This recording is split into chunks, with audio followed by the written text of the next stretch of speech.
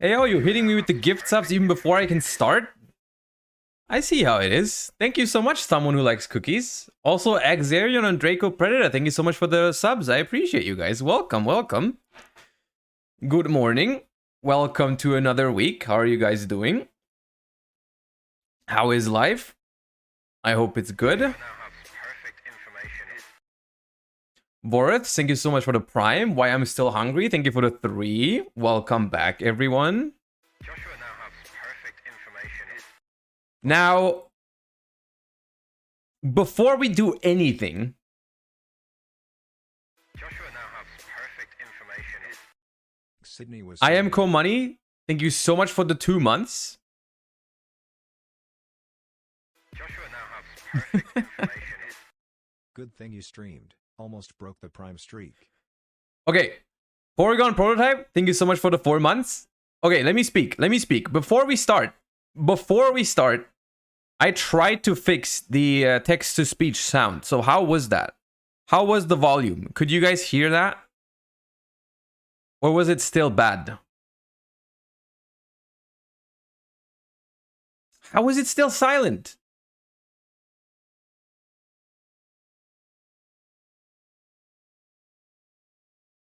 God damn it.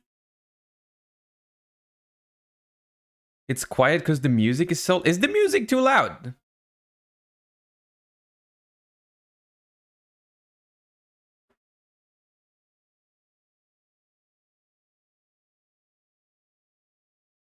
The music is not too loud. Okay. Then I shall go into the settings. 1 second, because that's important. I will go into the settings for the text-to-speech. And I'm going to turn up the volume a little bit. Because I don't want it to be quiet. Alerts, edit. Settings.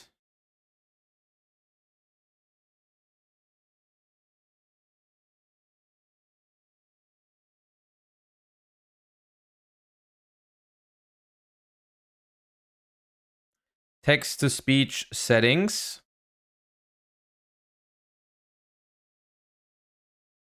I have almost doubled the volume. Now we can't test it.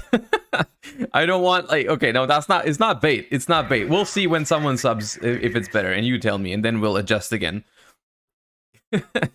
Estor, thank you so much for the prime. I appreciate you. Before we start, I'm not sure that you get today's YG order. Okay, then we'll just not do it. I don't want to struggle.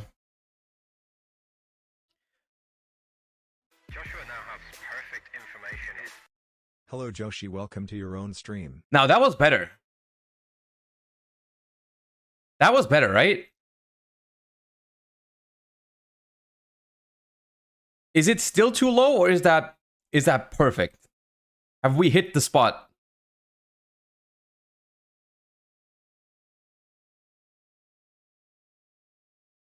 Still kind of low. Okay, I'll do a little bit more than that. All right. Save.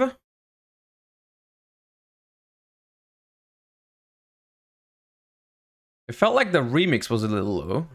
The sub sound. Okay, we'll get there. We'll get there. All right, just a demo. Thank you for the 5 months, first of all. Okay, and with that, we should now be set and ready to go. Welcome, everybody. We have a few things planned for today. There's been some stuff that happened over the weekend. So let's get right into the warm-up stuff. We skip YG Ortal today, is the word on the street. Is what I've been told, because it's a tough card to guess. Which card was it, by the way? The same stuff that happened over the weekend, the last time we had a... Yeah, there's not that much. There's not that much we need to talk about when it comes to YCS Sydney. But we will still look at what happened. Girgiano MK2. Wait, I get that one. Easy. Thanks for the wonderful content, Joshua. Glad to finally be in a position to support you. Oh, that's perfect. The text-to-speech now, I can finally hear it as well. Thank you so much, Grandmark. Appreciate the 2 months. Thank you so much. I appreciate you. Glad you're liking the content. Okay, so the plan is basically we do the warm-up. No, you know what? We do the warm-up and then I tell you about the plan. How about that? How about we just do a world record in card guesser first? That's the plan.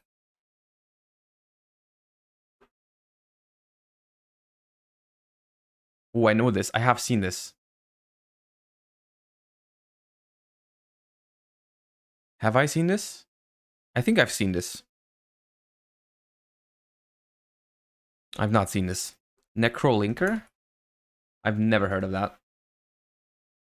You are correct. The rule is, when someone drops a card name that I've never heard before, it's probably that. Because, like, who would come up with that? This... I have seen. This is an Xyz. I think you are correct. Yes, I think this is C15.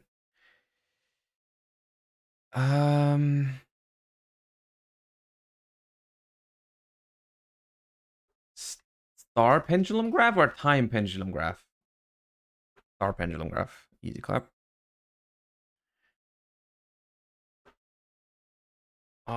Please be pudding cess. No, not that pudding cess. That one? No. Saloon? Nope. Oh, god damn it. Wait, who is this? I thought it was Chocolate a la mode, but it's not. Lesson. Oh. Scrap.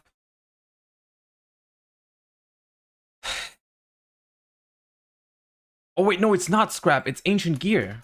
You are right. It's Ancient Gear Wyvern, not Scrap Wyvern. Wyvern? One of those. These be called Turtle Ritual, right? Turtle Oath. Yeah. Oh, I know this one. It's like a old card. Joshua now has It's an old card. Josh, I go Toad.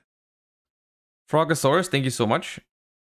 It's an old ass fairy. That's all I know. Yeah, I know exactly. Is this Spirit of the Breeze? Yes, it is. Pog.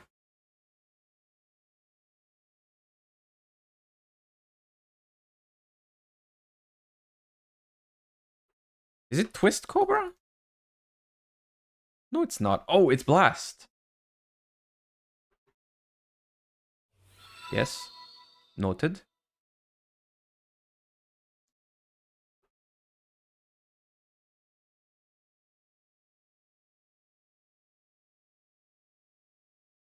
Is it Eternal? Is it Eternal Soul? It is Eternal Soul. Blackwing. Is it Vata? Nope. Oh, it's not a Blackwing. What the hell is this? Never seen you before.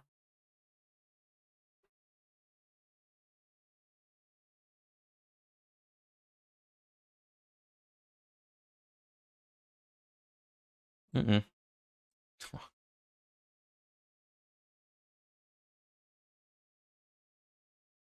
Artifact. No, not Labris.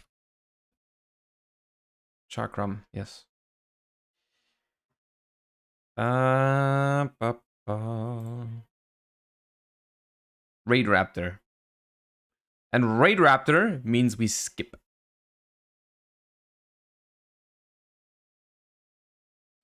Okay. This is old ass Ancient Sanctuary, Call of the Haunted, but only for vanillas. That sucks. But what's it called? It is called something Soul. Soul. Resurrection. I think that's the one. Yes. Nice. Teamwork.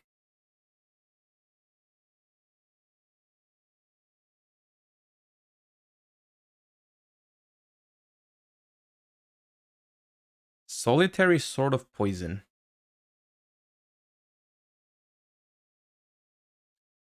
Okay, I did the first half, you do the second half, chat. Isn't that fair? I think that's fair. Cypher? Cypher X? Nope.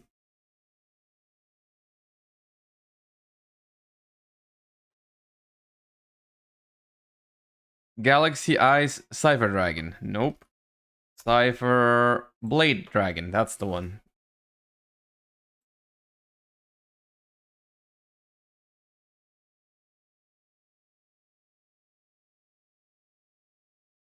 This is an Evil Swarm.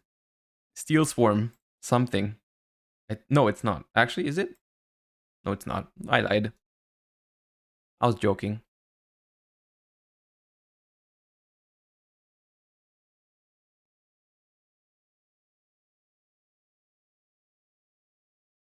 Whoever that is.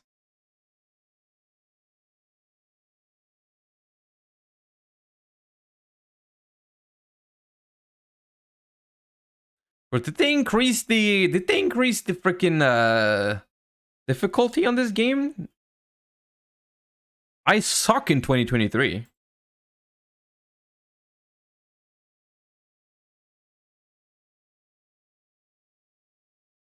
I'm not getting shit. What is this?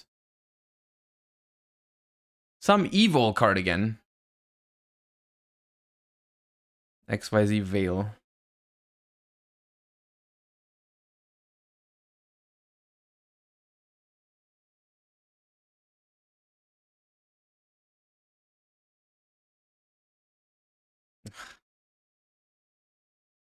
That one I could have guessed. This one I have seen. But this one is a very bad card. It's a psychic type. I think. Hyper Synchron? Is that even a psychic type? Please tell me it's a psychic Joshua type. now has perfect information. Hey Joshua, always a pleasure watching. What do you think is the most likely tier hit? This is Force Focus. Thank you for the 4 months, Kronkokla. We'll talk about exactly that in a bit. That is exactly the topic for today, so you've come to the right place. This is Venus, but evil, I think. Yes.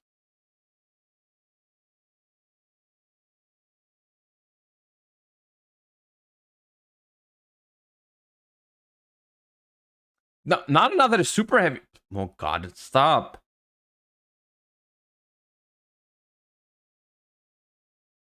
Is this Pentastag? Where are you? Pentastag.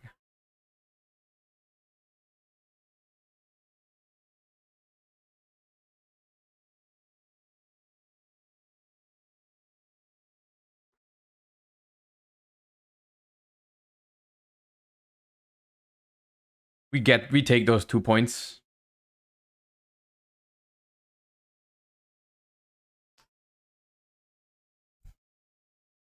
I've seen it before. Ah.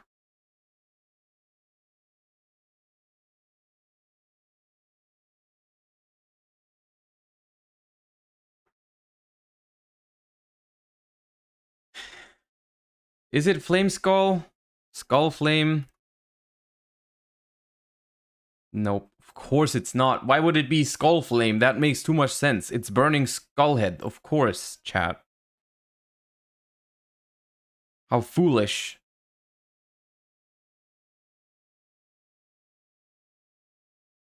Gemini counter. Joshua now has perfect information. This is a Gusto. Is this... Please. Oh, no.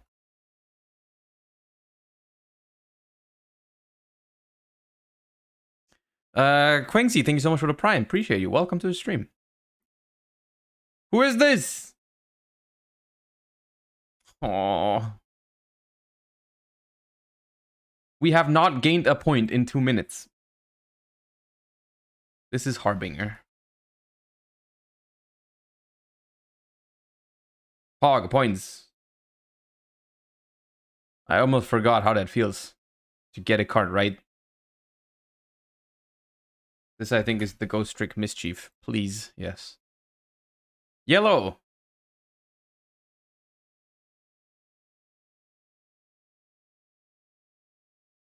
Oh, and there we are again with cards I've never seen before.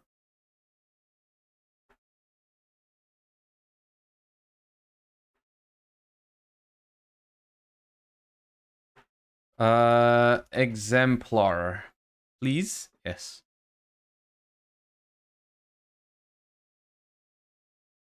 Insector Dragonfly.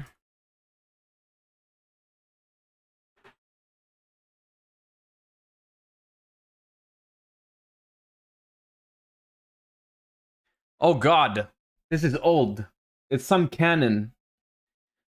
How come with these old cards I think of the first thing I think of is the set that it's from, because this one is from Magician's Force, but I can't name the card.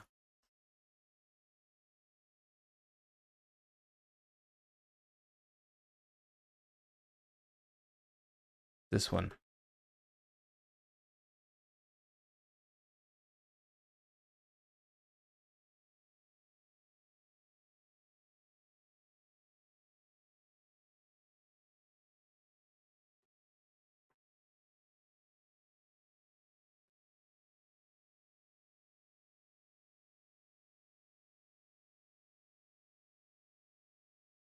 Oh god, it's a Gemini card. Yeah. It's a dragon, the one with the weird head. It's a dragon with the weird head. It was on the it was the card last week, the daily card. Neos, someone. Some Neos. Wise Man? I trust you. It is Neos Wise Man.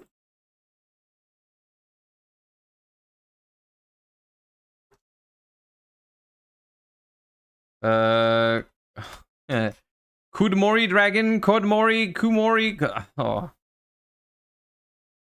Komori.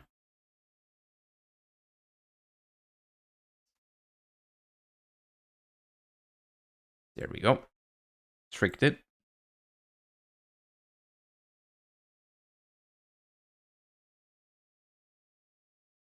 Something with the Dark Ruler.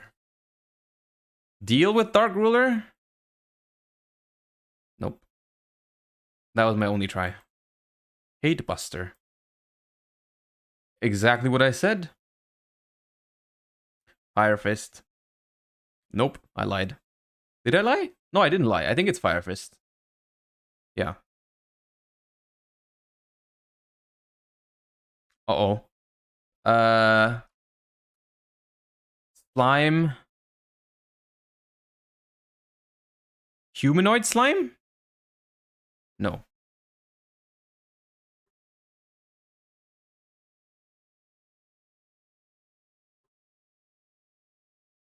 Humanoid worm drake? Oh, that one. But it has something to do with slime. This is Ancient Gear box, is it not? Yep.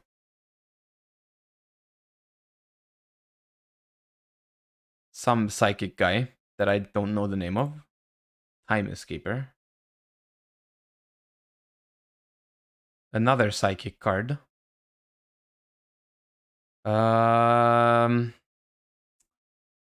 Snail? Yeah, I think it is Snail. Psychic Snail.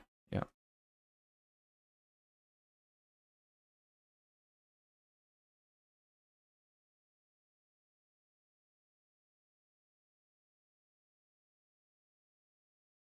Bit Trooper.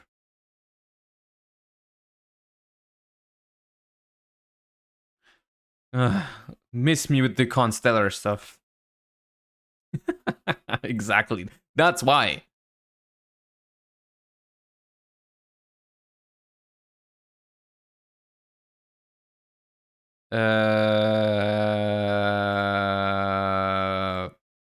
Island Turtle. Wait, I knew that.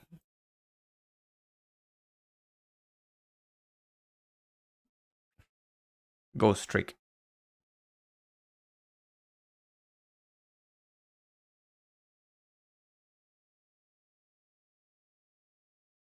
I didn't look at chat enough this round. There's a couple cards you knew that I didn't. Yep, my bad. That's what we get. Only 554. That's what I'm worth if I don't look at chat. Unfortunate turn of events. Remember the time when we reached 700 every day? Yeah, we don't talk about that time. That was last year. We leave the past. The past needs to stay in the past, okay? Can you link the site? There is a command for it, but I can also drop you the link. I forgot what I think the command is exclamation mark guessing. But no, there you go. New year, new me. Exactly. All right.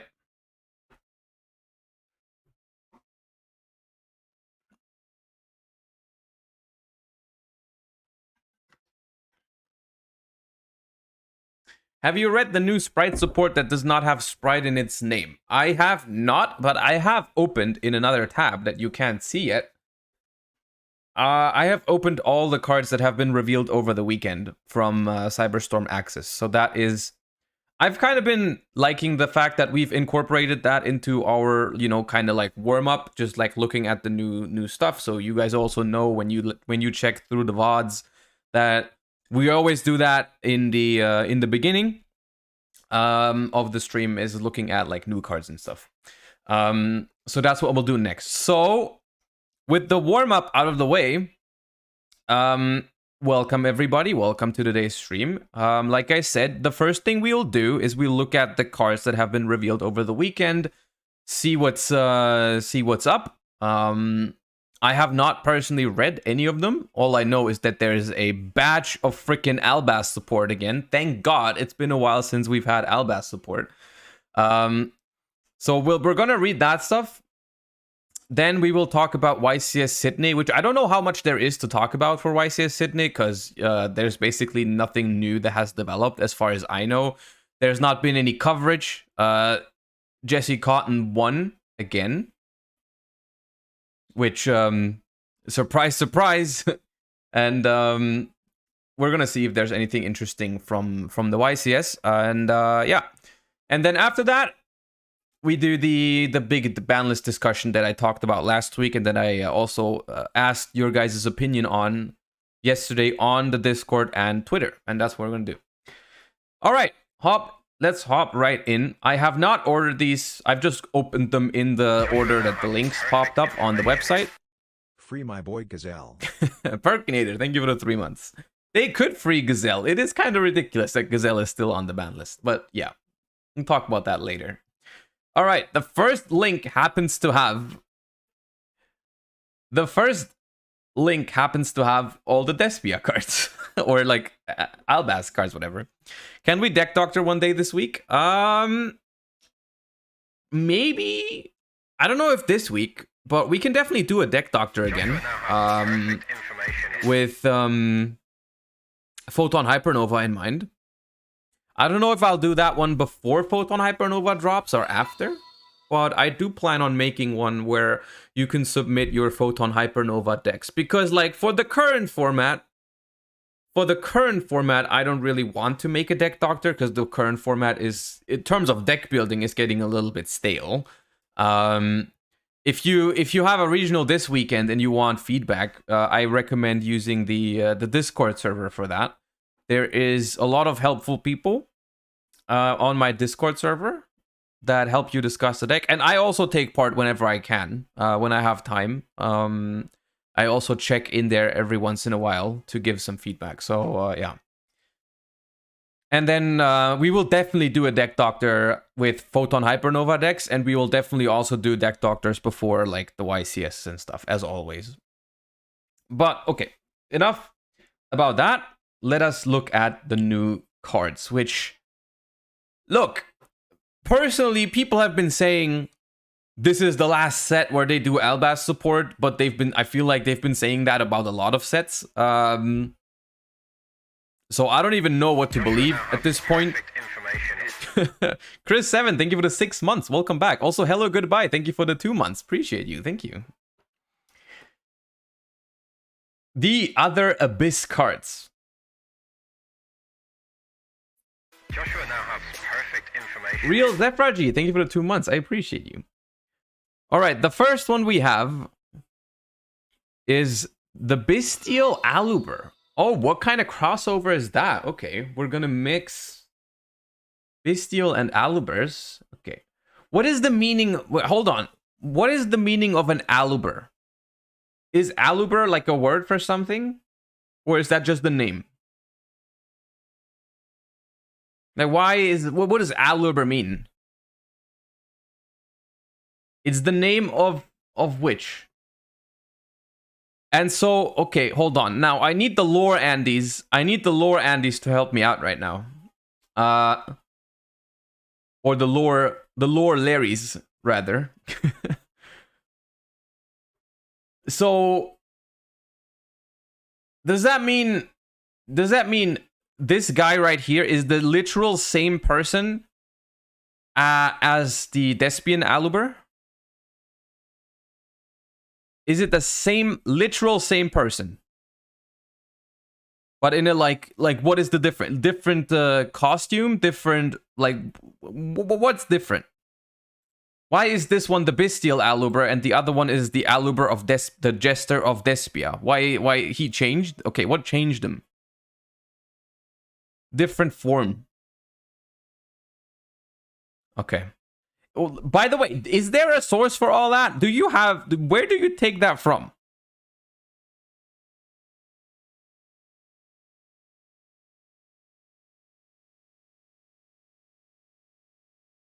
Because to me, it feels like y'all are just making that shit up, but I wouldn't know.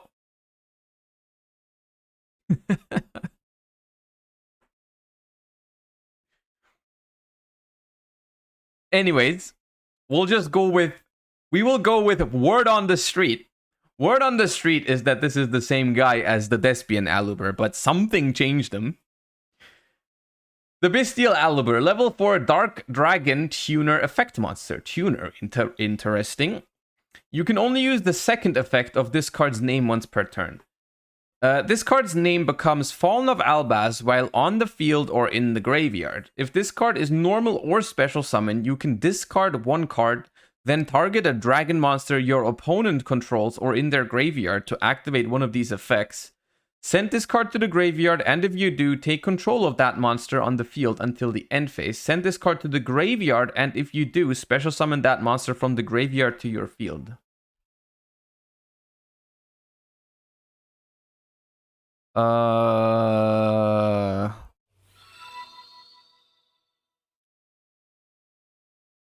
So look. This card's mediocre. This card is straight up mediocre. I feel like. Because it's like it's by default a card that depends on your opponent, right? It's like it doesn't do anything for your strategy. It completely relies on your opponent playing a dragon deck, which, and then the thing is these cards, like, how do I say this? Like, the payoff for me to play a card like this needs to be huge. But the payoff here is not huge. The payoff is if I normal summon or special summon this guy, which most of the time it's going to be a normal summon because it doesn't have an effect that special summons itself. If I normal summon this, I can discard a card to try and take control of a dragon monster from their field or grave. And it even sends itself to the graveyard. So it's not even like a +1 for me. Just, I lose the card in hand, I lose the monster on the field, and I get the dragon monster. It's not good. It's a searchable tuner of Lubellion. I mean, yeah. But like,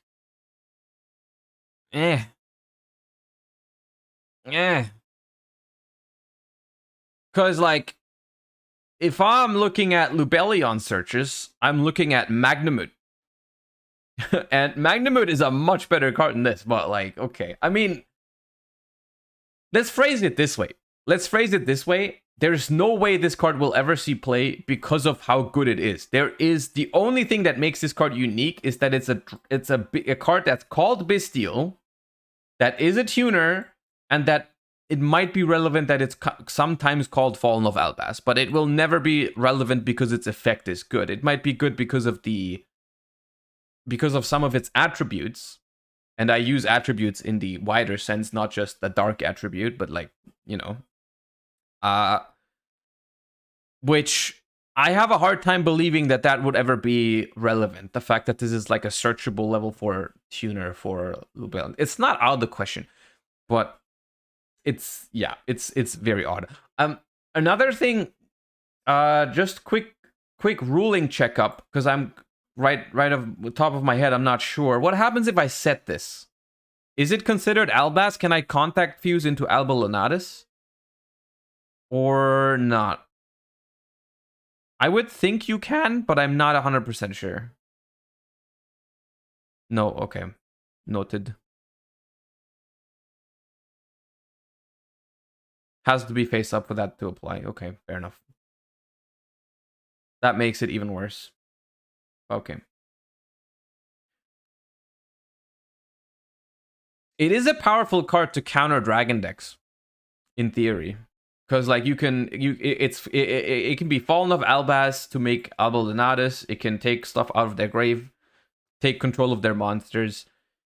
I doubt you'll ever see this as a side deck card for dragon decks, but who knows? Well, yeah, main deck, it's like maybe one copy for it to be searchable in some synchro combos, but yeah, it's not that great. Fallen of Argyros. This dude looked like a sprite. Level 2 Dark Thunder effect monster. You can only special summon with the first effect of this card's name once per turn. You can only use the third effect of this card's name effect once per turn. Okay.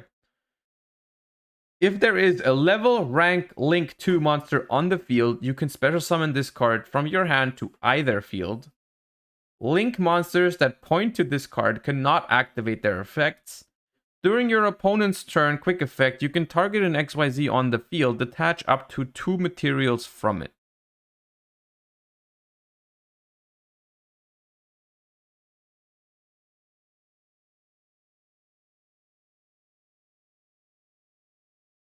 Okay, so this is Sprite. They just have a... Is this just a couple of sprites hiding in a trench coat? Because this is Sprite Red. This is Sprite Blue. This is what? Sprite Jet?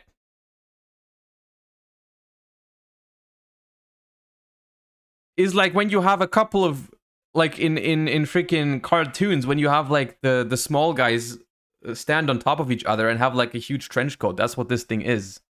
Joshua now has perfect information. What is this?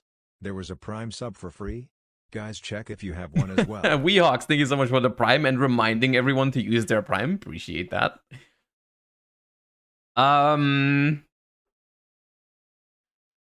Now this card is interesting. This card is interesting. My first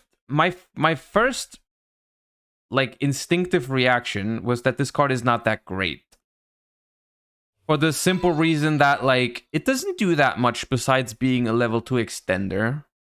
Because like I don't know how often you really want to give this card to your opponent for the other effect to matter. And I also don't know how often you want to keep this card on the field to detach up to 2 materials from your opponent's XYZs. Because, like, I'm thinking of it this way. Like, you would never use this in anything that isn't Sprite. Because in Sprite, this card is at least a level 2 extender, worst case. Like, every time, right, you can use this as a level 2 extender. The problem I have with this card is that one of its main traits is that it also has, like, you can give it to your opponent and it has this clause here that says link monsters that point to this card cannot activate their effects. So you can, in theory, out a card that like Appaloosa with this, right? You can give this to your opponent, or you can even summon it to your own field, to the zone that Appaloosa points to. Appaloosa is a bad example. What's another example? Like Sprite Elf, okay? Let's say, or IP, right? Let's say they have an IP Masquerena and you want to prevent them from using the IP Masquerena. So you're going to summon the Fallen of Argyros into your opponent's IP Masquerena zone, right? Disables the IP. The problem is, think a little bit more ahead here, is that it also has this effect. During your opponent's turn, you can target an XYZ monster on the field, detach up to 2 materials from it, which means you're giving your opponent an answer to your Gigantic Sprite. You're just giving them an answer to your Gigantic Sprite. Because they are just going to detach 2 from Gigantic Sprite. Which is very weird. That's the point. It's an anti-Sprite card. How is it an anti-Sprite card, though?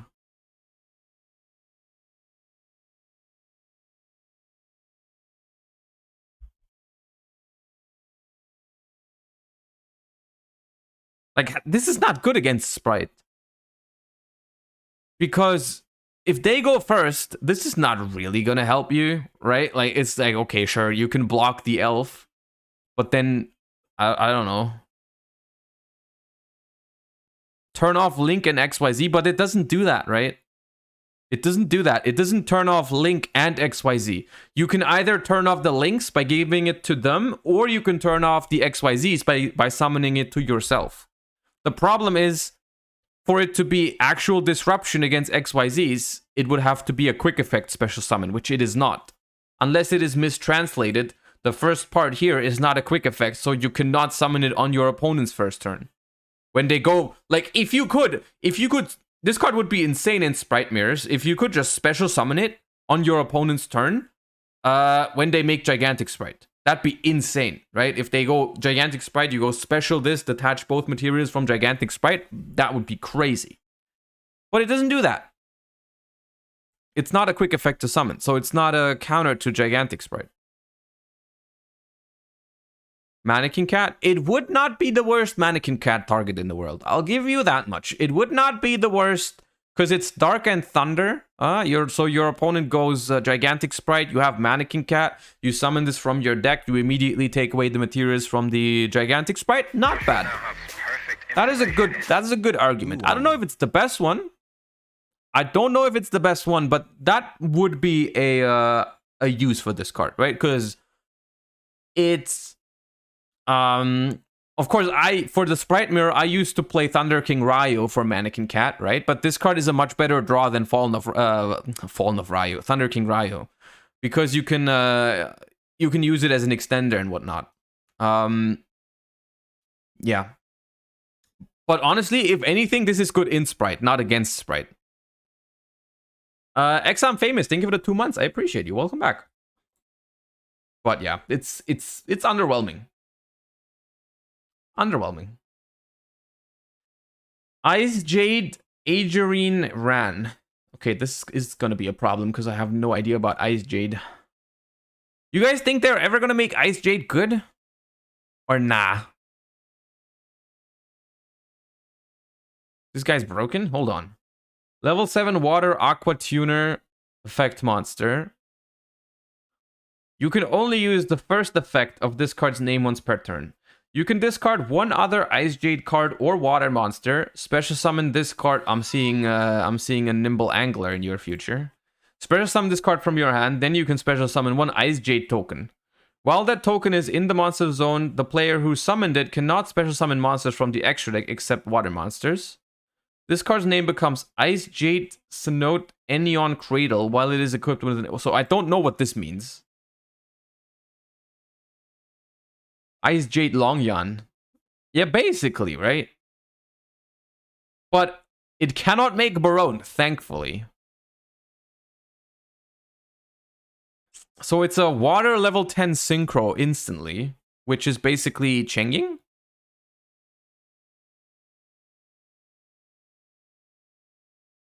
It can make any water link 2s as well. What is a good water link 2? It would be a Haka Fibrax. But it can make like Coral Anemone. It's a good card though. We don't have to talk about that. I don't know how much of an impact it has for Ice Jade, because like I said, I'm not the biggest Ice Jade expert yet. I do know that every once in a while, like I think Ice Jade has a couple of good standalone cards, but the archetype as a whole just doesn't really make sense, or like doesn't really have a streamlined, I think, concept that's just like good. It has a couple of like good cards, but I don't know if that makes an archetype a good deck yet.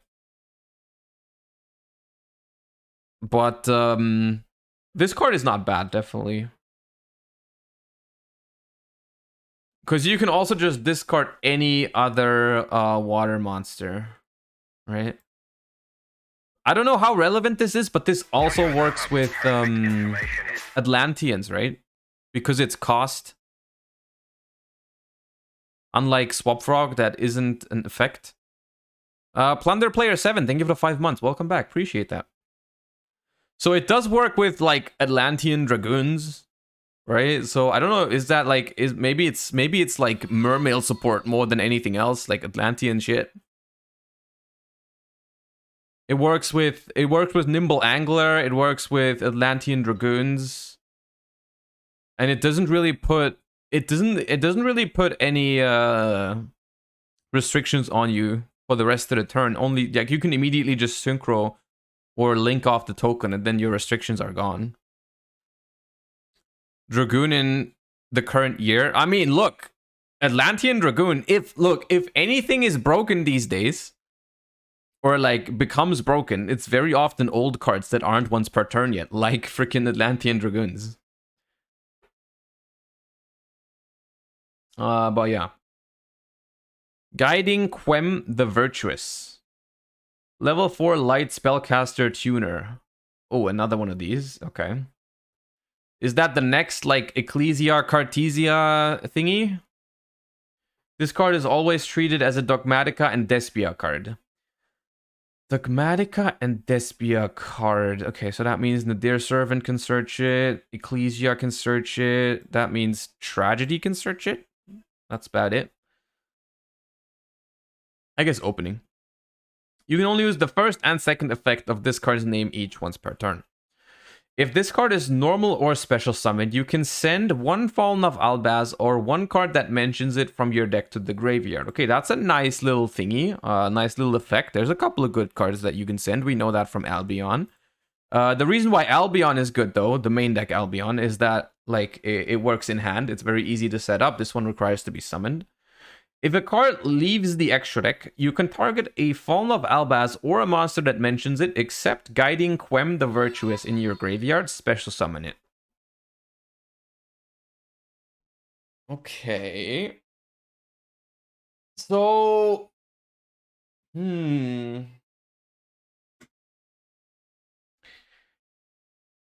This card is definitely not bad, but for all of you saying it's good, what exactly are you trying to do with it? And what deck are you trying to play it in? Because it doesn't strike me as like a bad card for sure, but like I wouldn't say it's like a very good card.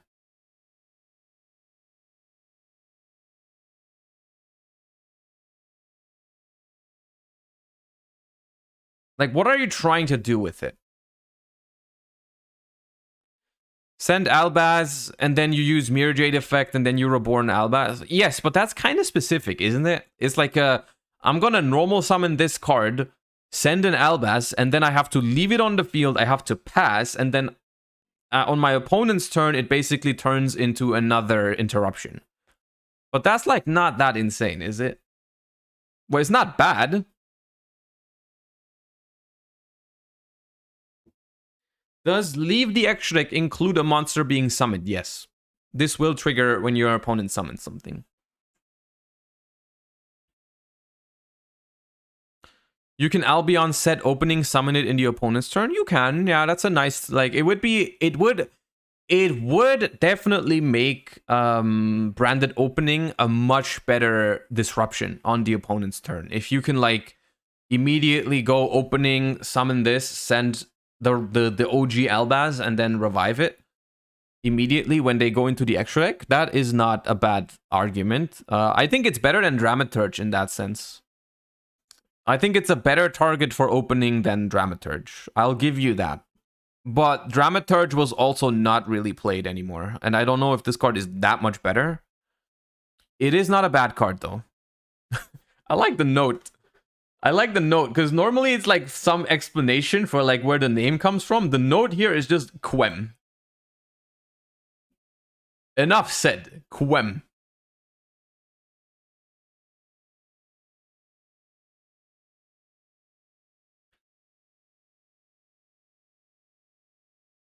Alba's lore until Pote. I'm not reading that. Oh, God. I'm...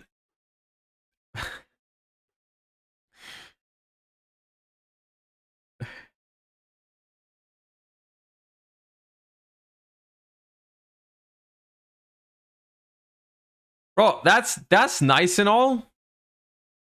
That's nice and all, but I'm not reading all that. I'm not reading all that. I'm putting cards on a table. That is what I do.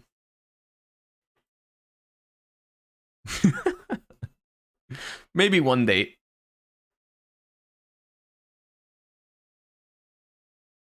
Maybe one day I'll read through that.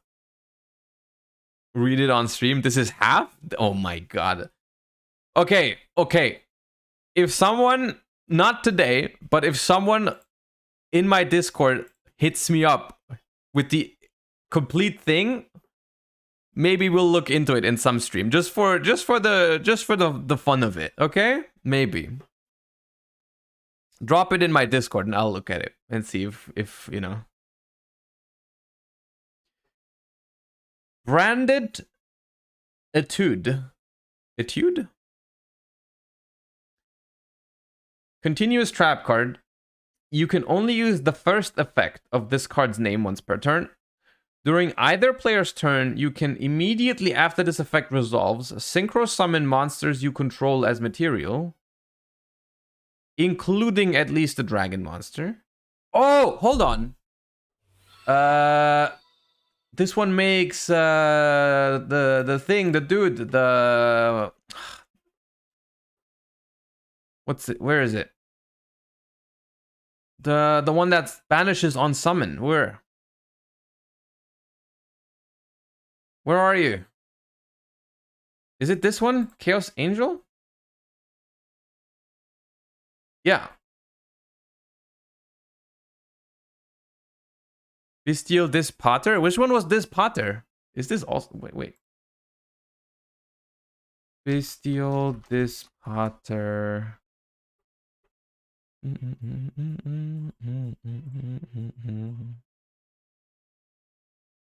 What is that? I can't find that.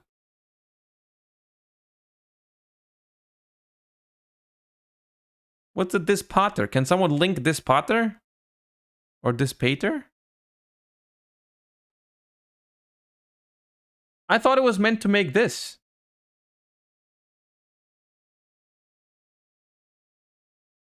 Ah, that one. You can target one banish, but that's not a quick effect. When your opponent activates a monster, you can target and then if you destroy... Oh, that one's also not bad. Yeah, I remember that one. But that one's much better to make on your turn. But let me finish reading the card. While you control a bestial monster, any monster sent to your opponent's grave because they tributed it for a ritual summon or used it as material for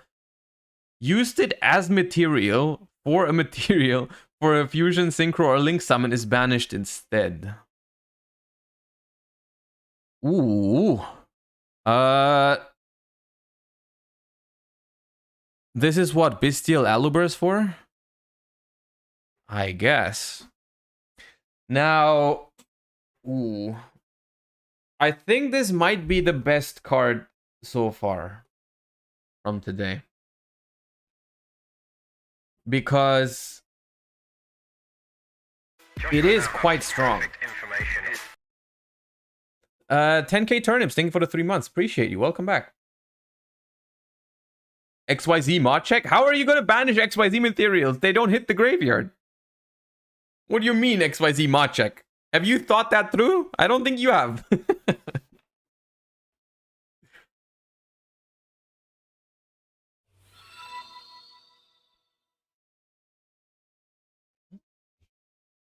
So the thing is, oh, this card is, it does compete with Branded Beast, because Branded Beast is already a pretty strong card. But isn't Branded Beast the one that resets a card in the end phase? It does, right? Branded Beast activates a card from the grave in the end phase, right? So it's like you could play both. You could play one Branded Beast and one Branded Etude. And if you get lucky, or if you have a good combo, you can activate Beast with Lubellion from the deck, and then somehow send Etude from deck to graveyard, and then you have both, right? And then you have both. And then you're popping off, right? You could send it off Quem. No, Quem does only send cards that are Fallen of Albaz or mention it. This card does not mention Fallen of Albaz. So, cards that can send this basically include Saronir, and that's about it. Or Albion. Albion? Oh, because it's called Branded, yes. Yeah. Yeah. The thing is, the future of, like, basically, this card is only good in a Bestial deck, right? I mean, we don't have to talk about it. It's basically a Bestial card. You're never going to play this just for the quick synchro. If you play this card, you want it to have this effect as well.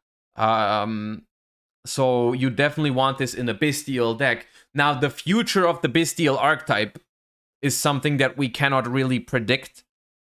I personally think, we're going to talk about that later, of course. I personally think that Magnamut is going to land on the ban list probably before we get this card. So the future of the Bestial archetype basically depends a lot on where exactly Magnamut lands and what happens to the other stuff. But this card is good.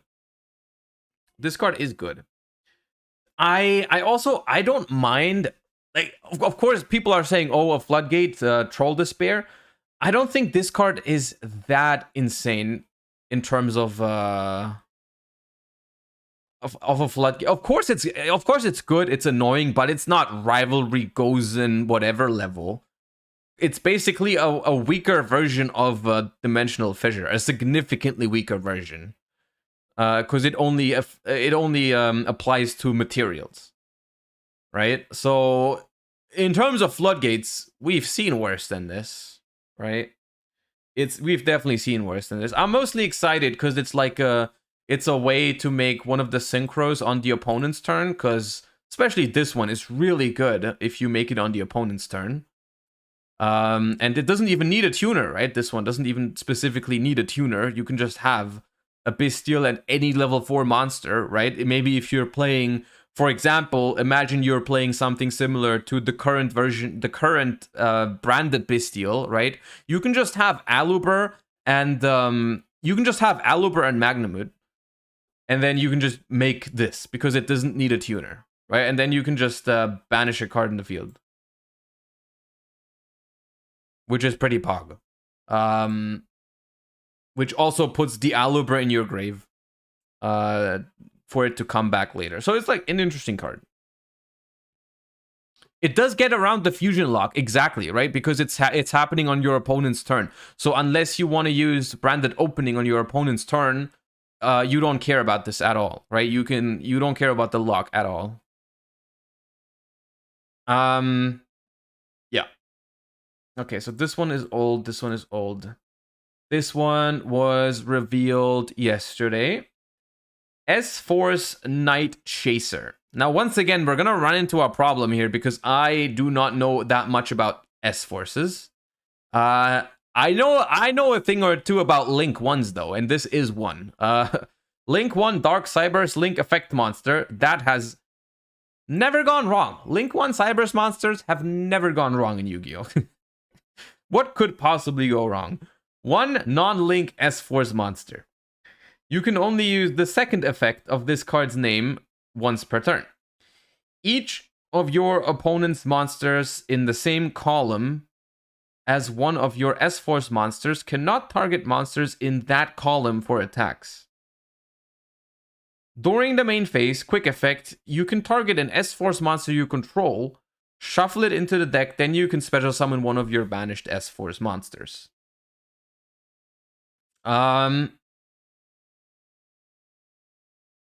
So I'm gonna say because I don't know that much about S-Force, this is not, I don't know how good this really is, but for a Link 1, I think this is pretty good.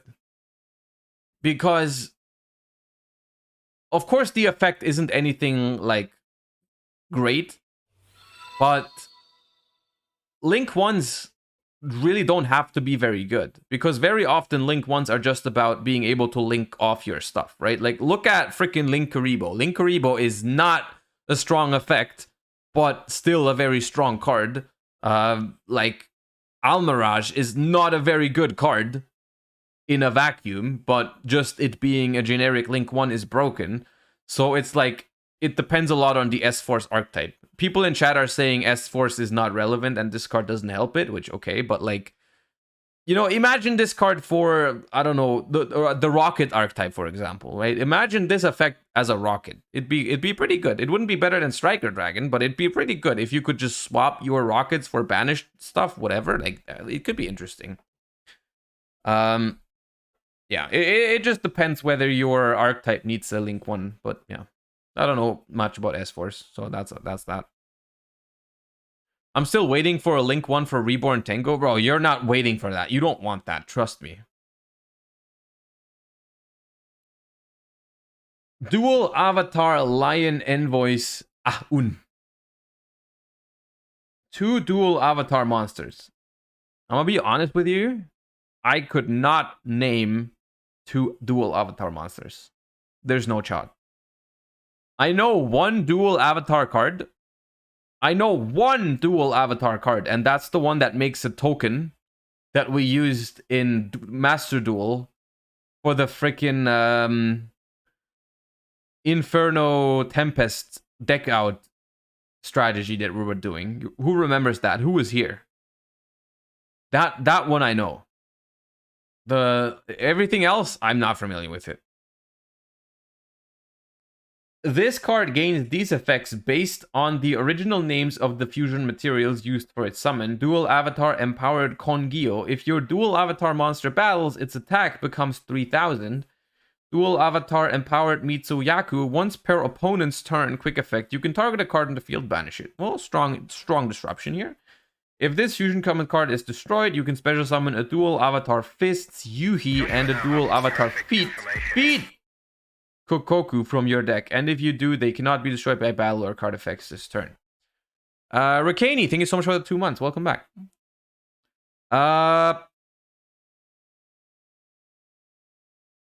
It doesn't feel very strong to me overall. I mean, the disruption effect is good, but it only has it if you use the specific material, and like investing a polymerization or whatever other like way to fusion summon into this doesn't feel that strong to me. Like, yeah, I'm sorry, dual avatar players, which I'm not sure if there are any dual avatar players. I didn't even know that this was an archetype you could build a deck around, but apparently it is. But dual avatar lion envoys Ahun is probably not going to save the archetype.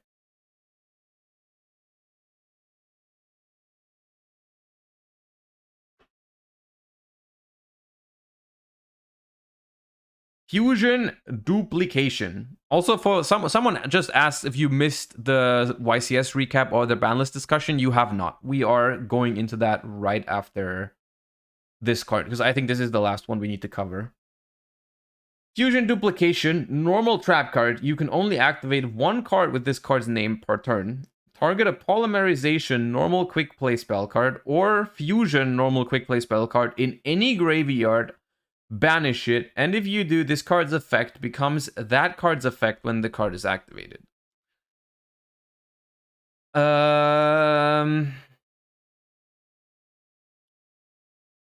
It is a very fun concept. I will give you that. The artwork is also dope. That is a dope artwork. I like that. I am down for that. I don't think it's very good. It is an interesting concept. I'll say a few things. First of all, if you make one of the best fusion monsters, that is like the best fusion monster to summon on your opponent's turn is Guardian Chimera. This card does not work with Guardian Chimera because it has to be summoned by a spell card to get the effect. So unfortunately, we cannot make Guardian Chimera with this on the opponent's turn. Otherwise, maybe it could be worth considering, but, you know, there are a couple of very broken fusion spells that you would maybe want to copy with this because they are once per turn, and getting them out more often is very strong. Like Shadol Fusion, when your opponent starts playing with the extra deck, is like kind of nasty on your opponent's turn, right? That's kind of good. But is it worth playing this card, right? I don't know. You can get another copy of Branded Fusion, right? Like if your opponent ashes your Branded Fusion, you have a backup. Super Poly, right? Instant Fusion into something like Millennium Eyes Restrict is very strong defensively. There's a couple worlds in which this could make sense. I personally don't think any of those things I just saw justifies playing a normal trap card in 2022. Like, that's the basic problem, is like trap cards are just like not very good. There is one scenario which I could theoretically see is like if they limit Branded Fusion, because this card does not specify your graveyard. You can also take a card from your opponent's graveyard and banish it. If they ever limit Branded Fusion, and somehow Branded is still like a top meta deck, you could play this card in the mirror match to get, first of all, more copies of Branded Fusion, but to also banish your opponent's copy of Branded Fusion so they can't recycle it in the grind game. That could be an interesting application for this card, right?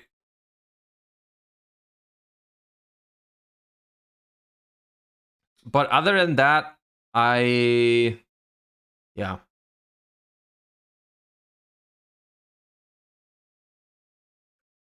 Ishizu shuffles away the target, what happens? Well, it says banish it, and if you do. So if it's gone, then you can't copy the effect. New card just dropped? Oh god, is there another new card? I thought we could get into YCS Sydney. There is a new card, however, there is no translation.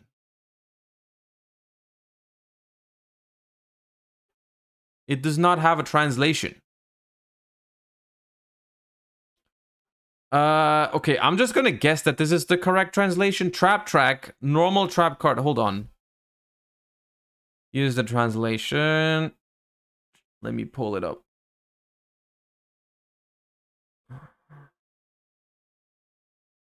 Okay, now I don't know if this one is correct or not.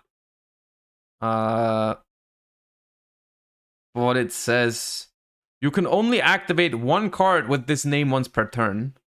Target one monster you control, destroy it, and if you do, set a normal trap card directly from your deck to your field, except Trap Track. It can't be activated this turn. You can only activate one trap card for the rest of this turn after this card resolves. Oh! Oh, this is new trap trick.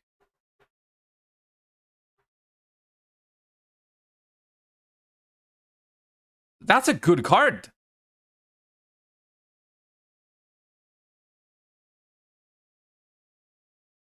That is a good card. I mean... So... How is that good? I mean... It's basically... Isn't it just worse than Trap Trick? It is not just worse than Trap Trick, because what this means is that if you play this card instead of Trap Trick, you don't have to play 2 copies of every trap card that you might want to access, right? You can set traps that you only play 1 of, either because they're limited or because you don't want to play too many, right? You can play 1 Eradicator and get it with this card instead of playing 2 that you have to play for Trap Trick. It does lock you into 1 trap. It does say that. It did say that on the thing. It says, where is it? It says, it can be activated this turn. You can only activate 1 trap card for the rest of this turn. It does say that. So in that sense, it's basically the exact same thing as Trap Trick. The only difference is instead of banishing a second copy of the trap, you have to destroy one of your monsters. That's the difference. Other than that, it's pretty much the same. And I think that makes this a good card. I don't think it's strictly better than Trap Trick. I don't think it's strictly worse than Trap Trick. I think they are relatively similar in quality. But Trap Trick has definitely seen play. So this one might also see play. This is like a decent card. But mostly for like, I don't like this card in terms of design. I also don't love Trap Trick. Or like, I like Trap Trick and I like this card. The problem is that most of the time when they are used, it's for pretty degenerate purposes. Like Trap Trick was mostly used for D-Barrier and a pointer, pretty much. And I assume this card is pretty much the same, like Eradicator, D-Barrier, a pointer, like cards that shouldn't be. Sanctum, yeah, that type of shit. Like, I don't like that. The thing is, the problem is not Trap Trick. The problem are those cards, in my opinion. But yeah, we'll get to that later. But this card is good. This card is definitely good. This card, not so much. All right. With that, let us get into the tournaments that happened over the weekend. Ashton for Gaming, thank you so much for the 3 months. Appreciate that. Welcome back. We have had YCS Sydney this weekend, which was the, I believe, second YCS with the new ban list? Question mark? Or third? Third. The third YCS with the new ban list. There was a remote YCS. There was the YCS in Central America, I think. I don't remember the country. My bad. And now there's been YCS Sydney. YCS stands for Yu-Gi-Oh! Championship Series, which is pretty much the biggest form of competition that we have, besides like national championships, European championships, and world championships. Costa Rica, that's the one. Okay, and just like Costa Rica, this one was won by Jesse Cotton. Congratulations. Proving once again that the Tearlament metagame is very skillful. And once again, this is what I find even funnier, is that once again it was Flunder in the finals, which further proves my point that the freaking Fluanderies archetype only exists to basically hand out free wins to people playing good decks in the finals of tournaments. That's the only purpose of Flunder. Once again, word on the street, I don't know how true this is, but I've heard that, like, which in some way, shape, or form, this might be a more impressive achievement than what Jesse Cotton did this weekend. But the Flunder player in game 3 of the finals opened Robina, Map, Shifter, Featherstorm, and lost. Which, in my opinion, that is impressive. You have to have some special, like, you need to be like that. That's insane. Like that, I think that's more impressive than winning 2 YCSs back to back. Is like, if you lose with Map, Robina, Shifter, Featherstorm, I respect that. That's hard. That is hard, because that means you are basically, in a world, you are the best Flunder player. Because that, I mean, that's what all the Flunder players try, right? They all aim to throw as hard as possible. That's what they do, right? That's their thing. And so he's the most successful of all of them, right? He's the most successful of all the Flunder players, because he's basically, that's what they all dream of, right? That's what every Flunder player dreams of, is being able to lose with Shifter, Featherstorm, Map, Robina. That's insane. Every Flunder player is in shambles right now because they are not able to do that. So that's crazy. In the finals even, right? So, yes. I do want to look at some stuff from the YCS. There is not that much, because unfortunately there was literally, and I'm not exaggerating, there's been no coverage for this YCS. The literal only way to follow this tournament was on Twitter, where like some players posted their records. Like I saw Jesse, Raph, Bowden tweet about it from time to time. But that was it. That was literally it. There was nothing. Which, very weird. I don't know why. There's been coverage in Australia before. It's not like Australia is this weird place that never has coverage. Like the last couple times they had a big event, I'm pretty sure they had coverage. Like, I remember very specifically us watching that one finals between Bowden and I think Dino Spazovsky was his name. The one where they played a Tearlament mirror match. I don't know what that was. Was that Nationals? Oceanics, I think. So like they had coverage for that. I remember seeing like at least written coverage for YCS Sydney in the past. So like for me, this was crazy that they kick off 2023 with a YCS that doesn't even have written coverage, which is basically unheard of. I've never heard of a YCS that didn't even have written coverage, but okay. That's crazy. So there's not that much we can do. There's literally all we have from this YCS is deck profiles, and there's not even that many of these, because I mean, at this point in time, like, what's the point of making another Ishizu tier topping deck profile if you've just used another standard deck list? So we're just gonna try and figure out if there's anything like special. Like I'm seeing here, there's a Tearlament Shadol. I'm down for that. Like, show me that.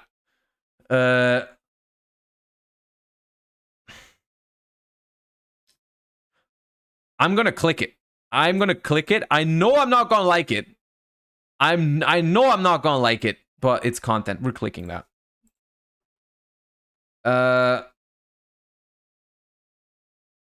Do we click 2 of it? We don't click 2 of it. I have no.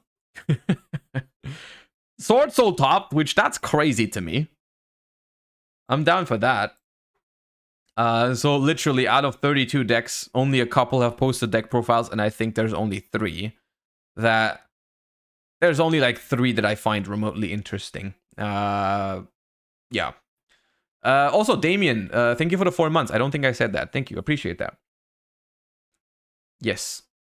And then after that, maybe we'll check in for some of the regionals that happened as well. But let me do the YCS stuff first. Okay. Let's go from least interesting to most interesting. Let's do the Runic deck first. Let's do the Runic deck first. Wait, Thunder tier? Oh, there. Okay. There's a Tearlament Thunder deck, which is also interesting. It's only an image, though. Okay.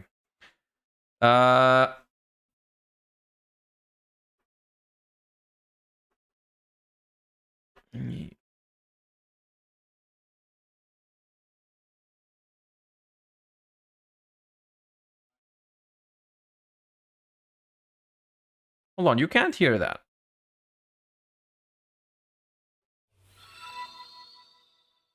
Why can't you hear that?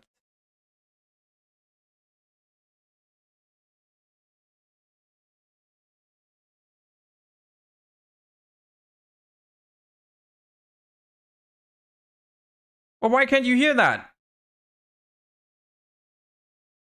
I have Firefox. Firefox sound. You should be able to hear that. I'm confused. Hold on. Press play. Yeah, okay. I know I have to press play, but like there's no sound.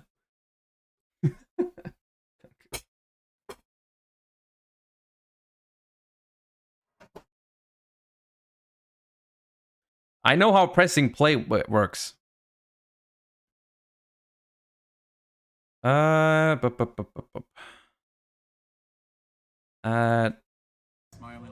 Now. I played 4 Sprite. I can't remember. 2 Madolche, which is the hardest matchup. Oh, me, I'm tired. I didn't do good. 2 Tier. Literal tech expert, by the way. Flu, which I actually lost to because he. Do it. Let's do it. So 3 gun, 3 tip, just the basic stuff. Fire. So far, I'm still intrigued. Curses. Can we speed it up? I thought about it, but it's literally a 3-minute deck profile. We will get through. The bad ones, Golden Droplet, and Smiting Sword. Yep. So why do you play 3 found instead of 2? Well, I was playing a terraforming, but you have so many ways to search it and just draw cards. You really need to see it, otherwise you lose. That's how I lost my top 32 match. Fair enough. But yeah. Cool. Then the draw cards, this card was like glued to my hand for many rounds, and then it stops showing up. Then Odd Duality conflicts a little bit by summoning, and then with a special summon to tribute for a card later. Pod Desires, 3 Messenger apiece. It's actually insane. It won me so many games. Then the War Crimes themselves, so these cards just win the game, and especially against Sprite, yeah. And then we have the last 3 cards, just Majesty's Fiend. I don't know why you would play this deck without playing it. You can activate Huggin under it, like the saving effect. We'll get into the extra. It's just 3 of the best one, 3 of the second best one, 3 of the third best one, 3 of the fourth best one. This card I thought might come up. Okay, that's enough. That's enough. I mean, that's exactly what I expected. I know what I expected. Yeah, that sounds about right. Tier Element Shadow. Kempton here. State your name and occupation. My name is AGM. I lost in top 8 of YCS Sydney 2023 with a pile, going second blind. Alright, let's get into it. Tier, only 2 because Oh. you're playing 40 cards. You can send it off sprint. Kumarili. Shizu. 3 because it's the better one. Only 2, but because you can send it off something. 1 Agado, hand trap. Okay, I have questions. Why is it filmed this way? Why'd you call him a guy though? And why is this stressing me out? Why is it so fast? And this is insane. This was insane. Only 1 because you Magna Hut. Going second cards. Good. Insane. Win. Send a Shizu card. Win the game. Hello? Insane. Very good cards. Good cards. Only made this once. Could have been Baguska, but I think it was reasonable to play because Australia. Yeah. Insane. Sided this one because I go first against Flunderies. Put it back in. Good card. Flunder. All of this. Sprite and game shot. Scatter shot. Thank you. Bye. That stressed me out.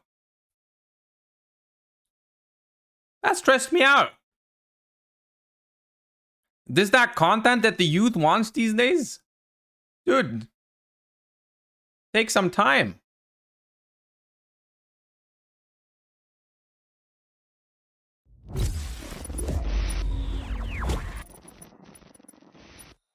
Literal TikTok profile. What's going on, guys? Welcome back to Nolan TCG, and we are back here today for another deck profile, and this time we're with Luke.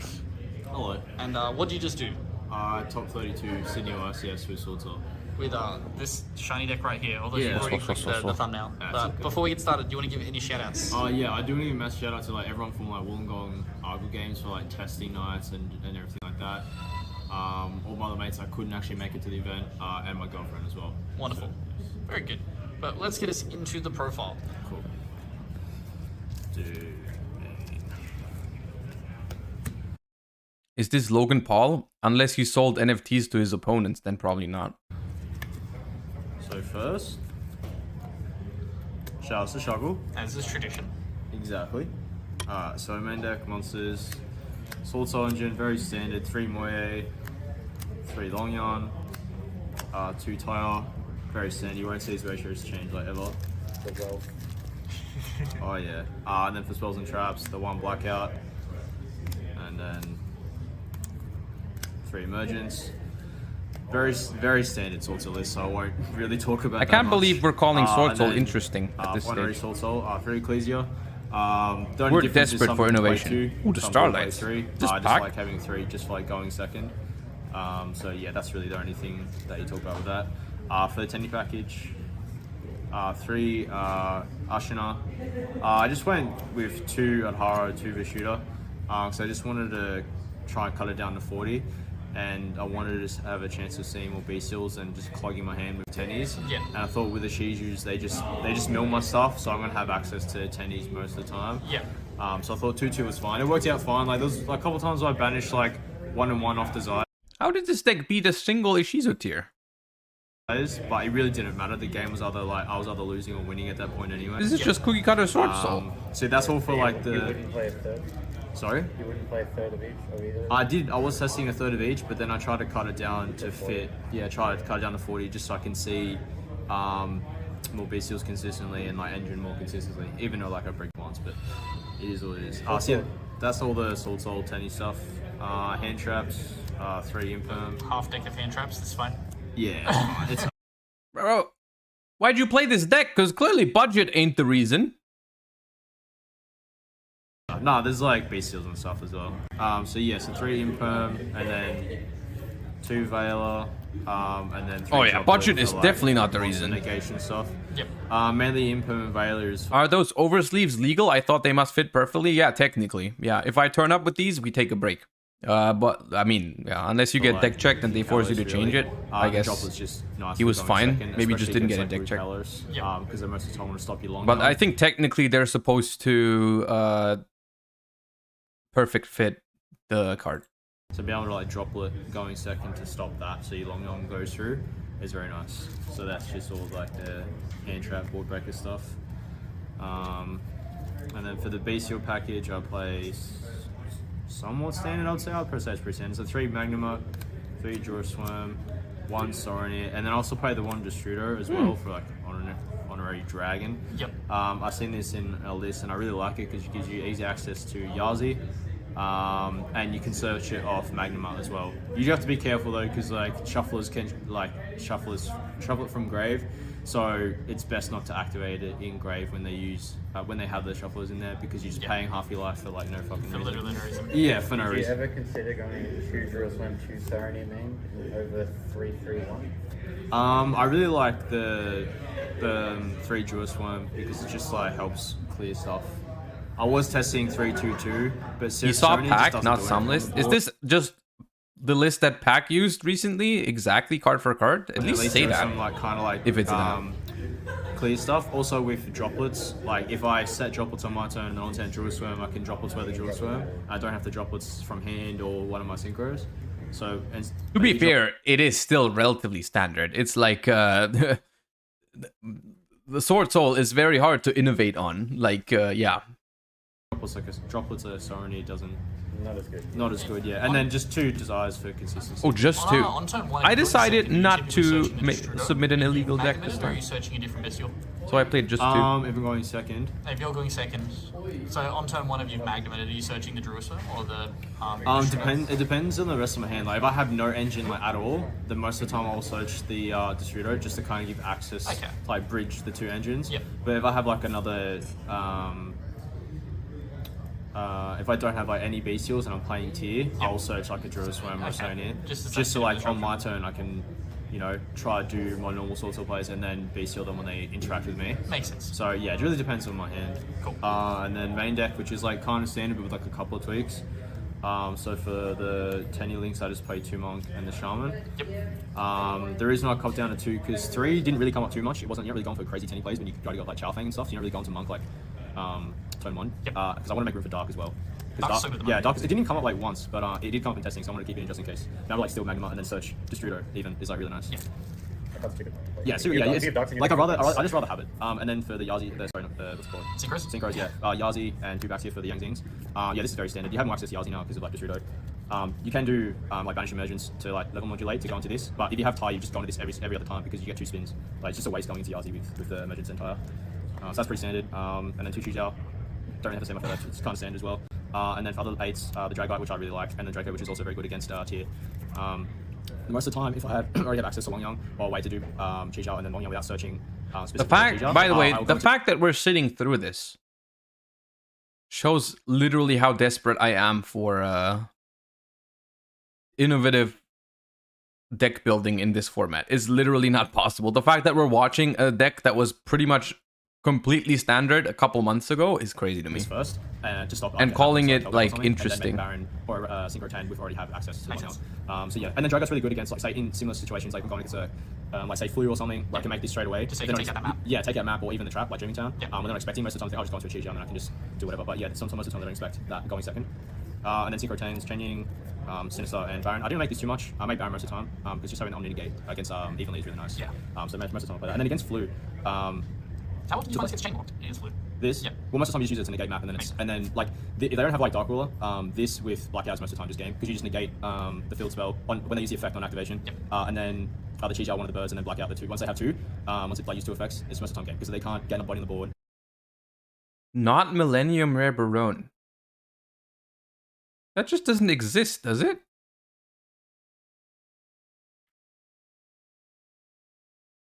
That's just not a thing. Yeah. To be fair, though, you are not wrong. It is, in fact, not a Millennium Rare Baron. You are correct. It is also not a Starlight Rare Baron. And they can't go so technically, yes, you are right. Games 2 and 3, you can summon this and Chuzhao both in defense because they can't get to attribute. You are not they wrong. Can't attack over either, so plays on Lightning Storm as well. Yeah. So like yeah, and then I just play the Wallow as well. This is like a different, like the only thing that's not generic in the Swords All is just because I'm playing Bestials, it's super enough to play. Some reason my brain convinced me this was going to be a Bestial and it wasn't, and I was like, oh, okay. No, I can't make. I guess it does the same thing. What's the best card you stole with Wallow? I didn't summon it once. Should have just been invisible. Yeah, pretty much. No, it just didn't come up because I didn't draw like multiple bestials to get 2 on the board and then my turn go into it. They usually like... Usually synchro with them anyway. Just like Yeah, I used most of the time I would just go like, going second on summon Magma or Jerusalem, Surge, and then my turn, especially on the Ecclesia, just go straight into a Baron to play around any other like shenanigans, and another Jerusalem send Baron pop like Prolina or something like that. So yeah, having 2 didn't really come up. Plus most of the time they would, especially with the Jerusalem, they would on their turn summon the big fusion to spin it away. So it wouldn't come up too much. So Okay, hold on. I'm getting I'm getting messages about how the other top 32 deck profiles of Sword Soul was a lot more interesting because it didn't play tennies. Which that is one thing I was wondering about, is like your win condition against Ishizu tier is pretty much you're playing a Bestial deck, right? That's pretty much your thing. That's what you're doing here. You're playing a Bestial deck, which, to be fair, I mean, Bestial, like Sprite is the better Bestial hand trap deck, but I guess Sword Soul works in a sense that way if you stop them from playing with Bestials. But you, like, why are you playing Tennies? Tennies don't make that much sense with Bestials because they're just going to be dead. Or mostly dead. So let's switch. I assume there's not going to be that much interesting here. That's just a side deck. Scatter shot. How's this? Okay, scatter. Okay. Evenly. Okay, yeah. Hey guys, this is Brian here from Top Deck. Today Hello, Brian. we are joined by Elton Zhang. What you do today in YCS Sydney? I played Sword Soul and I came top 32. Sword Soul? Why? Mainly because I want to play something that doesn't get hit by Bestials. Most games I've won, my opponent probably just bricked the 2 Bestials in their hands and couldn't do anything. So yeah, that's my reason for playing Sword Soul. Any shout outs before the deck profile? Shout out to Brian behind the camera for recording. And also borrowing me cards sometimes. Shout out to Alliance Games. Okay. One of the best stores in Sydney. Yes, I can agree. Once. How that goes? Strike One Collectibles. Strike One Collectibles. Probably the best one in Sydney. Okay, let's get right into the deck profile. So Sword Soul engine wise, it's just standard 3 Ecclesia, 3 That was Moyen, JoJo, yeah. 3 Long Yuan, 2 Taya, 3 Emergence, and the 1 Blackout. This one's pretty bad, but you still have to play it. But yeah, there's nothing special for this one. That's amazing. We didn't play Tenyis. Instead of the Tenyis, we played Bestials. Why do you not play Tennies? They lose to the Shuzus. So might as well just play something that counters Tier.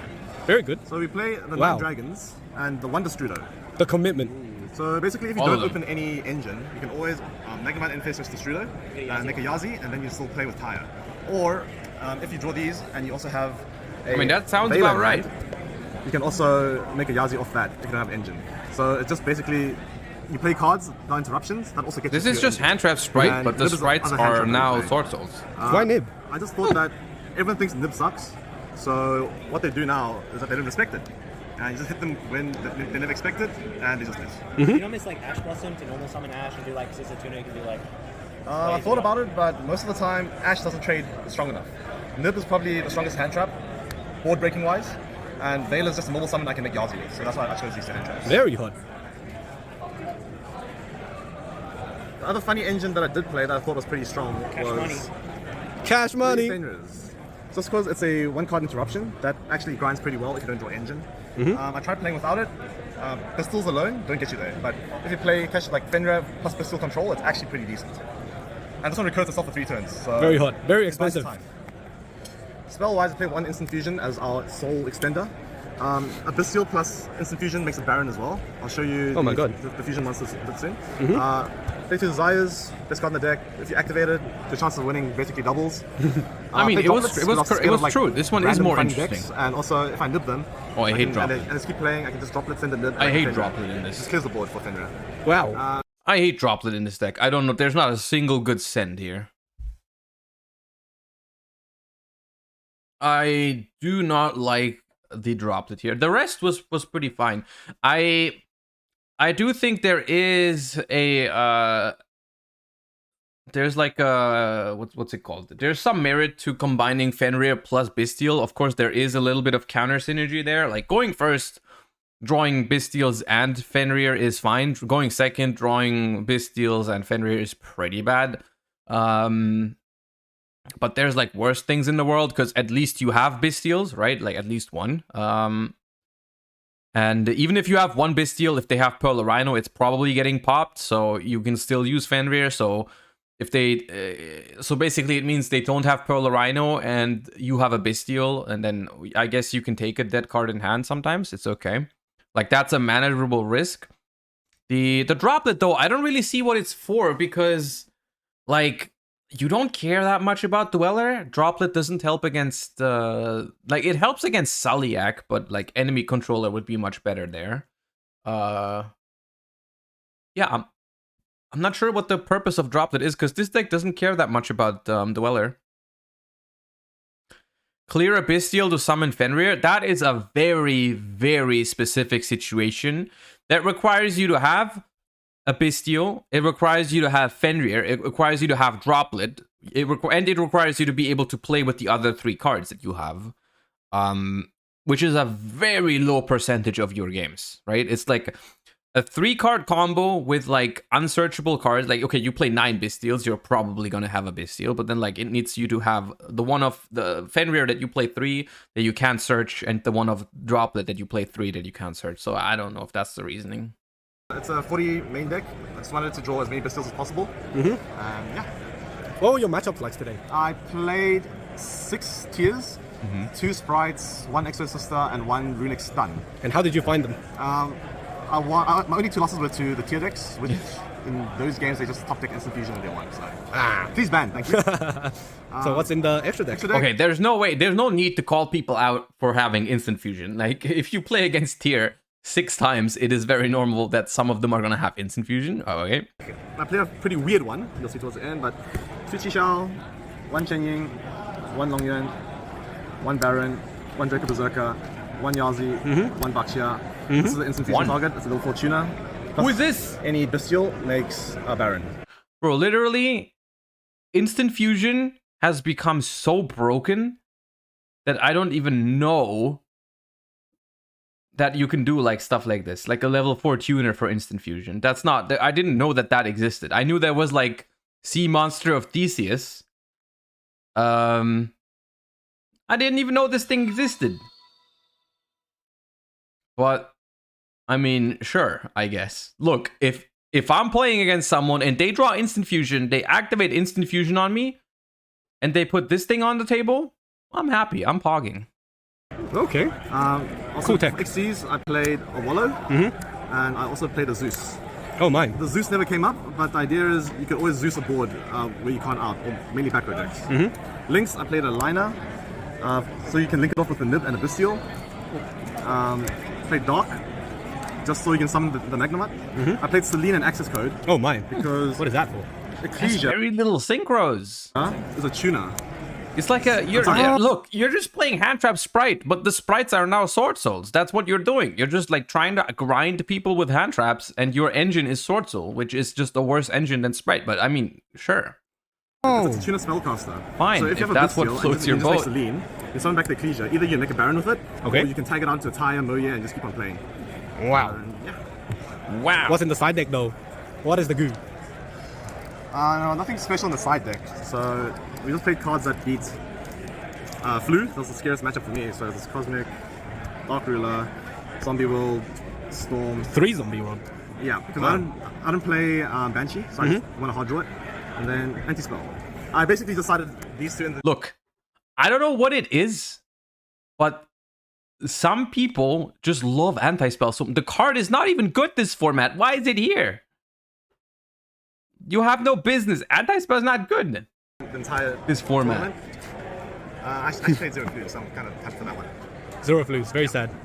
I played 8 Flus. Well, all of them. Congratulations for winning. It does beat coming Flunder, top I'll give 32 you that. and winning the mat. Elton, well done. Represent Strike 1 Collectibles and Alliance. All right. Well, that was a interesting list, at least. And then we have this thing.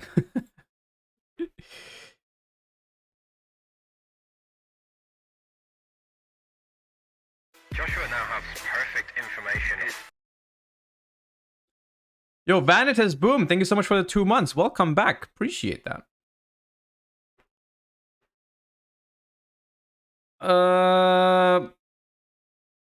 We have this,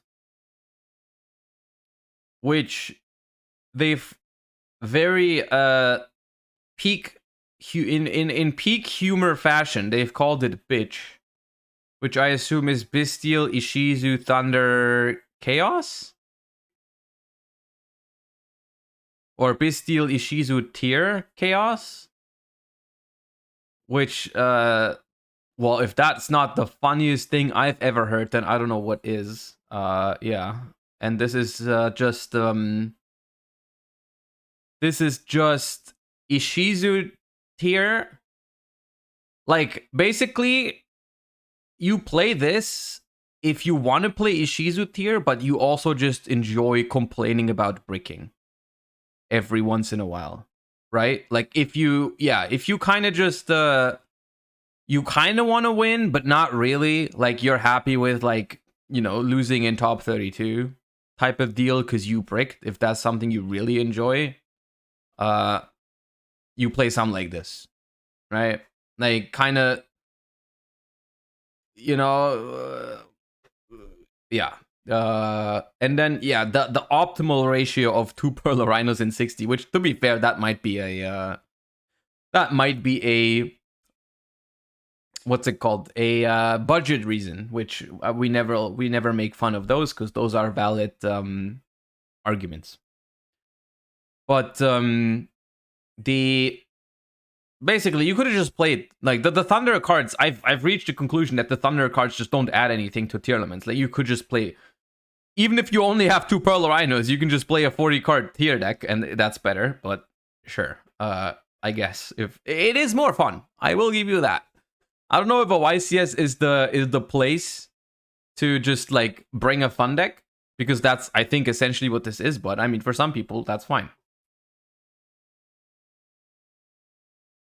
And then we also have a Sprite deck that made top 32, which someone sent me in the DMs right now, which is a... I mean, Sprite is pretty standard at this point. This is literally the deck I used at Frankfurt Regionals, but they play no Lubellion. Instead, they play Saronir, Dupe, and Talents. And then the side deck is a little bit different, but also mostly the same.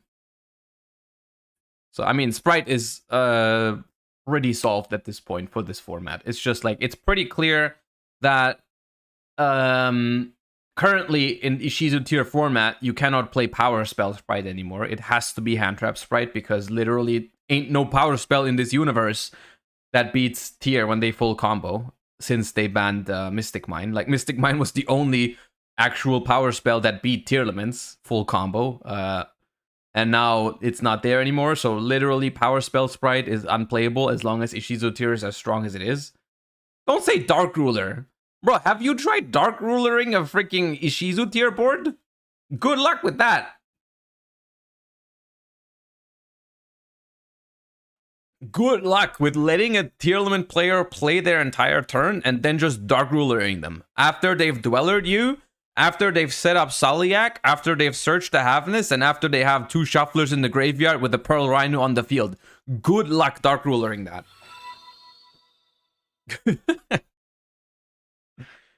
Bruh. And they crime the Dark Ruler as well. Well, I mean, they crime anything, right? They crime every power spell, to be fair. That's not the argument. I can send the link for Brayden's top 16 sprite if you want to show it. Unless it's like super spicy, I don't think we need to. Unless if there's like if there's something super cool in it, I don't think there's a merit in looking at sprite decks right now. Because literally right now, both Sprite and Tier are just not interesting to look at. Like, the format is still okay. It's not a bad format by no means, but the deck building portion is just super trivial after the after so many months and so many like tournaments helping people find what's best, right? Is like, you can drop the link in chat as an Imgur deck profile if people want to look at it. I don't mind that. Feel free to drop, like, or the dueling book download link or whatever for people to see it. But we're not gonna cover it on stream, I think, unless it's super special. Isn't Book of Eclipse Eclipse Book of Eclipse just so much better for booking the whole field? I think Swords is a lot better. I like the Swords. I played the Swords in Frankfurt too. I think the Swords are pretty solid right now. I don't see why Eclipse would be better. Are you not scared of back row? Well, you're phrasing the question wrong. Of course, everyone is afraid of back row with a lot of decks. Like, some decks are not, but like most decks are afraid of back row in some way, shape, or form. But the more appropriate question is it like good or is it possible to play back row removal right now? And I think the answer to that is no, because like, sure, you can play Cosmic. It's not a bad card. The problem is you need something for Ishizu Tier, which Cosmic is not the best card against Ishizu Tier. Let's be real. It's not terrible, but it's not the best card against Ishizu Tier. It's not very good against Sprite. Cosmic going second is not going to help you against Flunder. Like, even Twin. Like, Twin is okay against Flunder, but not that great. Not, like, insane. There's better cards against Flunder, too. And those are, like, the three only real decks, right? The only three real decks are Tier, Sprite, and Flunder. So you have to cover those decks in your side deck. And then if you have some room left over, sure, you can play Cosmic.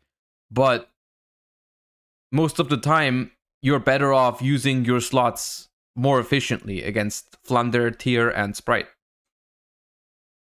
Because, like, yeah, there isn't really a deck that just floodgates you with back row right now. Because Flunder's floodgates are monsters. Mostly. And there isn't really a deck that really plays like Rivalry, Gozen, that type of shit. Like, there's no Eldritch right now, pretty much, is what I'm trying to say. Runic doesn't... Yeah, I mean, look, the thing is, you're never going to be prepared for a freaking Runic stun. Right? You're never going to be prepared for a Runic stun. Even if you put 2 or 3 Cosmics in your side deck, you still have a super high chance of losing to them, because they play so many floodgates. You'd have to play so many cards to cover for Runic stun. You'd have to skip like 2 other matchups in your side deck. Pretty much. And even then, Runic stun, how many you play in 10 rounds? What do you think? 1? Maybe 1. Max. You don't play multiples. It's not worth it. And if you win the dice roll, with Sprite, you just go first anyways and set up like Toad Negates out the wazoo, and then you win anyways. So like, it doesn't matter. You set up Toad Negates and Smashers, you're fine.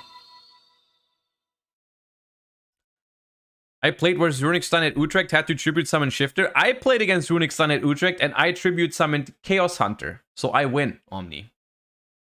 I win, because mine was 2 tributes. Yours was 1. I win.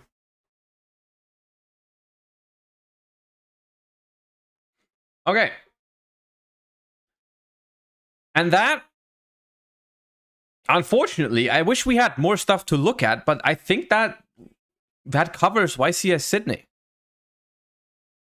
And that also literally leads me to my biggest critique point of this format, is that, like, it's not that exciting anymore. And that is the main reason why I wanted it to change. Is like, it's not a bad format. It's really not a bad format, but it just like isn't that exciting anymore. I feel like it's not bad by any means. I don't think it's bad. I just think it's getting stale. It was getting stale towards the end of last format before the ban list. I think that was the perfect time to shake it up a little bit, at least. Right? They didn't have to. They didn't have to kill Tier completely. They didn't have to kill it completely. But like, literally all they did was 1 Herald of the Orange Light. That's it. That's all that changed, which is so little, because that wasn't even like standard. But yeah. I know I'm repeating myself when I say it's not a bad format, because I don't want people to misunderstand what I mean. Because like, a lot of people are just saying they think it's a bad format because there's only a few viable decks. I don't think that's why. That's not the reason why I wanted to change. I specifically don't think that's the reason. But yeah, anyways. Speaking of format changes. Speaking of format changes, King of what's it called? Now I don't know the word. What's the word for, is it transition? God damn it. Segue. Segue, that's the word. I want to do a little bit of a ban list discussion that I have already teasered last week / yesterday on my Twitter and my Discord. The question is, before we do that, should we look at the OCG metagame? Because I think it's important. I think it is important because we have a new, just for context, because to be clear, when I say ban list discussion, I will clarify this later because I'm going to make that into a YouTube video when we start recording. But I want to make a ban list discussion for after Photon Hypernova. And that means next format, right? That means next format, which is basically exactly where we are at in the OCG right now. The OCG is exactly at this point. We basically looking at the OCG, even though there are a couple of key differences, it's a little bit like looking into the future for the TCG. Of course, there are major changes. I'm looking at you, little Maxi. But the OCG is exactly in that spot. They are in after Photon Hypernova territory. And they have experience. I'm already seeing I'm seeing the statistics on the screen already. I haven't looked at this beforehand. Look, this is the current OCG metagame breakdown. Mind you, after they have done the following things. They have already limited Agido for Ishizu a while ago. Agido and Keldo, I want to say. Two of them are limited. I think it's Agido and Keldo. Correct me if I'm wrong, but I think it's those two. They have 2 Havness. So far, so good. Solid hit. Well, just 2 Havness. Card's annoying, sure. They have 1 Pearl Rhino. That card is very strong. That searches any tier name. That deserves to be on the ban list. Sure, that's limited. They have limited Rhino Heart. Okay. Rhino Heart is pretty strong. Rhino Heart is pretty good. To be fair, a couple people in the TCG, and I'm sure also in the OCG, have only been playing 2 anyways. So taking out 1, maybe not the biggest deal, but okay. They have limited Sharon. Limited Sharon, which that's a 3 of staple in every tier deck right now. Like, hands down. That's definitely a staple 3 of, so that's crazy that they limited that. That's a big hit. That's a big hit.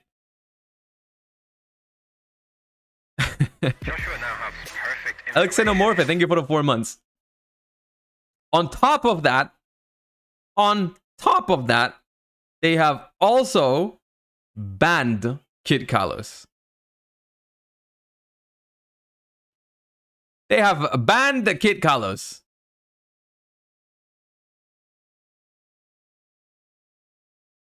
And the OCG doesn't have Garura yet.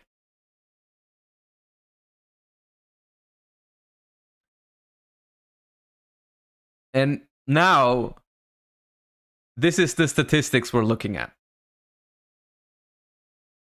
This is the statistics we are looking at. 21% tier lament. By a margin of 7%, still the most played deck. And it's been like slowly creeping back into the metagame. Like at first, after the ban list, I think the first week after their ban list, it was like not that many tiers. Then the next week it got a little more. And now at this point we're here where they have just literally realized it's still insane.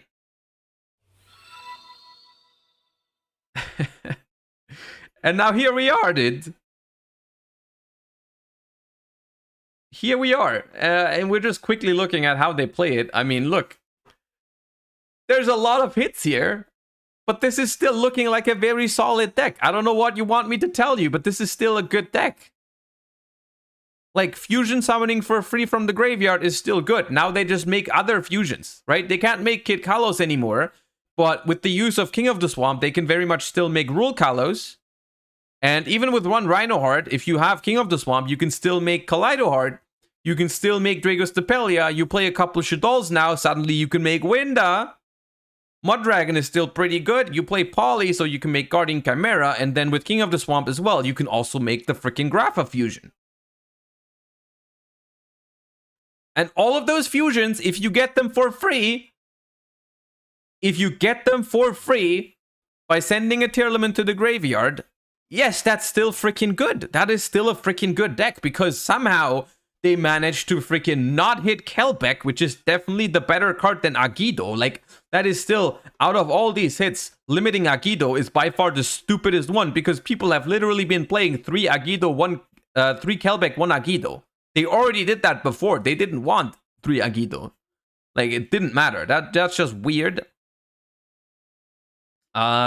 And then you just like throw in a couple of Shadows and look, it's still a good deck. You can even like, if you want to, you can even side Shadow Fusion, which this version isn't doing, but some people are. And you still have 3 Merly, so you can still abuse the Sprite Elf and Sprite Sprint shenanigans, and the whole deck is just still solid. Right? You can also play like, people aren't even using Tearlament's Grief yet, which is also a pretty good card. Anyways, I just wanted to... I don't want to spend too much looking at this because we have already looked at some tier lists last week. I just wanted to, like, kind of... This is kind of the premise for where we're getting at for the ban list discussion. Because, of course, when we talk about the ban list for the TCG, we're going to have to talk about what they need to do about Ishizu tier. And I just want to get that out here. They've done a lot of changes in the ORCG. And they were not enough. So that's where we're going to try and see if we can come up with some stuff that's maybe more impactful. But okay.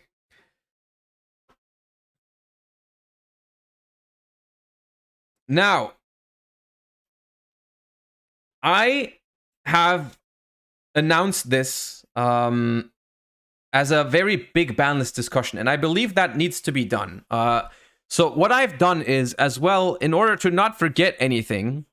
I have asked you guys as well to participate on my Twitter yesterday and also my Discord server, which if you want to take part in like future videos like this, join the Discord or follow me on Twitter. The links are in the description down below. This is also going to be a YouTube video. So, you know, hello YouTube, how are you doing?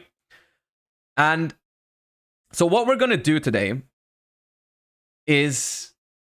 we are going to discuss the next Yu-Gi-Oh! Ban list because I think we are getting a little bit closer to it. However, I don't believe that this ban list is going to hit until Photon Hypernova. Photon Hypernova is relatively soon, about a month from now. Pretty much exactly a month from now. I don't think we're going to get a ban list previously to that. Sadly, I would prefer it, but we probably won't. So we're probably going to have to wait a little bit longer.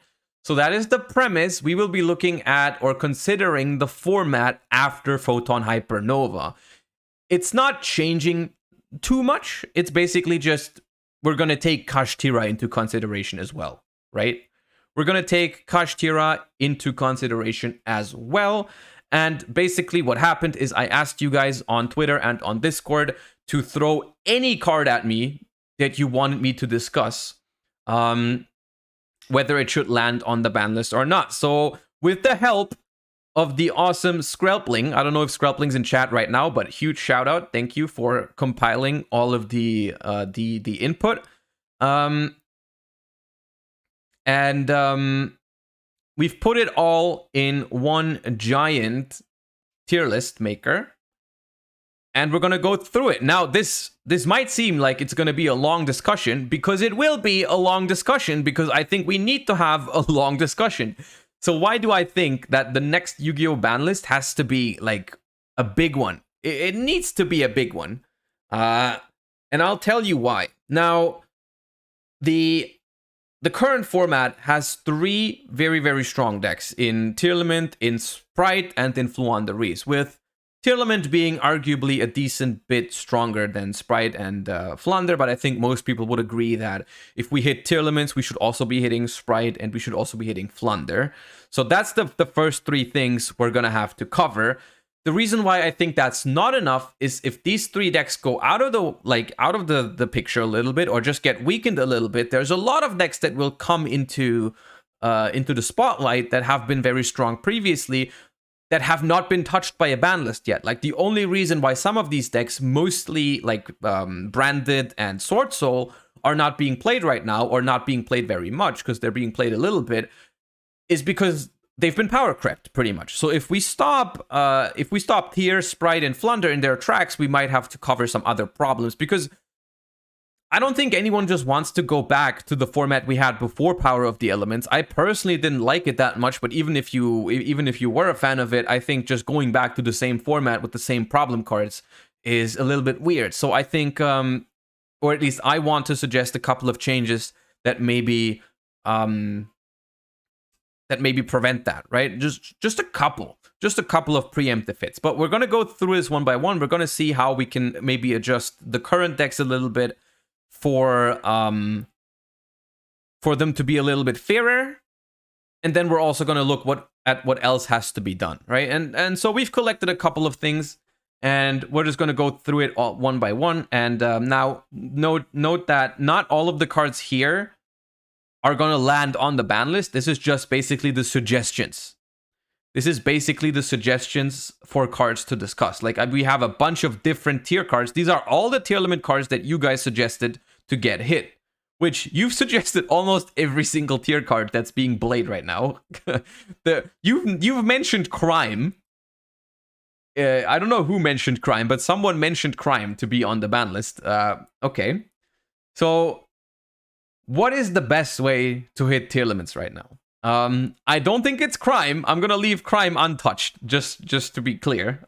Crime is not the one. And we're gonna keep this. Just also another. I want to preface that I am gonna try and keep this realistic. This is not supposed to be a completely biased list where we're gonna do exactly what I want to happen, but also try and keep it realistic for something that might actually happen. And I think something that should and might actually happen is banning Kid Kalos. Now, I think it's weird for a card like Kid Kalos, or like for the tier limit deck as a whole, to go from basically 3 to 0 immediately. I think is a little bit weird, champ, but they've kind of missed the mark on the last couple ban lists where they haven't touched tier limit at all, right? This is not too soon at all. The archetype is 6 months old. The tier limit archetype has been pretty much dominating the game for 6 months and has not received a single hit on the ban list. I think it's too late for a freaking small hit like Pearl Rhino to 1, call it a day. That would have been a fine adjustment like 3 months ago. You know, nerf it a little bit. I think we're past that point. We are past the point where freaking tier limit is fine with a small hit. Don't say Curious and Snow or Herald of the Orange Light are tier limit hits, because they're not. The tier limit engine is totally fine without. You can pair them with other good cards, and the past has shown this, right? Tier limit was good before Snow. Tier limit was good after Snow. Tier limit was good before Herald. Tier limit was good after Herald. It doesn't matter, right? It does not matter. I'm going to suggest Kid Kalos to be banned. And I don't think that's enough even. Because we've looked at the OCG metagame. I've shown you this freaking graph after they've not only banned Kid Kalos, but also done a lot more than that. And I think we need to do a lot more than that as well. So I want to ask you right now, what do you think should happen with these other cards? I'm going to leave Scream untouched because while it's a really good card, I don't think that's the one out of all the things. I think we can all agree that Perla Rhino is too strong. I think we can all agree that Perla Rhino is too strong. I don't personally think that Perla Rhino is ban-worthy. I don't think they want to do that. Because Perla Rhino, quite frankly, this is once again me being realistic instead of doing what I want to do. Because I do absolutely think that Perla Rhino is strong enough to technically be banned. But being realistic, the card has not been reprinted. It's like pretty much that is the expensive tier element card. I don't think their goal is to completely destroy tier elements. So I think we're going to see Perla Rhino be limited, and I can live with that.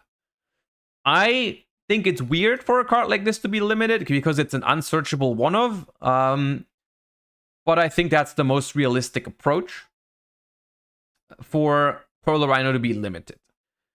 Now, there are two possible outcomes here. There are two possible outcomes. And that is that I can definitely imagine them doing this to the tier element archetype and calling it a day. Keeping in mind, with also some Ishizu changes. The Ishizu engine has to be hit. But just for the tier element cards, I could see this being it. I could see this being it. I'm not sure if that's smart. But under the premise that they hit the Ishizu cards in a smart fashion, this could be okay. Like, if they manage to hit the Ishizu cards properly, this might be okay. Do you agree or not? Because basically what I'm trying to get at is the reason that tier element is still strong in the OCG, which this is a list for reference. Is the reason that this deck is still strong the tier element portion or the Ishizu portion? Right? That's basically what I'm trying to figure out, because without the Mill 5 here, they still have 4 copies of. I'm not sure how good this deck is. So if they manage to hit the Ishizu stuff properly, maybe this is fine. However, if I had to give them another hit, which this might happen, this might not happen, I think it's already been shown. Having this semi-limiting or limiting like they did in the OCG is I think, pointless. I think the best one out of the names is Merly. I've heard a ton of people suggest that they ban Merly because of the incredible synergy with Sprite Sprint and Sprite Elf, right? Making the tier element deck so synergistic with Sprite Elf and Sprint is crazy. And that's why I think out of the tier element names, Rhinoheart, Sharon, Havness, Merly, the one that would be the smartest to hit is definitely Merly. I don't agree with hitting Sharon, because all that does is really hit away one of the starter cards, which I'm not a fan of, just pure consistency hits like that. Same with Havness. Like, Havness is in itself, it's annoying to play against because it's a hand trap. But I don't think hand traps are the most unfair thing about tier. I think hitting Merly would be reasonable. For now, I don't know how realistic it is, though. I guess let's cover the Ishizu cards first, and then maybe reconsider the tier element names. Because for me, I'm not going to change my opinion. You can say whatever you want. But in my opinion, these all belong here. And you cannot change my mind on that. These are literally Dragon Rulers of 2022. And they should do the same thing. They can even ban them if they want to. I don't think that's going to happen. But, like, doing some half-ass stuff like they did in the OCG where they only limited 2 of them, so you can still play 8 copies of them. To be clear, just for reference, they limited Agido in the OCG and they limited Keldo. So they limited 1 shuffler and 1 mill 5 guy, which means you can still play 4 shufflers and 4 mill 5s, which is freaking weird. That's still so many.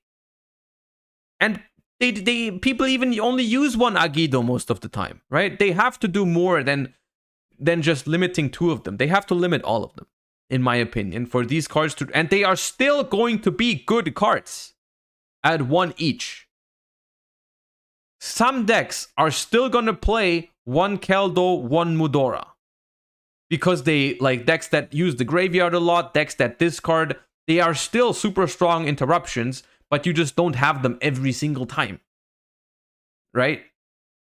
And so I'm going to leave all of the Ishizu cards. I'm going to leave all these Ishizu cards at 1. And honestly, I do not think... This might be copium, but I do not think that this is wishful thinking.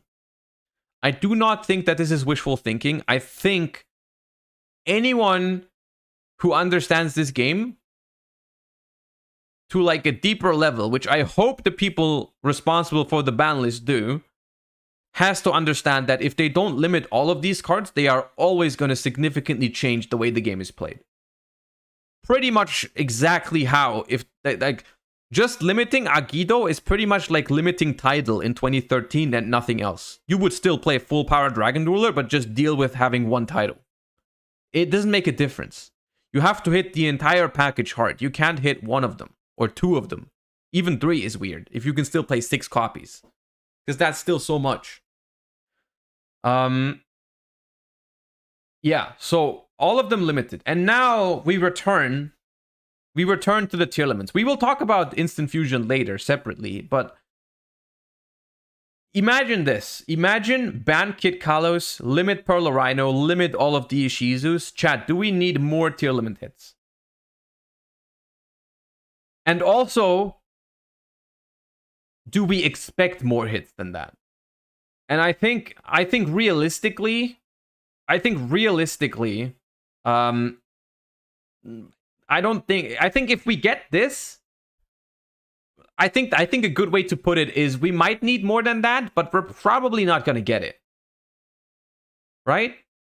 Can we agree on that? Because I don't want to make a ban list that's like super unrealistic. I think like a strong hit to the Ishizu cards and then a couple decent hits to the tier engine, like this one on the screen right here.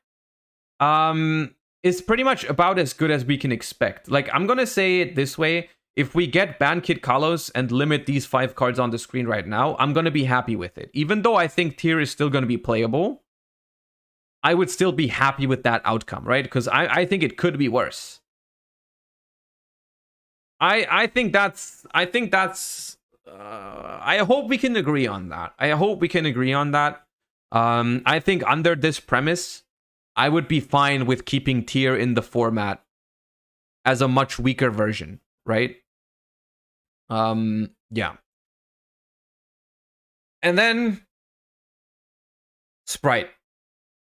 Now, Sprite is a weird one for me. I mean, I'm a little bit biased. I love Sprite personally. It's one of my favorite archetypes in recent years. I think it should be hit for sure. Like, I can't deny that. The archetype is very strong. The archetype is super powerful, especially after they hit tier limit very strong, which I expect them to do. They need to do something about Sprite. And the thing is, in the OCG, once again, looking over there, they have done 2 things for Sprite. They have limited starter and they have limited jet. Which I am not opposed to these changes. I think those are changes that make sense. I'm not the biggest fan. I've said this multiple times before. I'm not the biggest fan of consistency hits, right? I think a deck should I think the goal should usually be to make a deck weaker in what it can do instead of just making it inconsistent, so it can still sometimes be unfair, but not always, because it sometimes bricks now. That's why I'm not the biggest fan of consistency hits like that. But in the particular case of Sprite, especially Sprite Starter is a card that, because Sprite has they have such low attack values and they are kind of a grindy deck, it very often comes up where you need the next copy of Jet or the next copy of Starter for follow-up, right? And so limiting Starter is a good change to Sprite because it really limits your follow-up a little bit, right? It's not only for consistency, it's also a hit for follow-up, because Sprite almost always sets up a board turn 1 with the help of Starter and then really wants another Starter on the following turn. And by limiting Starter, you take away that follow-up, because Sprite, as of now, doesn't have a way to recycle Starter from the graveyard. So that is, in my opinion, cool. I would not touch Blue and Jet. I personally don't think because at that point, you're really hurting consistency maybe a little bit too much. I would rather look towards the Sprite extra deck monsters. I think one hit to Sprite Starter as a limitation. A limitation to Sprite Starter and then some hit to the Sprite extra deck would be a good approach. Now, my problem here is that basically I don't really want to touch Gigantic Sprite, because I think we can all agree that out of these 3 monsters, Gigantic Sprite is by far the fairest one, because it has the restriction, right? That's the one that has the restriction, which no one in the world can explain to me why Sprint and Elf don't have the restriction as well. They should have that. They should absolutely have the restriction. But Gigantic is the one that does, and that makes him the one that's fine, in my opinion. Now, Sprint and Elf are the more problematic ones. The problem is, for a Sprint change to matter, you have to ban it. And for an Elf change to matter, you have to at least limit it. Which, the problem with these changes individually are that I don't know if Sprite Sprint is ready yet to be banned, if that makes sense. I really don't know. It feels a little harsh. It's a very strong card, but I don't know. I'm not convinced that this card will be banned. Maybe eventually, but not right now. And I'm kind of feeling the same towards Elf. Elf is an insane card that has uses in a lot of different decks, not just Sprite. And the problem is, if you limit Elf, it basically only hits Sprite and not the decks that just splash Elf, right? There's a lot of decks that splash Elf that are not Sprite decks. And the only deck that uses more than one Elf is Sprite. But maybe that's fine. Maybe if you just want to hit the Sprite grind game, right, by hitting Starter and Elf, and now the Sprite deck with one Starter and one Elf is still consistent. It can still pull off a strong turn 1, but the grind game suffers. Right? The grind game suffers. As a Sprite player, I don't think the deck is dead with these 2 hits, but it does take a significant hit, which I guess let me know in chat if you think this is enough. For now, keeping in mind that, of course, future ban lists might change it further, right? But would we be down to try this for now with these 2 changes? I think it seems appropriate looking at what we also said about tier limits, right? I do agree that Elf is a card that's ban-worthy. I do agree that Elf is a ban-worthy card, but I'm going to try and keep it realistic. I don't think they want to completely murder Sprite and Tear to the point where it's literally, without a doubt, completely unplayable. I don't think that's what they want to do, because keep in mind, this is the first time that they are actually touching Tear and Sprite. I hope at least, major copium alert. I hope they're gonna touch Tear and Sprite on the next ban list. Please, please. So like none of these cards have yet been reprinted. None of these archetypes have even had the slightest hit yet. So I'm gonna try and keep it realistic and say they're gonna make some changes to them, but they're not gonna kill them completely, right? I think we can, and I think 1 elf, 1 starter is a good adjustment. Now, Plunder.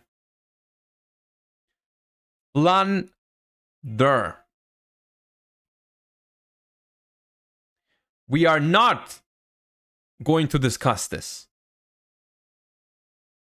This one stays.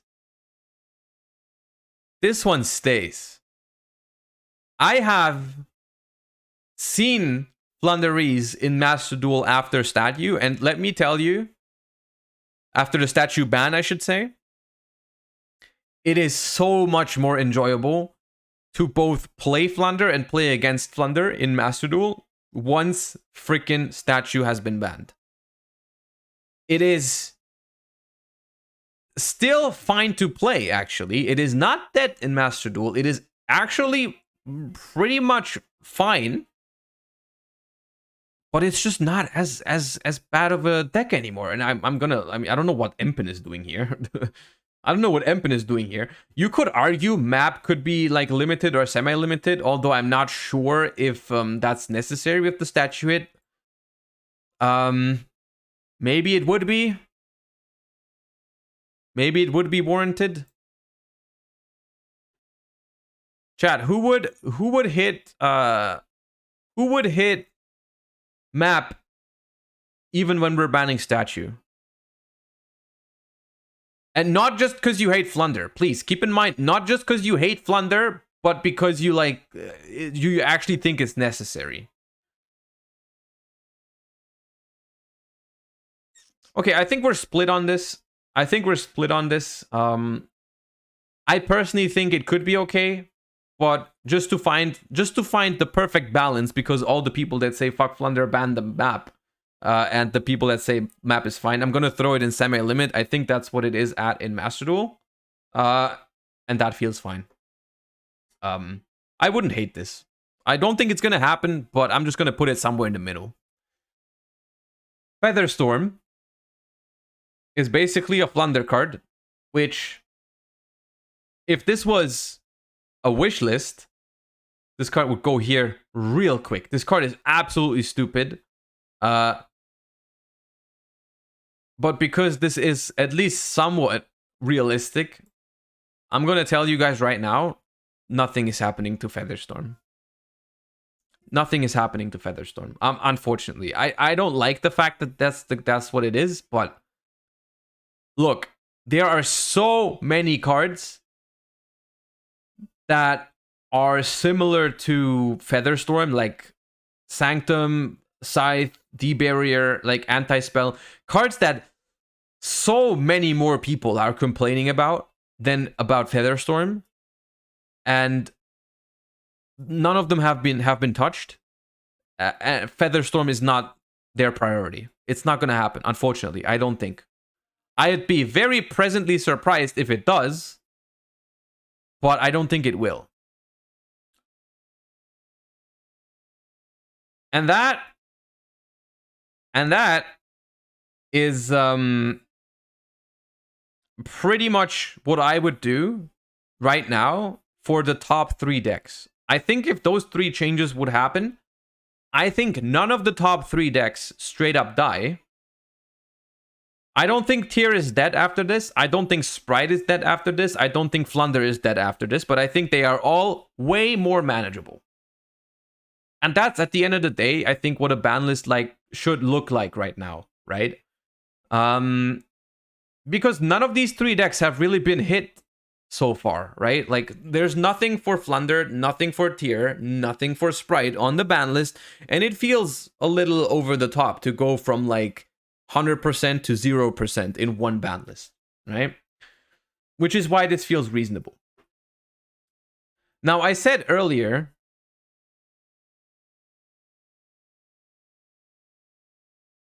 I expect this ban list to be after Photon Hypernova. I expect this banlist to be after Photon Hypernova, and that means another big competitor enters the fray, and that is Kashtira. Now, once again, I don't know exactly how realistic this is, but I'm going off of the OCG here a little bit, which they have hit the Kashtira archetype relatively fast. They've hit it relatively fast. Not immediately, like not before release, but like a couple... How long has it been since they released Photon Hypernova in the OCG between them and then dropping a banlist? Like a couple weeks.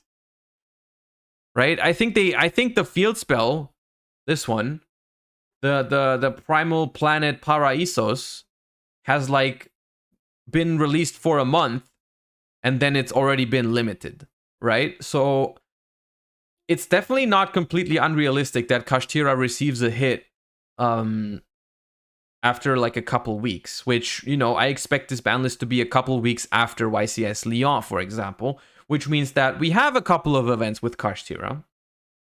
And I think that's why there are going to be some changes for Kashtira on this next banlist. Now, that being said, I don't think it's going to be this card, because this card is probably going to be a freaking secret rare.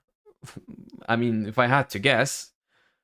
And they're probably not going to hit that a couple weeks after the release. Now, what they could absolutely hit, in my opinion, is Fenrir and Unicorn, because those cards have been out for a while.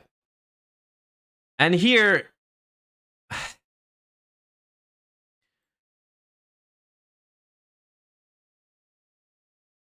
Now, okay, hear me out. Hear me out. I'm going to put these cards in these two categories. Hear me out.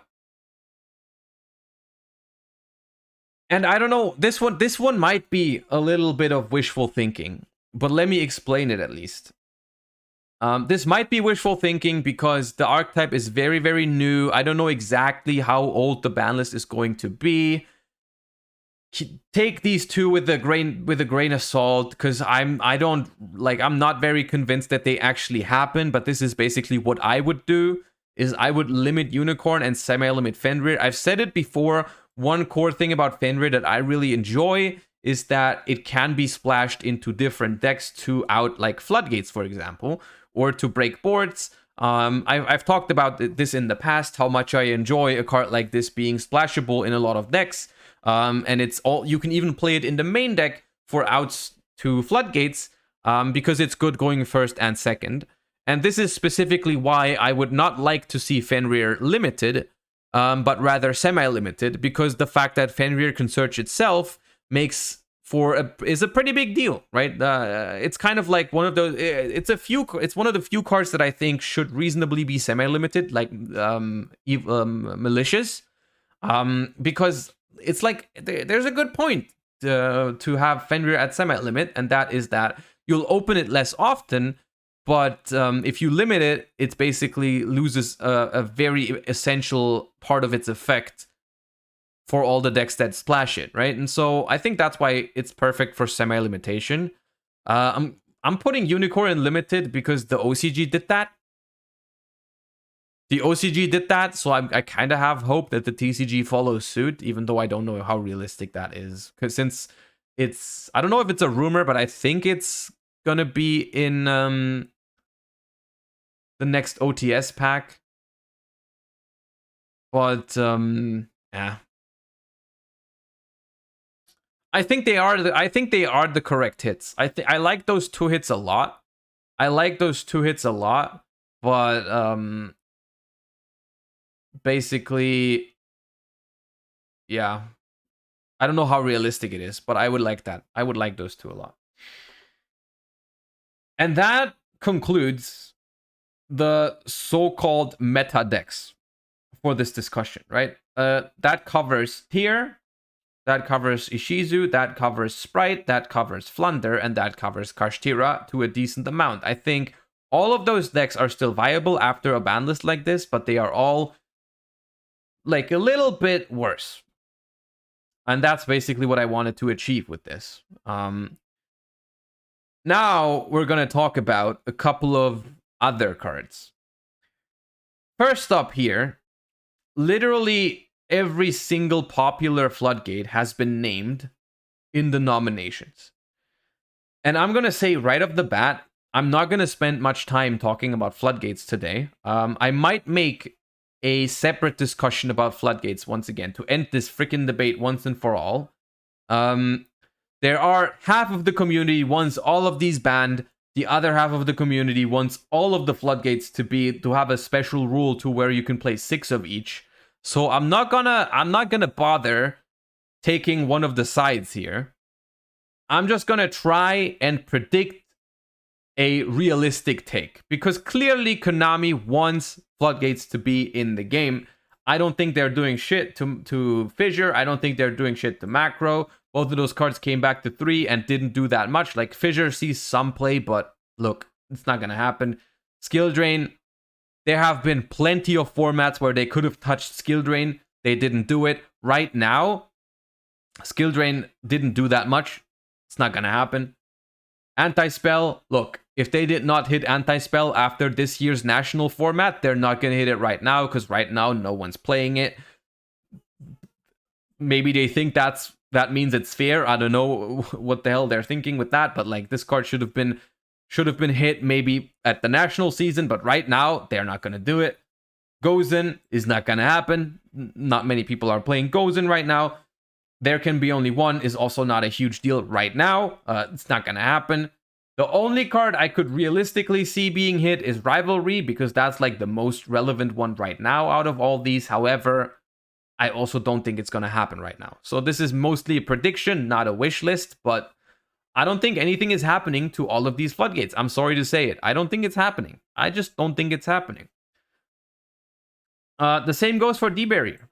Moving from floodgates to like just annoying cards that everyone complains about. D-Barrier was a huge deal 8 months ago. They didn't care 8 months ago. Why should they care now? No one's playing D-Barrier right now. I'm going to make an exception for Scythe. Simply because... Wait, where did Scythe go? I'm going to make an exception for Scythe here. Because I think Scythe is in a very unique spot where... basically, after we hit Tear, Sprite, Ishizu, Flunder, and Kashtira, we have to think what happens after. And I think you have to remember that, like, Scythe was a huge deal and probably should be hit preemptively to prevent it from just returning to the game, right? We're going to talk about things like the Adventure Engine too, because, of course, after you hit the top 3 or 4 decks, we basically go back to a world before Power of the Element, where basically out of 10 different decks in the meta, like 6 of them were just different flavors of Scythe Lock, right? It is a good point in chat that Bestials do stop Scythe, and that is a good point. However, I still think Scythe is just... because it's searchable, because Dagda exists, because Sanctum exists, it has just so much more potential to be problematic again, rather than Floodgates, right? And also, I know the debate of there are outs to the Floodgates is not something that a lot of people love to hear, but at least I can really side deck very well for like the decks that play a lot of back row, whereas against Scythe Locks, it's a little bit harder. There's like Crow, Bell are weird ways to do it. There's like one called by. There's a very limited amount of stuff you can do for the Scythe Lock. So this might be copium, but Scythe is just inherently problematic and searchable and should definitely be banned, so I'm gonna leave it there. Eradicator, I only included Eradicator because of Labyrinth coming into the format as well, right? Like, Labyrinth is definitely on the horizon with Photon Hypernova and might be a deck to look out for. And that deck can very easily search Eradicator. So I would really like a preemptive hit for Eradicator. However, here I'm gonna say it. I don't think that happens. I don't think it happens. I think we're gonna have to deal with it. If I was to make that decision, I would ban it, but I think it's gonna stay where it is.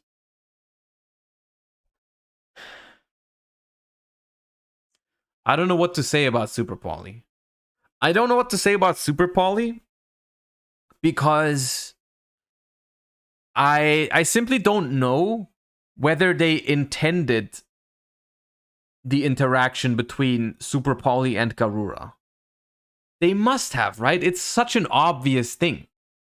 It's such an obvious interaction between Super Poly and Garura. So for some reason they wanted this, right? That's what throws me off about this. That's what throws me off about Super Poly is that they wanted us to have that. Unless they missed the interaction between Super Poly and Garura, they wanted us to have Super Poly as a card that can fuse away any two monsters of the same type and attribute. And with that being said, since I'm trying to stay realistic, I could see this card getting semi-limited or limited, but my gut feeling tells me it's not going to get hit. For the sake of creating a good ban list, I'm still going to throw it into at least semi-limited category. Because it's been semi-limited before, right? It's been semi-limited before, so it's definitely a card that they acknowledge could be on the ban list. But because they clearly intended for us to have Garura with it, I don't think they are going to limit or ban it. Unless they just missed that interaction. Unless they did that by mistake. Then maybe they're going to limit or ban it. But yeah. I think semi-limit is not the perfect place for the card to be. But probably the most realistic one. I don't think it's going to go from 3 to 1 immediately. Terraforming and set rotation. We've talked about these plenty of times before, so I'm just going to quickly say I think terraforming will stay where it is. I think it's honestly, I guess it's fine. Like without Mystic Mine, it's okay. Of course, it's a powerful card like Rhoda and all the other searchers, but I just don't feel like they think that's ban worthy for a card. So like I think terraforming is going to stay where it is, and I can live with it. There's like bigger issues than terraforming. Of course, it makes cards like Pearl Rhino even more powerful because you have an extra copy of it, but yeah, it's fine. It is worth considering that it is good with triple tactics tasking, yes. But that is an interaction with terraforming that I think they want, right? They want tasking to be a good card and have good one-off targets, so Set Rotation, on the other hand, is a card that now that Mystic Mine is banned, I'm actually super indifferent on Set Rotation. Like, the card is, yes, it searches your field spells, but it's so much less, like, generic and easy to use as Terraforming, where, like, you have to play a second field spell that you want to give to your opponent. And so I'm actually indifferent about Set Rotation. I don't think the card should be banned. I feel like the card could even move up the list potentially, although I'm not happy with field spells being super searchable every single time. So it's probably best to stay limited for Set Rotation, but I'm very indifferent about this card. I don't think Set Rotation is problematic design in the way that Terraforming is. Simply because you have to run 2 different field spells, which you don't always want to. So it's fine.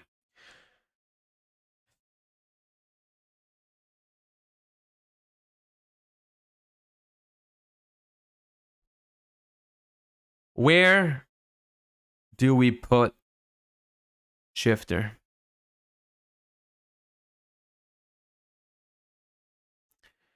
Where do we put Shifter?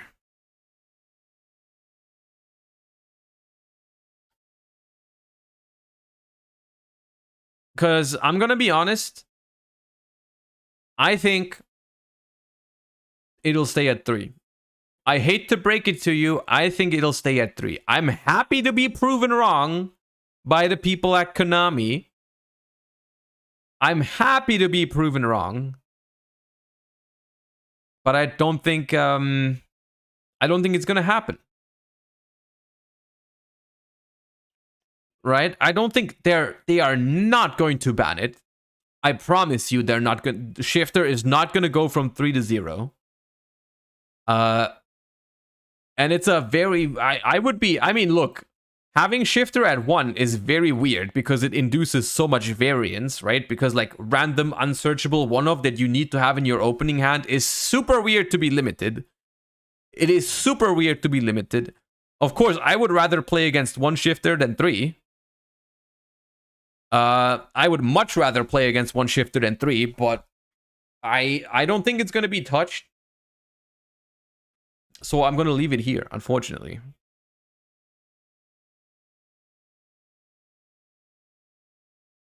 Now, I'm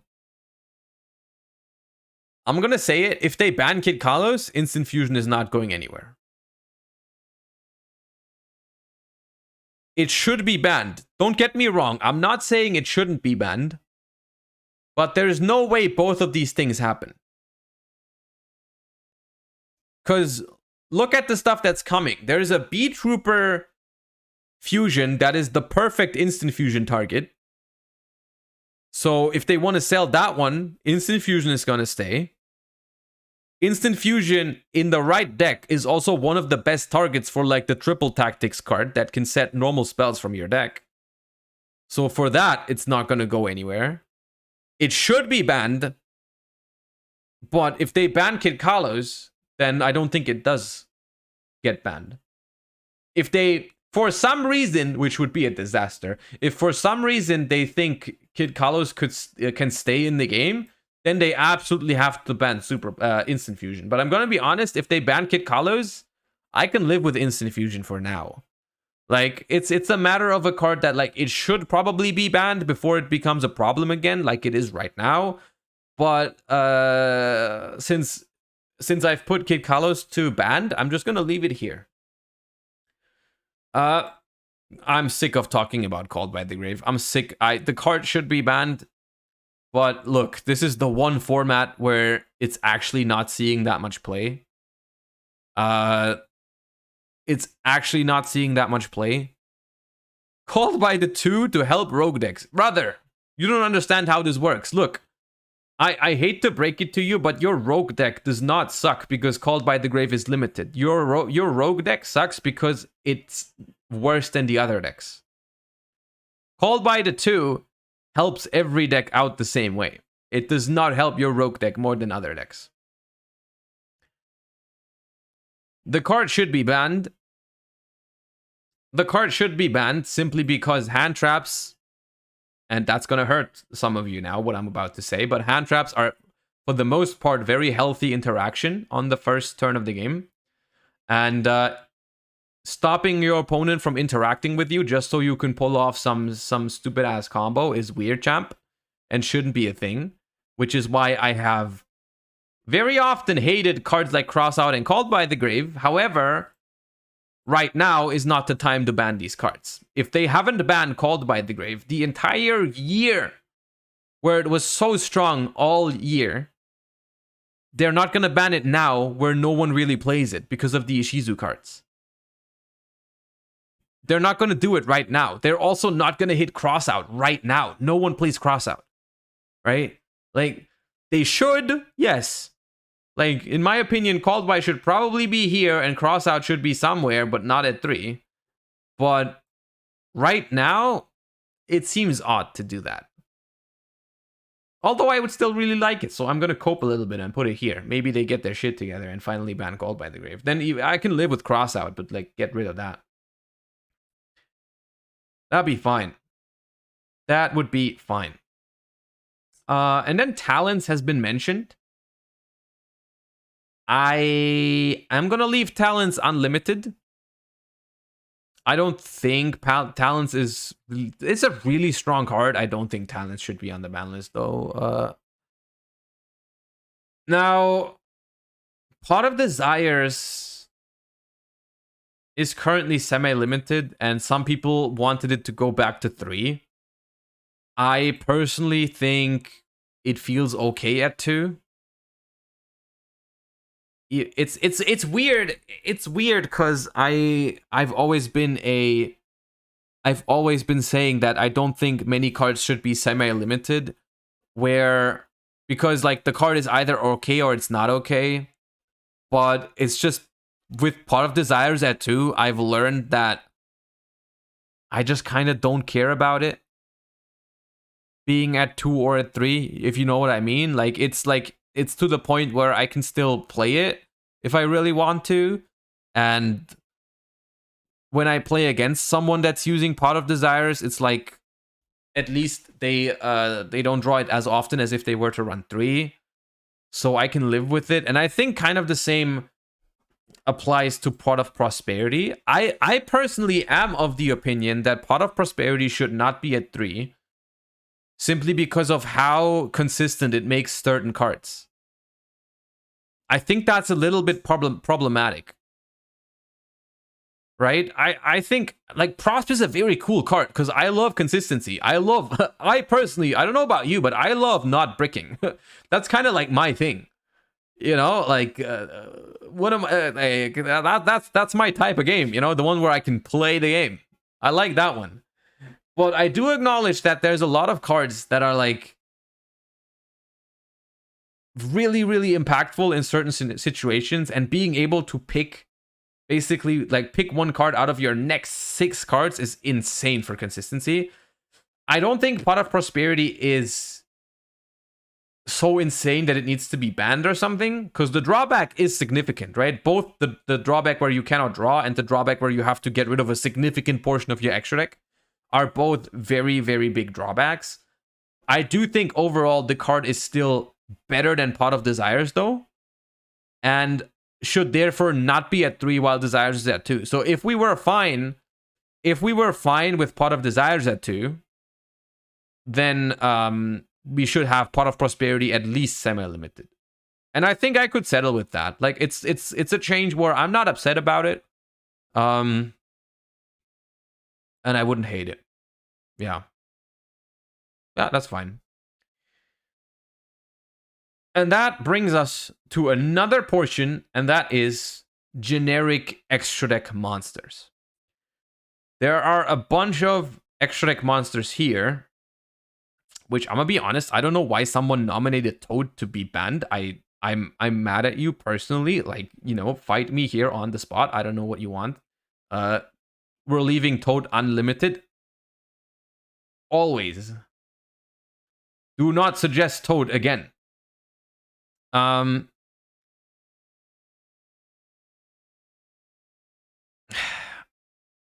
It's, once again, it's putting me in a tough spot here, because I think there is a good point to be made for all of these cards to be banned, unironically. Mostly, Winda being a floodgate should probably be banned, but I'm gonna keep it realistic here. That's not gonna happen right now. No one is Winda locking you. Like, I don't remember the last time I was Winda locked. It's not happening this format. They're not gonna do it. They're not gonna ban Winda right now. They've let it stay unlimited in formats where it maybe was warranted, but right now is not the time. Right now could be the time for these next 5, though. Baguska ain't going nowhere. I hate to break it to you, not happening. Garura not going anywhere, because whatever people are doing with Garura, I think is intended, is the word I was looking for. I think they intended us to have Garura somehow. Like, they wanted to be here. It's here. Yeah, it's... Yeah. Enjoy your Garura, because it's here to stay, I think. And to be fair, besides Super Poly and Tearlaments, I actually don't mind Garura that much. It's mostly broken because the cards that make it are broken, right? Tearlaments making this for free is kind of busted, and Super Poly being such a sick combination with this card requiring the same attribute and same type is also kind of busted, but it's mostly because Super Poly and Tearlaments are problematic. I feel like Garura, if anything, is like the good guy out of these. The only reason I think people are saying Garura was a mistake is because of Tear and because of Super Poly. Like, if I'm looking at cards like Ultimate Slayer, Dogmatica Punishment, and whatever, this card is a perfectly fine target for these cards. I actually enjoy being able to use it with those. I think it becomes truly broken if you look at it in the context of Super Poly and Tears, which I don't think that warrants a ban on Garura.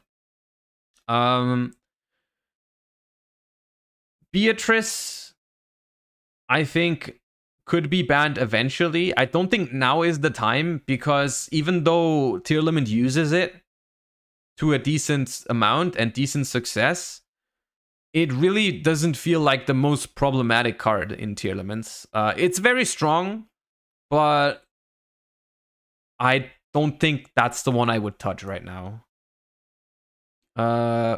It is, oh, you're right, it is already limited. I don't think they're going to move it up, but for what it's worth, I don't think there's a difference. I don't think there's a difference between it being limited and unlimited, to be fair. Like, the only deck that wants more than one Beatrice is BA. So actually, yeah, if you don't want to ban Beatrice, you should have it at 3.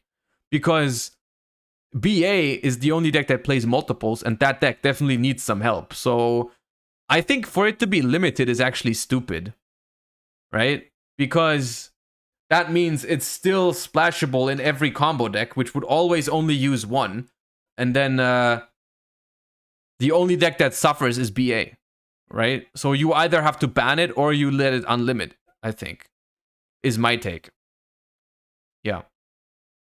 And now I'm going to get to the two that I really want to talk about, because I haven't touched any of the other ones. I think these two, and yes, I'm including Barone in this. I think both of these cards are bannable. I think both of these cards are bannable. I think Barone the Fleur has pretty much changed the game completely in the way it's played since its release. Whenever I'm looking at a new level 10 synchro, I think to myself, yeah, this is pretty good, but it's not better than Barone.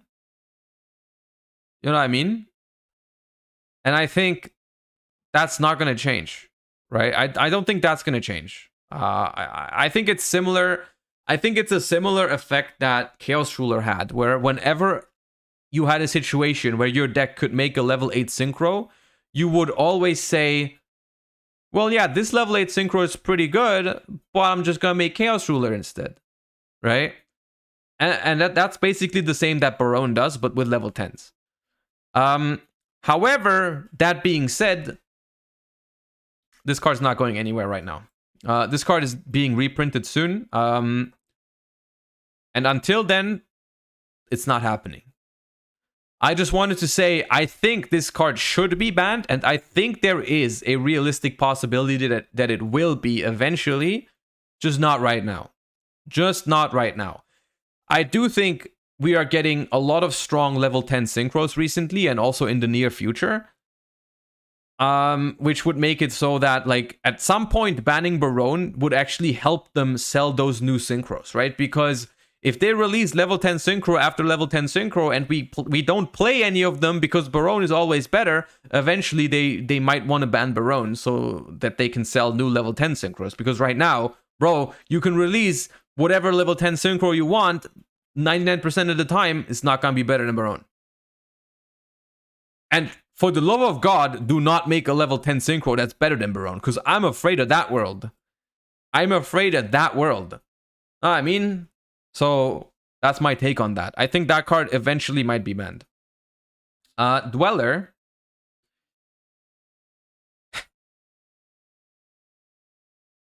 I'm coping. I'm leaving it there. I'm leaving it there. I think Dweller is... I've talked about all of these other cards where I said, like, yeah, this card should be banned, but they're not going to do it now because no one's playing it. Like D-Barrier, Rivalry, Winda. I said it about all those cards. Dweller is the one that they can realistically ban right now. I will say, though, that this is copium, because this card is, like, 10 years old. This card is 10 years old. And it has been broken in the past a lot. And they've never banned it. They've never banned it. So this is pure copium. This is pure copium, but I personally really hate the feeling right now of like I just really hate this dynamic, and I'm sure I'm not the only one, but like the best deck in the format right now makes rank 4s and is also weak to Dweller because it's graveyard centered. And that means that Dweller is basically part of so many turn 1 boards right now, unless you have insane hand traps like in your hand. And that means whenever I'm considering a deck in deck building and it has something to do with the graveyard, I just can't play it because I know that everyone is going to Dweller me with the meta deck, right? And so that means whenever a meta deck makes rank 4s, Dweller is always the first choice unless the meta is super not graveyard centered, which means that you can always forget every other graveyard deck, right? Every deck I'm looking at right now, and it's like, it has a couple graveyard effects. I'm like, yeah, well, I can't play that because like people are just going to make blind Dweller. Like basically my take is that Dweller is fine as long as people don't make blind Dweller, right? Because then I can still play my graveyard deck, because if they don't know what I'm playing, they're not going to make Dweller. The problem is, if the best deck in the format is weak to Dweller, then everyone makes Dweller, and then it kills every single deck that tries to use the graveyard. And it's just an auto-win card. It's on top of that, it's even like a floodgate.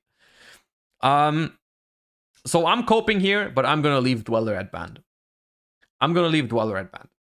And then for the last good stuff cards, which we're going to talk about briefly, the Bestials. The Bestials are very strong, and I think they do warrant to be on the ban list, especially Magnamut. So what I'm going to do is I'm going to throw them here just the same as they did in the OCG, actually. And that is limiting Magnamut and leaving the other ones untouched. I think realistically, in the future, if we keep playing these, they could do more than this. They could even limit Druid Swarm as well. I think they should not ban Magnamut, at least not now. I really think one Magnamut is cool for the decks that play the Lubellion, right? I'm a big fan of the Lubellion as a card, or Bestials as a concept in decks where there are not just hand traps, right? Or like even the pure... I'm really sad that I haven't actually gotten a chance to play something like Branded Bestial. That deck was so fun when I tested it the first time. It's just sad that it can't keep up with the Shizu tier. I would really like to have a chance to play with the Bestial archetype. Like with the actual archetype, right? Like setting up my Branded Beast and my Branded Regained and drawing cards and grinding and stuff like that. And like playing a deck that actually has a good target for Bestial Soronir to send from the deck to the graveyard, right? That's what I want.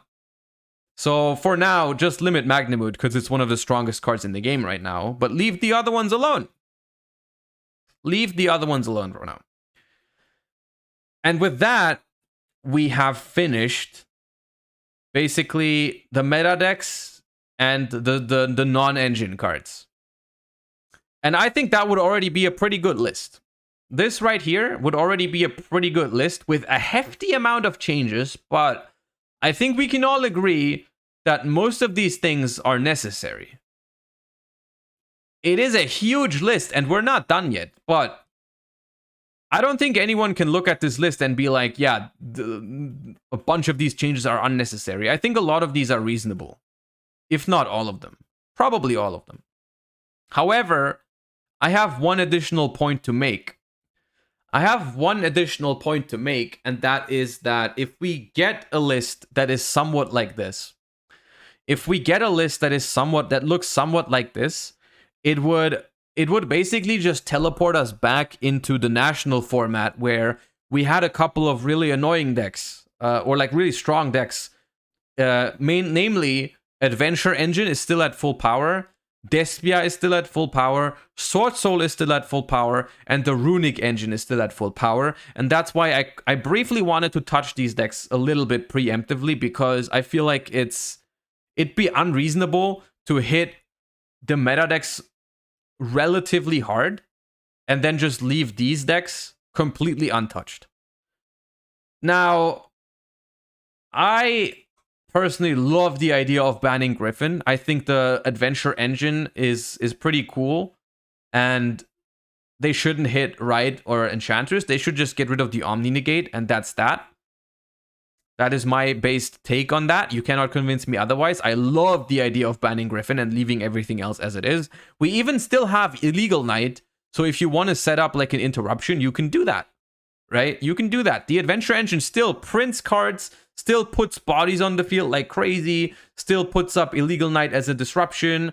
It's still a very good engine, but it doesn't have the Omni Negate to play through hand traps anymore, and that would be beautiful. That's all I have to say about the adventure engine. Despia. I don't know who nominated Branded Lost, but I'm going to leave that untouched. Now, the OCG has hit Aluber opening. The OCG has hit Aluber and opening. I'm going to say it right off the bat. I don't understand why. Aluber is literally Stratos. I think we are past the point. I think we are way past the point where a card like Aluber, a card like Stratos, is considered broken. Like, there's no way. Aluber is fair. And I think the same goes for Branded Opening. The same goes for Branded Opening. Branded Opening is a good card, but it locks you into fusions, and it's like a teleport for your once per turn Stratos in defense position. Bro, that card is fine. That card is fine. I don't agree with hitting the consistency in Branded at all. The Alubrand, the opening are just consistency cards. They are not too powerful. The only thing that it achieves is like make the deck less consistent. So I don't like that at all. The one card that they should absolutely hit is Branded Fusion. Which there's an argument for Branded Fusion to be banned. But I actually really like limiting it, because I don't think it's warranted to ban the card right off the bat. Like, the card is strong, but the deck is not so powerful that you have to ban Branded Fusion. I also just feel like I like the deck too much, and a lot of other people like the deck too much for warranting a Branded Fusion ban. And with one Branded Fusion, there's like, it opens up a lot of like cool interactions where the deck has great ways to recycle, right? You can add it back from the graveyard with Branded Retribution. You can set it back from the graveyard with Despian Tragedy. It hurts your consistency a little bit, but you have ways to deal with that. It's quite cool. The only other idea that I've heard that comes close to how much I like limiting Branded Fusion is banning Mirror Jade. I don't have Mirror Jade here because no one nominated, but I think limiting Mirror Jade would also be okay, because that's by far the best fusion monster that they make, right? Maybe Branded Fusion is okay if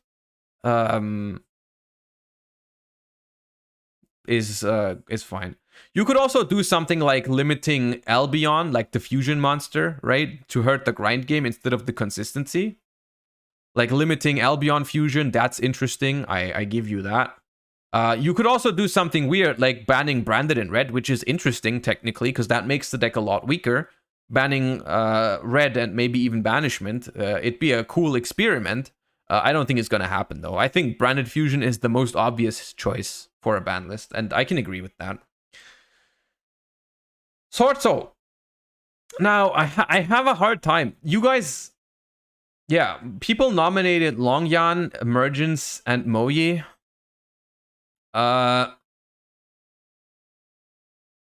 have a hard time hitting Sword Soul because, like I said, I don't like consistency hits. Personally, even... Yeah, I'd be down limiting any of them. Like one of them. Just like Emergence. Okay, like I could live with that. It's arguably it doesn't even need a hit. Arguably the deck doesn't even need a hit. Maybe you also limit Longyan. Maybe I wouldn't mind it. I'm kind of indifferent on Sword Soul. The one thing I don't like about Sword Soul is how like it tends to build itself. That's like the one annoying thing to me. It's like it's a very streamlined deck, both in in building and in playing. It has a couple of cool lines, but yeah. But yeah, it's fine. And then Runic, my dear. I'm gonna be clear. Runic, I think very likely won't really see a hit. Personally, I don't expect to see a Runic hit. I'm still going to suggest one.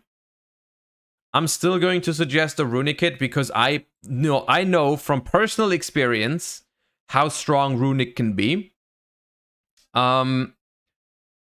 Especially once the Ishizu problem is solved. Once the Ishizu problem is solved, the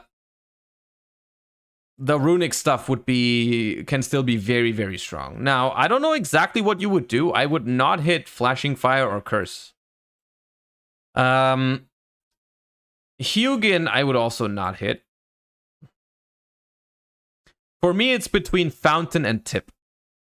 I think limiting one of these two would be reasonable. Not both. That'd be too much. I'm thinking, so they both have pros and cons. Limiting Fountain basically makes it so that you can definitely still use Runic as a splashable engine. I think the pure Runic deck would be a little bit too vulnerable if you only have one Fountain. It'd be super vulnerable to like Cosmic Cyclone, right? Like one Cosmic, the game is over. So maybe that's cool. Like if you want the deck to still be like a good engine in some decks, but do you want to get rid of the pure Runic stun deck, then it would be good to limit Fountain. But if you want to hit all Runic decks very hard, or basically this one, limiting Tip is not as big of a deal for the stun deck, but rather for the splash, the decks that splash the engine, right? Like in those decks, Tip is much stronger. Tip is like good in all the decks, all the Runic decks, but basically the stun deck would rather have 1 Tip, 3 Fountain, and all the other decks would rather have 3 Tip, 1 Fountain. And this is why I'm going to leave it this way around. I personally would much rather hit the stun deck harder than the decks that splash the engine. That's why I like 1 Fountain. And then last but not least, I decided to basically, as you noticed, we didn't talk about any cards that are currently banned. And we didn't talk about many cards that could move up the ban list, simply because I felt like that was going to take too long. This was already a very long discussion, but I hope you still enjoyed it. I made one exception for my boy Ronin, though. This is first... Look, Konami, if you're watching... He's done nothing wrong, man. He's done nothing wrong, man. But give me back my Ronin Totem, please. Please, I don't want any other unbans. Leave everything banned. Keep your Harp Horror. I don't care, but give me back my Ronin. Return the Ronin Totem. Please, hand it over. Give it to me. I'm begging you. Pepe hands. Please. He's done nothing wrong.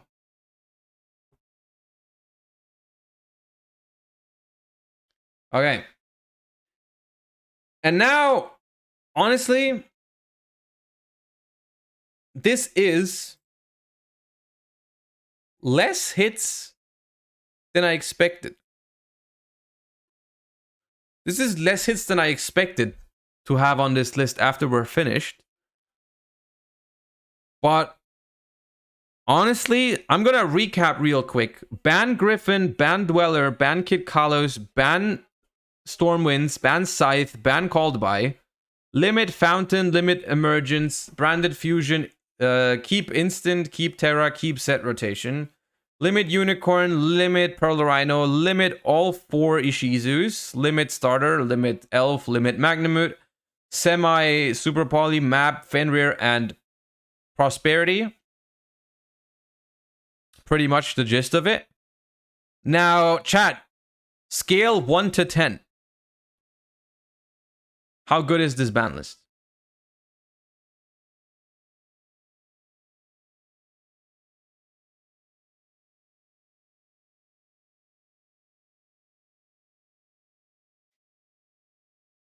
Here still dominates? Bro, no one wants Electromite.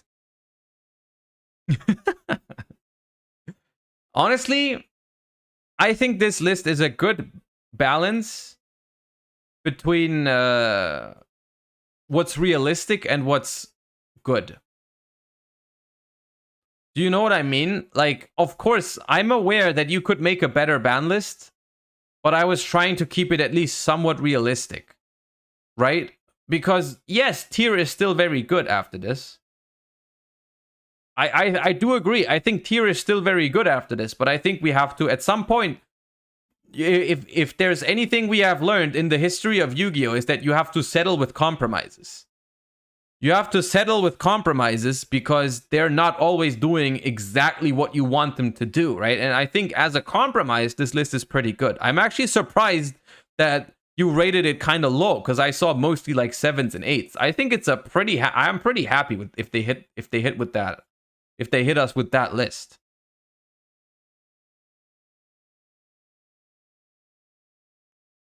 I don't know.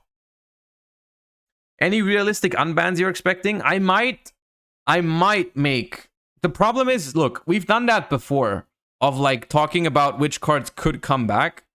If you really want to, we could do that again in the next couple, like maybe next week, like looking at all the banned cards and seeing what could come back. But we've had that discussion, not decision. We've had that discussion before.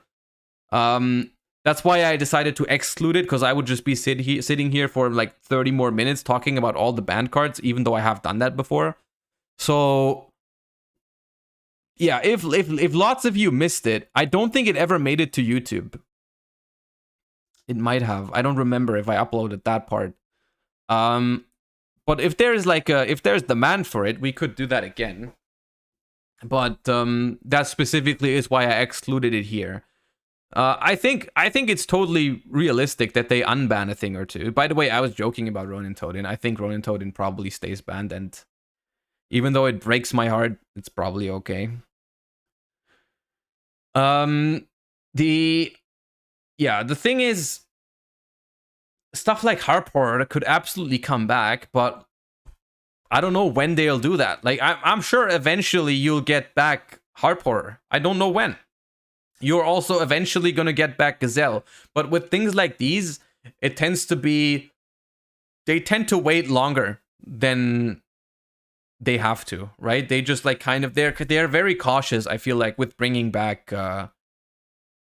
cards from the ban list like that. I don't know. Because it just like... I don't know if this is like... If this is freaking tinfoil hat theory, but like the... It's like, if you think of it that way, what does unbanning Gazelle really do for them, right? It doesn't help them sell any product, because, like, you know, if anything, it loses them money, because someone is going to play Salamangreat with cards that are 3 years old instead of buying a new deck, right? So, in that sense, it makes sense that stuff just stays banned for very long. Like, they basically, it feels like they bring back archetypes once it's way too late, right? They bring back, like, archetypes once it's way too late, because then people still need to buy the new cards, because that archetype is now completely dead anyways, right?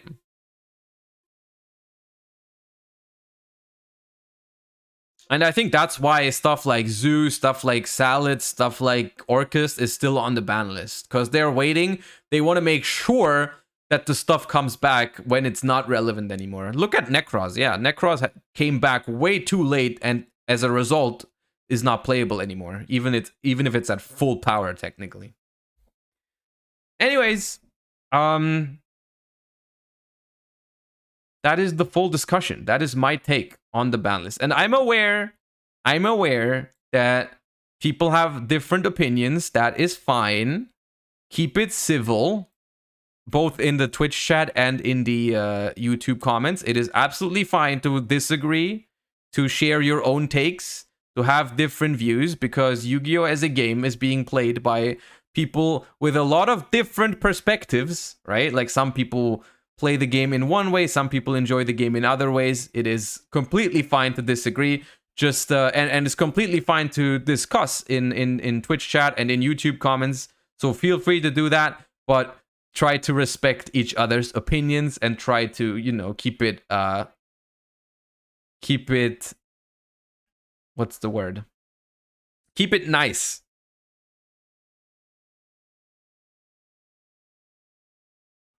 Okay. Civil, yes. All right.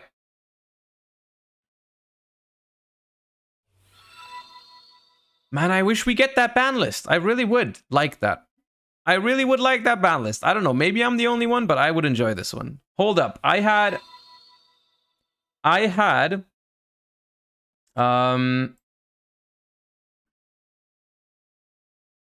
notifications turned off. Now we're getting all the notifications because I was doing that basically so that they don't pop up during the YouTube video. But let me thank everyone who subbed. Alex Xenomorphe, thank you so much for the 4 months. Stanny Boys, thank you for the 2. Glorious Future, thank you for the 4. Vinkaru, thank you for the Prime. Welcome to the stream. Jukard, thank you for the Prime as well. Nimnim, thank you for the 2 months. Welcome back. I don't know if you're still here. Can you make a snack tier list next? I have a couple of ideas for content, but snack tier list is not one of them yet. But thank you. Nova YGO, thank you for the 2 months. Kaputza, thank you for the 4. Kuhn 5, thank you so much for the 4 months. I was not at the Munich regional. I was also not at the Cologne regional. I am planning to go to... When is my next regional? I'm going to Kaiserslautern in about 2 weeks. In case anyone here is from Germany and is coming to that stream. I will be at Kaiserslautern regionals. Need vegan snack tier list, brother? Oh, well, I could tell you about 1 or 2 of those. Il Procione, thank you so much for the Prime. Hakan Sama, thank you also for the 5 months. Ericos, thank you so much for the 4. Welcome back. I appreciate you. Hello, I'm Neuro. Thank you for the 4. Okay, that's all. Thank you so much. That's a lot of subs. I appreciate you. Thank you. I went away for a meeting and branded fusion is limited. Sag? Well, see, are you surprised? There's no way you're surprised. Like, no, I enjoy branded, but you can't be surprised by people wanting branded fusion to be limited. That card is very powerful.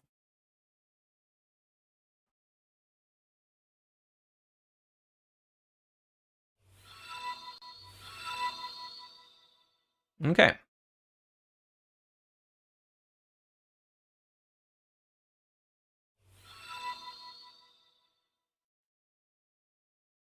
Now, the thing is, we've kind of gotten through with the stuff that I was planning to do today. Of course, we're not going to end it because it's not even 3:30. What are we doing? So basically, I am playing a... I am gonna play a Challenger Cup on Wednesday. I don't want to play Master Duel today, though. I wanted to focus on that tomorrow. Because that's what I'm getting to. Is like, tomorrow we're gonna do mostly Master Duel. Because, like I said, Challenger Cup on Wednesday, which is gonna be POG. Which is also going to be on stream, by the way, of course. We're going to stream the Challenger Cup run on Wednesday, and I want to prepare some some decks for that tomorrow. There's a new pack tomorrow. The problem is, I don't think there is that much relevant in it. Like, it's like Libromancers. Yeah, we'll look at that tomorrow, and I'll tell you what I think about the new cards. There's like Therions and Libromancers, and we can see if there's anything possible with that. Yeah, Therions are decent. Yeah. Wait, someone said new ban list in Master Duel. Is there a new ban list in Master Duel? I don't think there is. Wasn't that a couple, like, weeks ago already?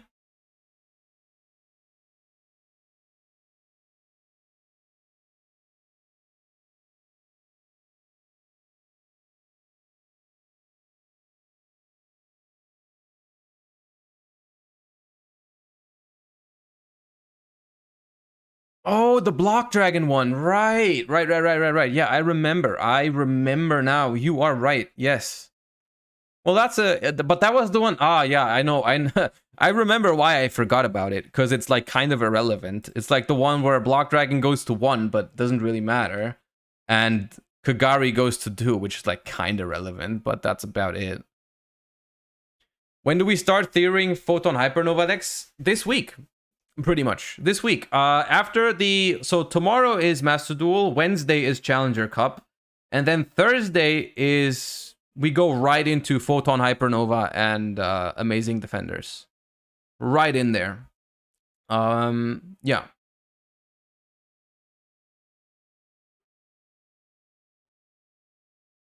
I had an idea for what to do for the rest of today, because I don't know how much sense it makes to start building decks now for like 1 hour. Yeah. I remember the ban list now. Yeah, the one with Aluber, Card of the Mice, yeah.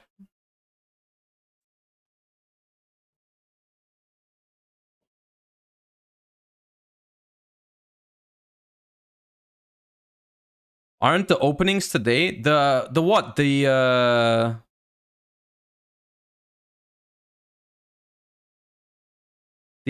what's it called? What's it called? Amazing Defenders openings? Is that today? Is that today? Yes? Where do you know that from?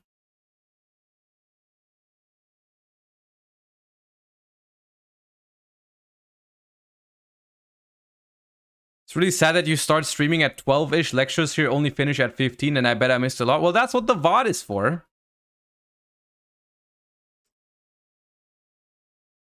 That is what the VOD is for. All right, let me close up that. So, like, there's a few things that we could do. I guess we can just talk about what you want to do. So we could start looking at Photon Hypernova for like an hour and a half. I don't think we can get like many things done in 1.5 hours, but we can start looking at things. We could also look at the big Duel Night thing that came out, because I haven't seen that one yet. There's like it was like, at least it was like promoted as like a big deal, but I haven't seen any of it yet. I wouldn't mind that either. We can. I don't know how much I'll regret that one, but we could look at the freaking Albaz lore, just so I finally understand what I'm talking about.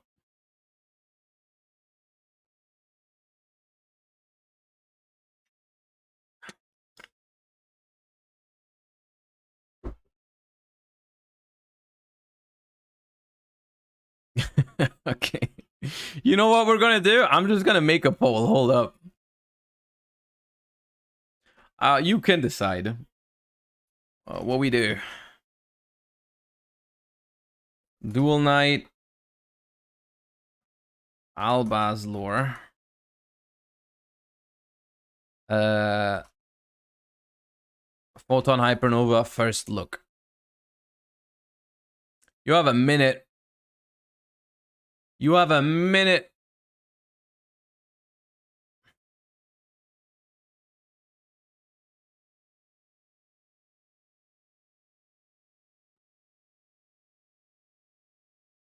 Okay, Alba's lore is losing, thank God.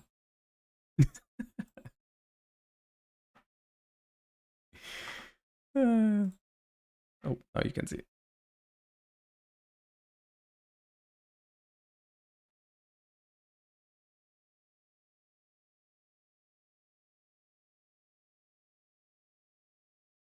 Bro, Albaz lore explained part 1. And it's 20 minutes for part 1. Part 1.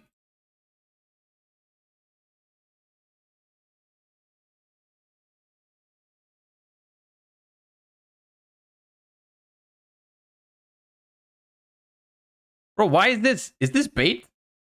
Why is it called Dragoma?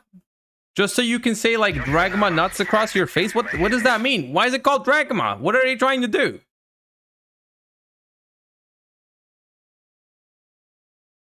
That's the Japanese name? There's no way. That's Dogmatica is Dragma in Japanese? So they just constantly get each other with those. There's no shot. Well. Photon Hypernova wins. Photon Hypernova wins. Who would have guessed?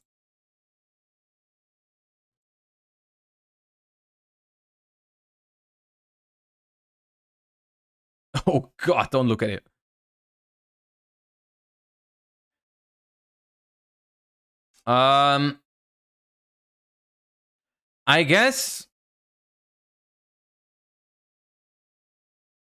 I guess we look at two things then. First, we have to look at Kashtira. Deck already exists. Where? Oh. Clear. Save. New deck. Rename deck. Kashtira. And those are the two decks we need to look at, how they're being built, right? We need to look at Photon Hypernova Kashtira and Photon Hypernova Tear. Expecting no Banlist, pretty much. Yo, Despise, thank you so much for the 3 months. Appreciate you. Glad you're enjoying the content. Thank you so much. We could look at Labyrinth. Oh yeah, the new Labyrinth. I actually ordered Labyrinth cards. I've told you that already. How could I forget? Bro, I wish so hard that Labyrinth was like actually viable after Photon Hypernova. I don't think it will be immediately before a ban list, but I wish it was. Labyrinth looks like such a dope thingy. It's like such a dope deck. Did the core arrive already? Everything except for 2 Welcome Labyrinth. Everything else arrived already. I'm still waiting for 2 Welcome Labyrinth. I thought about it for like a split second. For a split second, I thought about bringing something like Labyrinth to the regional in 2 weeks. Although it's like there's a balance between. I have to find a balance between. I don't want to play a boring Ishizu tier or sprite list, but I also don't want to like completely scrub the regional. I have to see where, you know, how creative I can get for the regional. Like I was thinking about experimenting around with like Mikanko, Libromancer, stuff like that. Cause if I do well, that'd be Pog, that'd be very fun, and that video would also pop off. But I have to make sure I don't scrub. So we'll see. Not the regional in Berlin. I'm going to the regional in Kaiserslautern. Mika Shot, thank you for the prime. Appreciate you. Welcome to the stream. Okay. Let us start with the obvious contender, the new deck, the Kashtira. Now, the thing is, we're taking a shortcut. We're looking at Road of the King before the ban list. Roll. This is okay. There's no Kashtira list. Whee.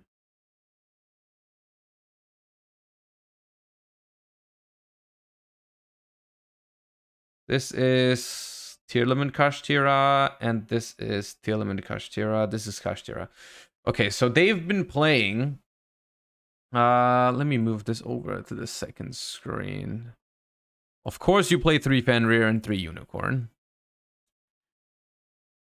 They play 1 Scareclaw Kashtira, which let me quickly recap that effect. During the main phase, quick effect, you can special summon this card from your hand, and if you do, banish a Kashtira or Scareclaw card from hand or grave. You can only use this effect of Scareclaw Kashtira once per turn. This card can attack while in face up defense. If it does, apply its defense. The effect of... Okay, so this is like... not that good. Especially is not a starter card on its own. That's why they use one. I guess you want to search it. And then they played the insane one 3 times. The Rise Hard, which we're also gonna recap in a second. That one's definitely a 3 of. And then 2 and 2. That seems reasonable. 3 Birth. That card is nutty. Then we have Kashtira Papias. Oh, I can't wait for DB Grinder to call this one Papaya. Joshua now has We perfect have information.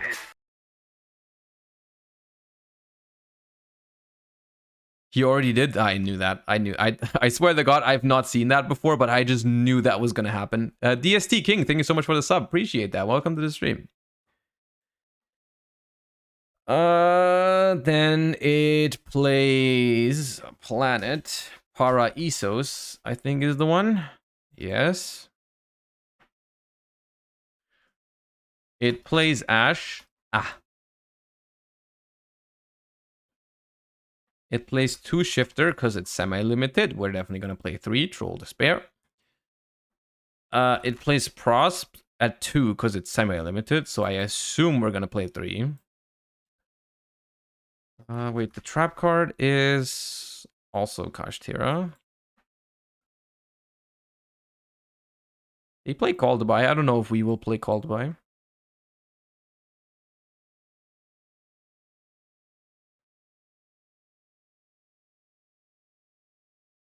Terra, Imperm.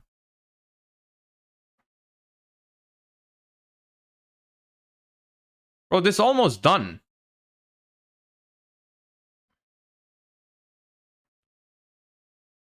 Speaking of decks that build themselves.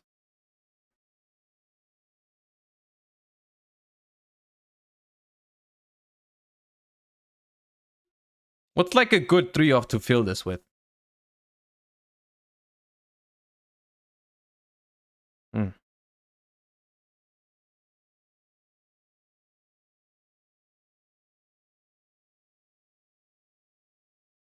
Tasking? I don't think... Are you gonna main deck Tasking? I don't think so.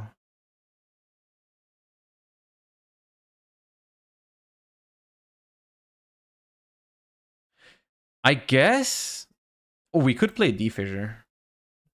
To be completely, completely unlikable.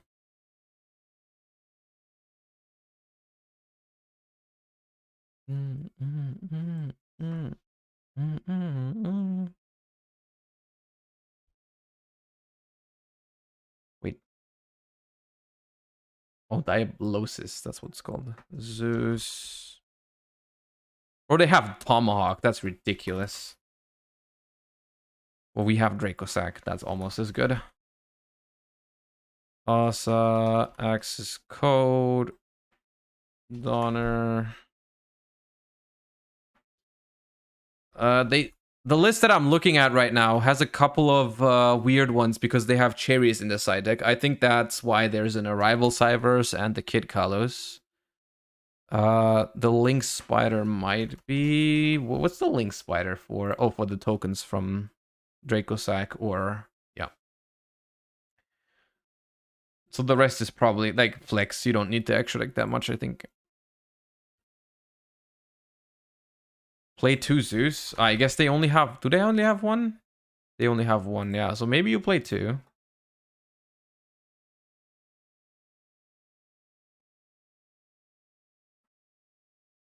And maybe big. It doesn't have to be perfect. I just want to see what the basics of this deck are.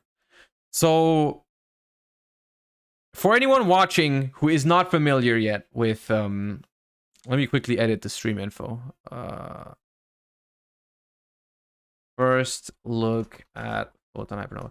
Now I am planning to make introduction videos to these decks or to Kashtira on my YouTube channel. Of course, for that I first have to learn the deck myself a little bit to teach people the basics. But similar to that, I also did that. I did the same thing before Sprite and Tear came out. And those were very well received for people to prepare. So basically that's what I'm trying to prepare myself for as well. To like learn the deck to an extent to where I can present it to people on YouTube. So that's what we're going to try and do today.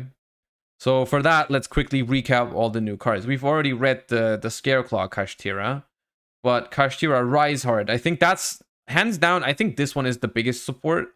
If you control a Kashtira monster, you can special summon this card from your hand. Also, you cannot special summon monsters from the extra deck for the rest of this turn, except XYZs.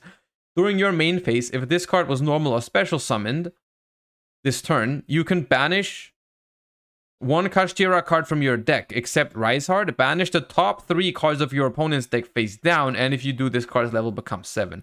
Now, this card is insane on like so many different levels. I'll tell you why. So first off, it's a free extender for Kashtira, which is very, very strong because the Kashtiras like Fenrir and Unicorn, the biggest problem with those is that like you only get the free special summon for like the first one, right? When your field is empty, the first one comes down for free. All the other ones you have to work for. Basically, Unicorn special summon, add birth, that gives you a second normal summon without tribute. So like you can summon another one, but that's not a special summon, that's just your normal summon, right? So you lose your normal summon in that process. And so I think that's why they're also not playing Kashtira Ogre anymore. At least in this version. There might be some, I've seen some that play one. But for the most part, I don't think you play it anymore because that one conflicts with like a lot of stuff. So this one just doesn't. This one is straight up just an extender. You special summon a Kashtira, then you can special summon this one as well. It also becomes level 7, but this one is even better than just being... If this was straight up level 7, it would be worse. Because this one is level 4, so you can also normal summon it if everything else fails. But it will become level 7 by simply banishing a Kashtira from your deck as cost, which is... Cost might imply that's not a good thing. But banishing Kashtiras from your deck is freaking strong because that gives you a target for birth. You can summon from banish pile with birth. That card's insane. So like Rise Hard, the cost, quote unquote cost for Rise Hard is actually a benefit. So you are happy that you can banish a Kashtira from your deck. And then you banish top 3 of your opponent's deck face down, which... It's a small payoff, but that's pretty good. Like that's annoying. Like when there's a high chance that can be annoying for certain decks. Like you hit like a one-off that's crucial. Like you banish your opponent's Sprite Smasher, Sprite Red, Sprite Carrot. Like super annoying, right? You can also banish the trap. Yes, you can add back you can banish the other ones depending on the situation. But I was just referring to Rise Hard plus Birth, for example. Is just combo, right? It's also just combo. Yeah. You can also banish other, because it's just banish Kashtira cards. So that's good. This one is also decent. And then we have Papillas. Hold on. Papillas. Target a Kashtira monster you control. Special summon a Kashtira monster with a different attribute from your deck in defense position. Also, you're locked into XYZs. If this card becomes banished, you can target one of your banished Kashtira cards added to your hand. You can only use each effect once per turn, not one of them, both. 2 very powerful effects. If you already have a Kashtira like Fenrir, you can just special summon another one like Unicorn from your deck. Easy clap. If you banish this card with Rise Hard, you can just add a banished Kashtira back to your hand as well, if you want to do that instead of banishing another one, right? Pretty strong. And it's also any Kashtira card from banished, not just monsters. So this one's pretty good. Then we have the new field spell, the new planet. So of course, on activation, adds any Kashtira from deck to hand. Monsters you control gain attack and defense for each different attribute on the field, times 100. If Kashtira Shangri-Ira you control activates its effect, except during the damage step, target a card in the field, destroy it. This is just another flavor of Polar Rhino, basically. This is exactly that. This is Searcher on activation, plus powerful destruction effect, and then small attack buff. It's the same thing. It's exactly the same concept for that they used for Polar Rhino. And Polar Rhino is freaking broken. This card is freaking broken too. Right? Shangri-Ira, to be clear, is this one. I will say the removal effect of Para Isos, while being really good, is not as flexible as Pearl Rhino. Because very simply, like it was especially in the times of the Ishizu cards right now, it is super easy to trigger the Pearl Rhino whenever you want. This one, you can very often trigger it, but it's not as easy as Pearl Rhino, but it's still completely busted. And then last but not least, we have Kashtira Big Bang. If a Kashtira XYZ monster is on the field, make both players banish monsters from their field face down, so they only control one. If this card becomes banished, target a Kashtira XYZ you control, add a Kashtira monster you own, attach to it to your hand, then you can special summon it from your hand. So I'm pretty sure there's a couple combos where you want to banish this off of Rise Heart. I don't think you play this mainly. I don't think you play this for the field effect, although it looks like it could sometimes come in handy. Yeah, I think you're gonna banish this one for effect, but sometimes I could see myself using this effect if I draw this card. And then the new XYZ monster, which is you thought we were done. We are not done.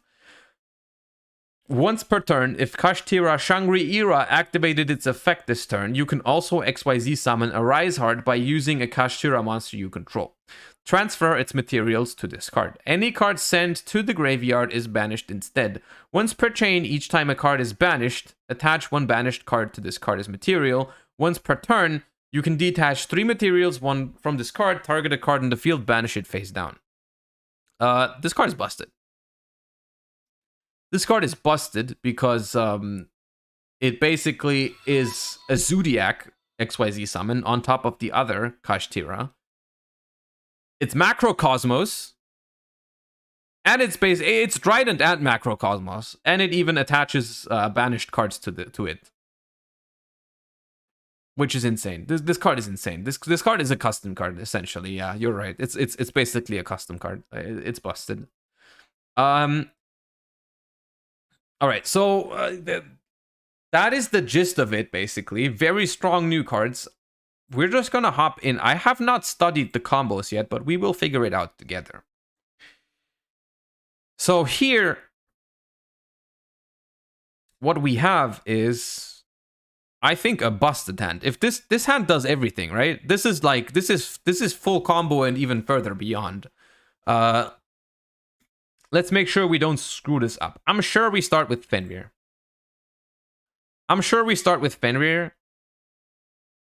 And I'm sure we add Unicorn here.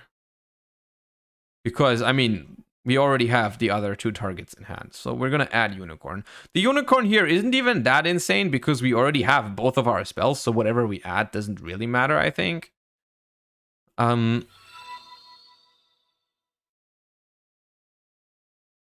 You're going to summon Unicorn off of Papayas anyways? Yeah, but like... what else am I going to search with Fenrir right now? I don't think we can play this wrong. It's like, I think we were already set when we had Fenrir plus Rysard. The Tearlament one is not in the deck. Like, we can grab Fenrir for follow-up. Sure, I don't mind it. We have hella follow-up anyways, but sure. Let's grab a Fenrir for follow-up. And then we go Papias, which is now target Fenrir and special summon Unicorn from the deck. Oops. Not yet.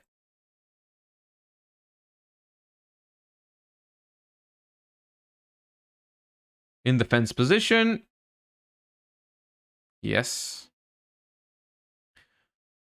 And then I guess we're going to trigger this to get Birth. So if we didn't have Birth, we would now have it.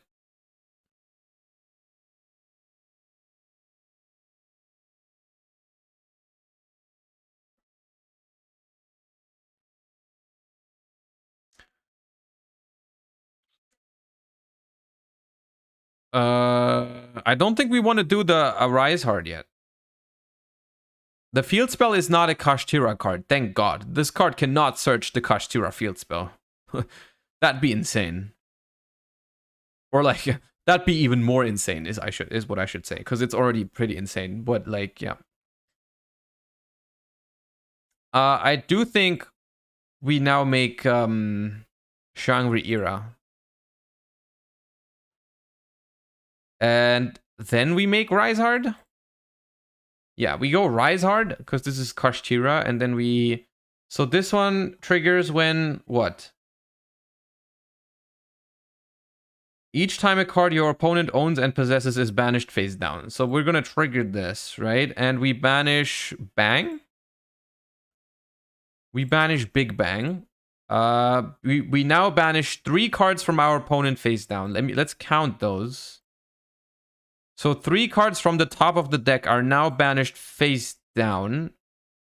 And on resolution here, this one is now a level 7. This one triggers to make a zone unusable, right? And this one triggers to target our XYZ. And does it matter which one we detach here? I don't think so, right? So we block 1 zone. And we get one of our thingies. I don't think it matters which one. Let's just get Fenrir, because he's cooler. We all know Fenrir is the coolest one. So we get to special summon the one... Wait, no, it's... Return the attached one to hand, and then you can special summon it. So we're gonna special summon it. And then... Do we make Diablosis first, or do we immediately make a Rise Hard? Probably Diablosis first, right? Yeah, we go overlay because this is now level 7. We overlay into Diablosis. Diablosis.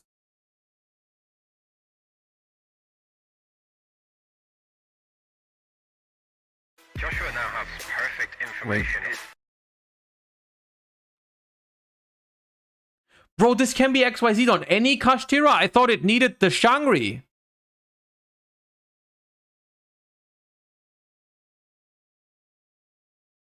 Oh, I thought this needed Shangri-Era.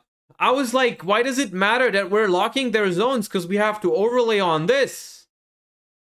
Nah.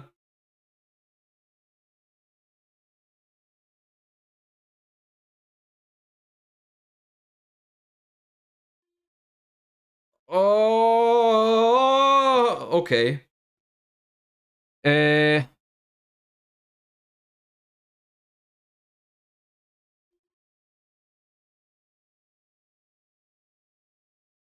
Okay, so we... Oh, God. We activate this. Detach your material. Look at your opponent's extra deck. X-Kraken, thank you so much for the 4 months. Welcome back. Appreciate you. So this token is for the extra deck ones. We look at the extra deck, banish 1. That will trigger... Do we immediately trigger Diablosis? I think so. So...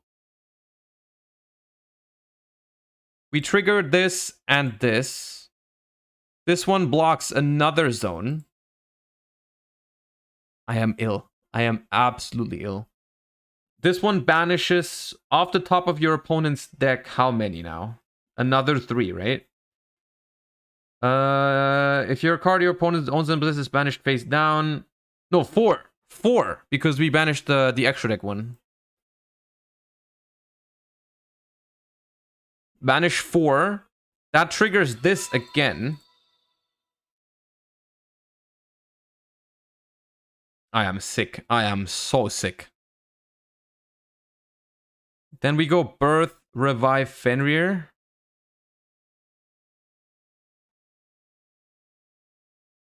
This. Then we pass. And in the opponent's standby phase, we can special summon a Fenrir from our deck. Or Unicorn, whatever we want.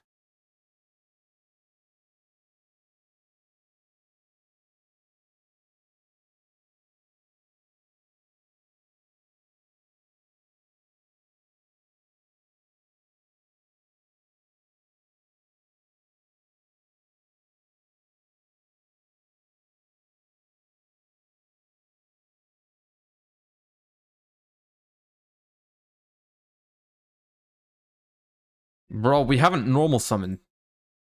Okay, hold on. You said that this is possible with one unicorn? You said this was possible. Is this possible with one unicorn? Hold up.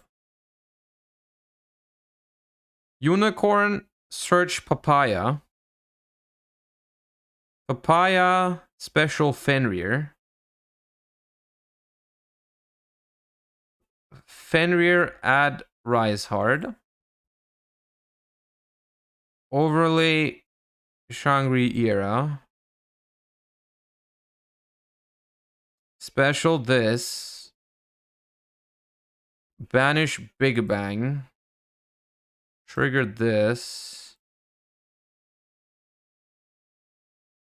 No, it's not quite, right? It's not quite. Because if I make Diablosis here, I don't have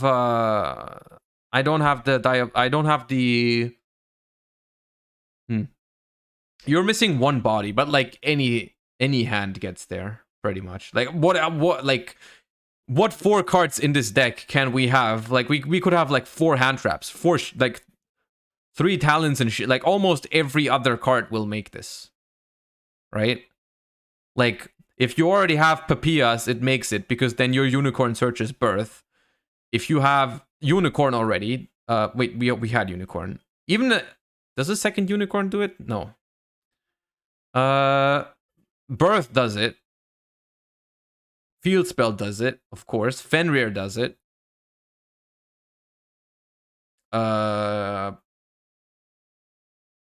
Risehard does it. Prosperity does it. Even this one does it. Yeah.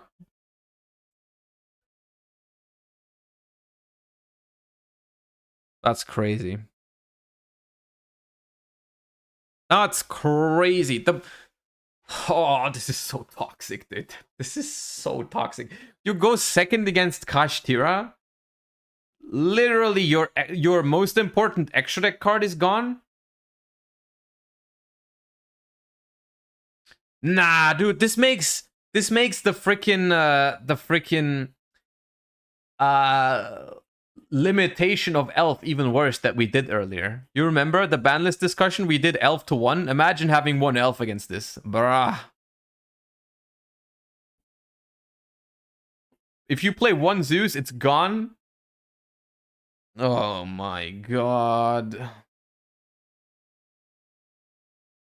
Lancea is good against this, right?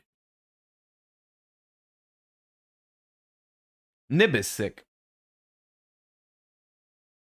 Nib is sick, isn't it? They play Nib in the OCG? What do they play in the OCG? There's like I think there's a lot of cards that are good against this. Nib is strong. But what I'm seeing a lot is like, here's the 1 unicorn combo. Didn't we just do the 1 unicorn combo? Why was there a barrier statue? Don't scare me like that. That's what I did. That's what I did. That's what I did. That's what I did. That's what I did. Yeah, I did that. Wait, what is this? Oh, nah, not the freaking... Nah, okay, get it. Nah. Stop it. Acunim, thank you for the 9 months. Appreciate you. Kurikara is strong. Kurikara is strong. Because... What are you doing with Kurikara? What are you doing with Kurikara? Do you immediately tribute the Shangri? And attack over with something else? Or do you bait out other stuff? Arise is mandatory. Once per chain, each time a card is banished, attach a banished card to this card.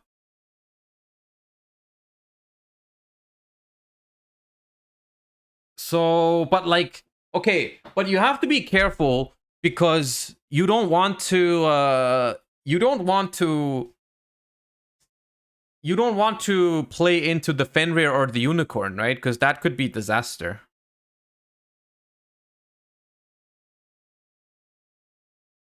A few cards that sound very strong against this deck. Dark Hole. Dark Hole seems very good, and the same goes for Raigeki. Swords of Concealing Light is pretty interesting. I've seen people use Book of Eclipse. Because whatever you want to say against about this deck, it doesn't have negates. Era has protection, yeah, but the other ones doesn't. I'm sure, like, okay, you'll have two zones to play with still in the normal combo, right? They lock 3 of your zones. And then the Shangri Era protects itself, but that one doesn't have any further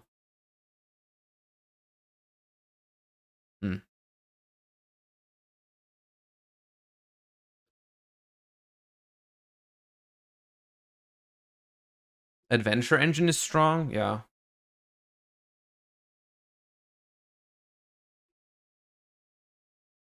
So in the OCG, they also play Mind Control. What do you think about Mind Control?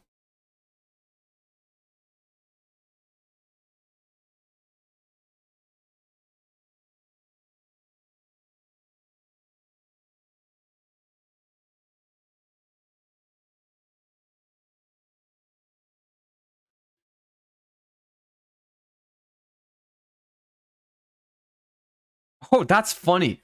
Once per turn, if Kashtira Shangri Era activated its effect this turn, you can also XYZ summon. That means it doesn't specify your Kashtira Shangri Era. So if they use Shangri Era in your standby phase, and you take their Shangri Era with Mind Control, or you can also take their Arisehard, you can just make your own Arisehard. That's funny. Interesting. Book of Eclipse seems okay. Although you have to out the field or you're doomed. And you probably don't have Zeus. It's honestly... I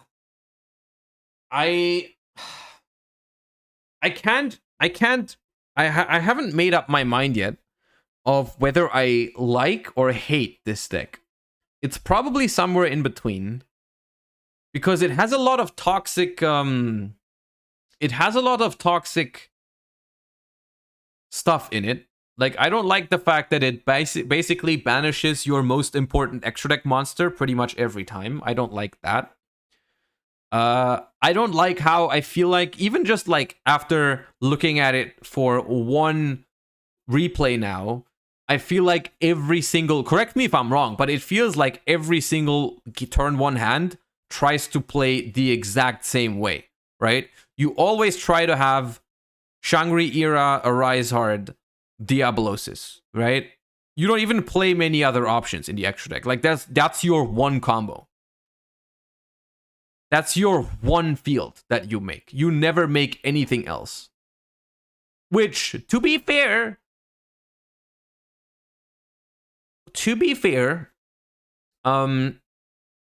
that is something that's typically pretty counterable, right? If you know exactly what your deck is trying to do, you can find ways to beat it, but that's on another.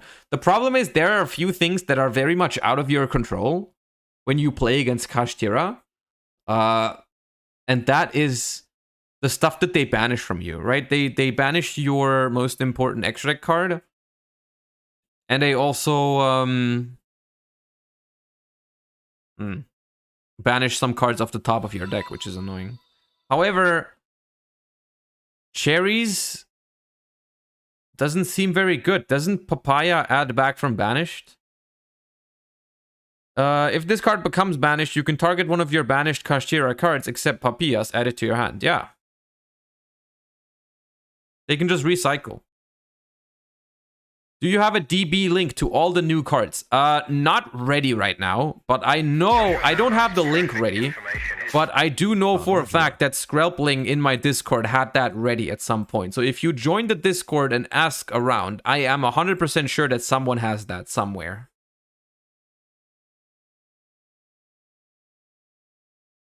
I'm sure someone has that in the Discord. Broken Stopwatch, thank you so much for the 5 months. Appreciate you. Welcome back. Thank you for your Prime.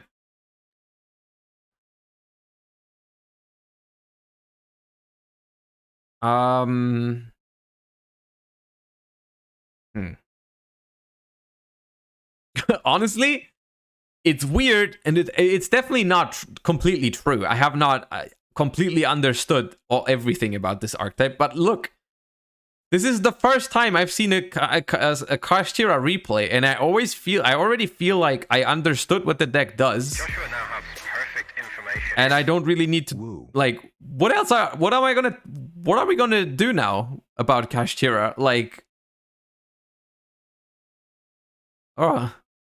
Hyper Artonus, thank you for the 2 months. I appreciate you. Will this be a more or less fun meta in your anticipation?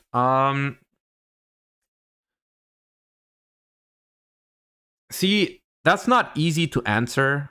I think that in the beginning when Photon Hypernova drops, I think for the first couple of weeks it'll be more interesting because of how long we've just had the exact same meta for now, right? We've had it for a couple months.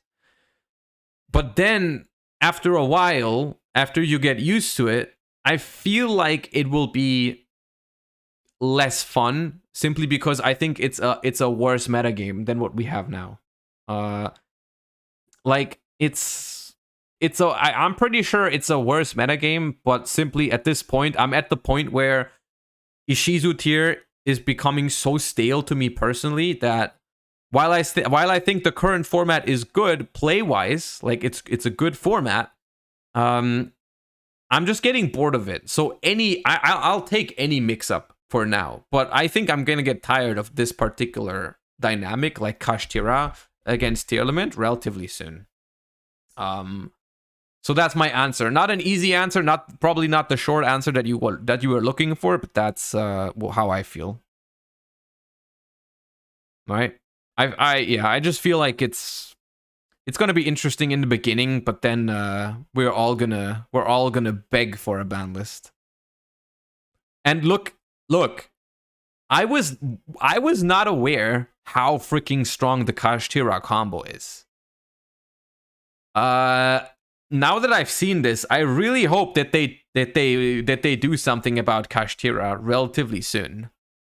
Because I wasn't sure if they were going to do it, but honestly, if they look into nerfing Sprite and Ishizu tier and maybe Flunder in the next ban list, bro, who's gonna stop Kashtira? Who's gonna stop Kashtira if the other top tier decks are like weakened? No shot. Tier?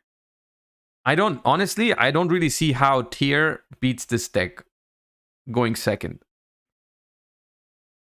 Because it seems super consistent.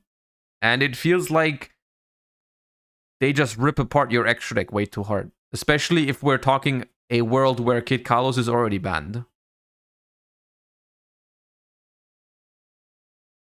Tier plays turn 0. This deck has 3 Prosperity, 3 Fissure, and Shifter. I don't know.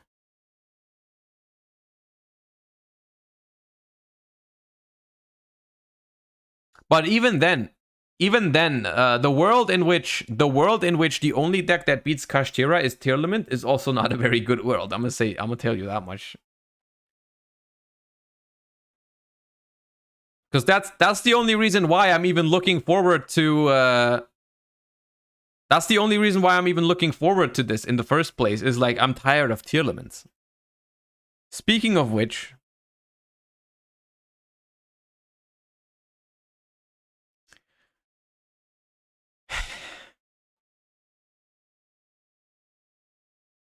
You might feel like it's impossible, but Tier Elements, Tier Element gets better with the next set. Tier Element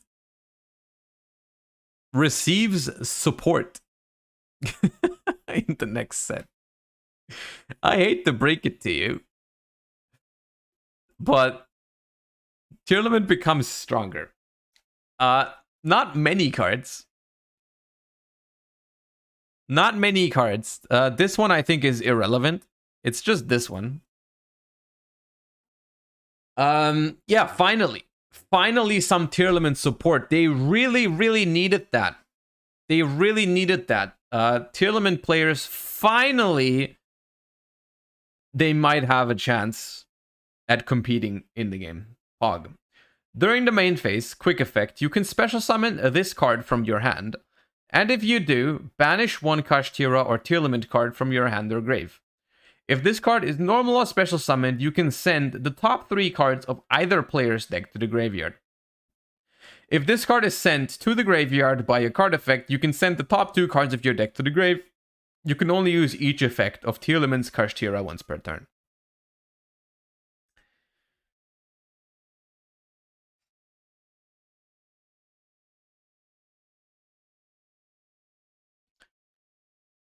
This card is... It might look okay, but this card is completely busted. This card is completely busted for a couple of reasons. First of all, it's just another Tearlament extender. It's another Tearlament name. It's a good mill because while it doesn't have an immediately good effect in the graveyard that creates something, it mills 2 more cards, which basically means that if you hit this with a Sharon, instead of milling 3 cards, you get to mill 4, so on and so forth, and get free bodies in the graveyard. Very strong. It's an extender. It's not a starter. That's the only thing about this card. It's not a starter unless you want to banish a Tearlament card from your hand. Or a Kashtira card, right? It's like it has to banish from graveyard for being like, yeah, it's really good. But it's basically just like special summon from hand, ideally banishing from the graveyard, then mill 3. So essentially Sharon, right? But as a level 7. And then also just another graveyard effect. And then the worst part about all of it, quick effect. I'm on the wrong side. Quick effect. It's a quick effect. If your opponent doesn't draw Havness, chances are they're going to draw this. And so even though you have to banish a Kashtira from your hand or a Tearlament from your hand, it's still a hand trap. You activate Havness and you like miss. You just mill like a Fenrir and nothing else. Throw the Kashtira, the Tearlament Kashtira also in there. Try again. Try again. This card is completely busted. This card is completely nuts. And so, like, literally, literally, there's one positive thing about this card. There's one good thing about this card, and that is that there are so many busted Tearlament cards that the deck doesn't have room for all of them, right? We have to take other broken cards out of the deck, exactly, right? Like, that's how stupid it is. Because the entire engine is like not hit yet. Yeah, it's not Aqua. It doesn't matter that it's not Aqua. It still makes Kid Kalos with every of the names, because Kid Kalos is 1 tier monster and 1 Aqua. So if you fuse with any of Merly, Havness, or Sheeran, you just... Sheeran is your Aqua, and this is your Tearlament. So it still works. It still makes Kid Kalos. It does not matter that it's not an Aqua. Only if you want to make Kaleido Heart. It's not an Aqua for Kaleido Heart, but you can still make Kid Kalos with it, which is far more important. So honestly, I don't even know where to start, because look, we still have full Ishizu engine, we still have all the Tearlament cards, so I would like to play 3 of this, but I don't know. And then we also want to play Fenrir, we want to play these. I don't know if we want these.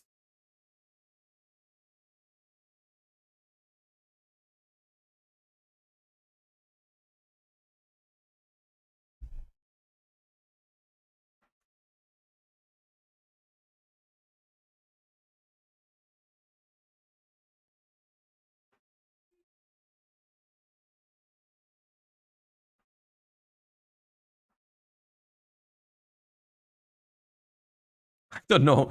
Are you gonna play? Oh god. Are you gonna? Oh my god. There's no way. This deck is not beatable.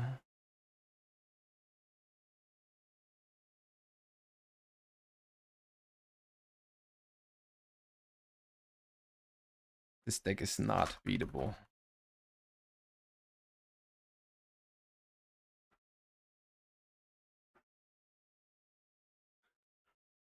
All right, you know what I've just done? I've jammed 39 engine cards into a deck. I forgot instant fusion.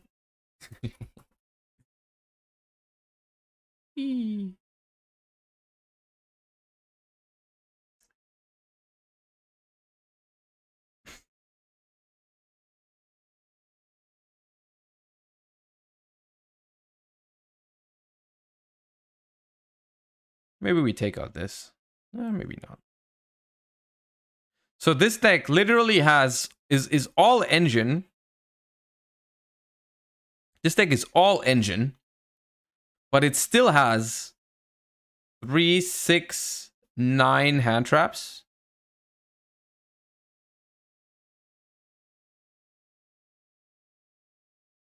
It's nasty. It's completely insane. If this deck has... How is this deck not hitting? And Fenrir, which is also nuts. 6 Fenrirs even. Bruh. And look, it's not even... it is not even ideal. I promise you. This is just the literal first thing. There's like more stuff you can play, right? Like triple tactic tasking and triple tactics talent. Bro, say those two names right after each other. Yeah, tasking is nuts. Wait, I just realized. What are people gonna do?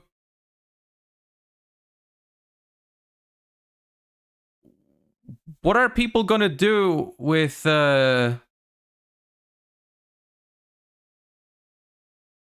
we can't say TTT anymore. Because they're both TTT.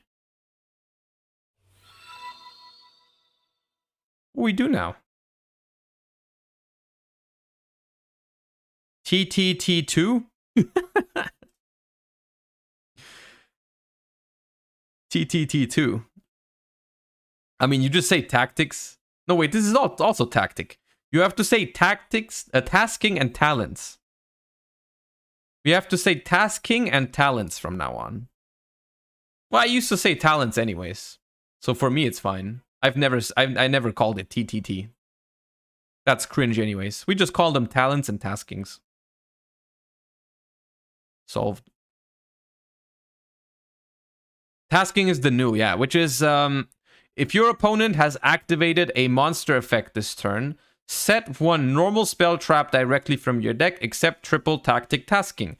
It cannot be activated this turn, or if your opponent controls a monster, you can add that card to your hand instead. You can only activate one triple tactic tasking per turn. What you do with this card is basically you get instant fusion. You get instant fusion or terraforming. You can also play like other stuff, like I've seen people play one Dark Ruler for it specifically, which isn't bad, I think. You can play one Talents too. I do think this is probably going to be Secret Rare, yeah. Yeah. Like, this is probably pretty good.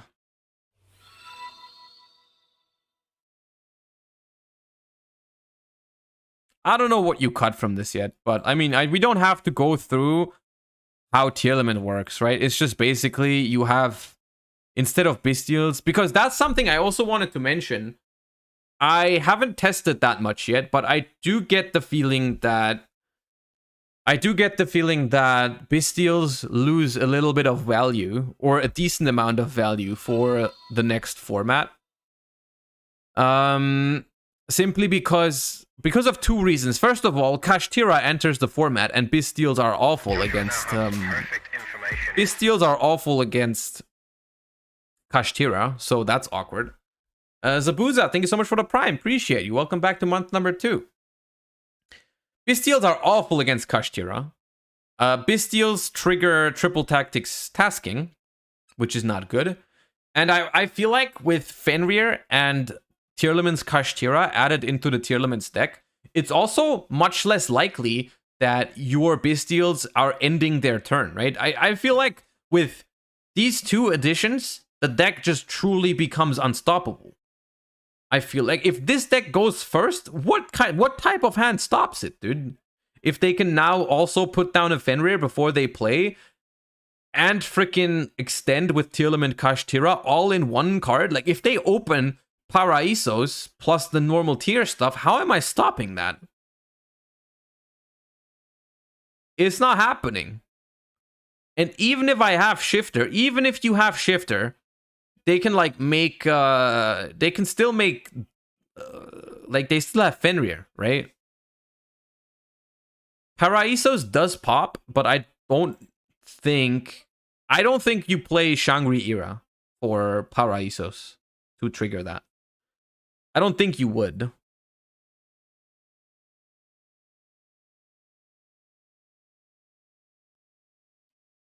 So that's very concerning. This deck is super busted. Like, we're gonna start testing Photon Hypernova this week. Thursday probably. Because tomorrow is Master Duel, Wednesday is Challenger Cup, Thursday we're gonna start Photon Hypernova testing. It is crazy.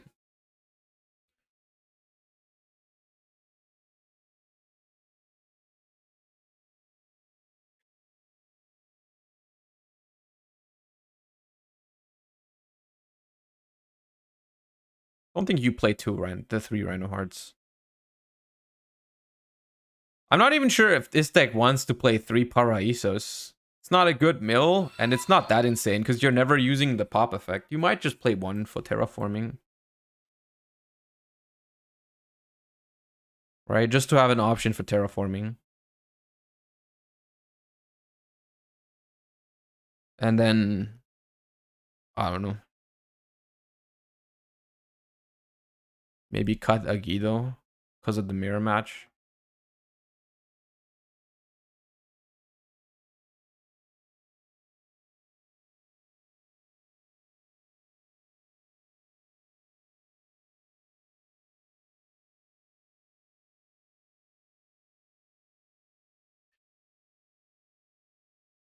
One Dark Ruler is probably mandatory for the Kashtira matchup.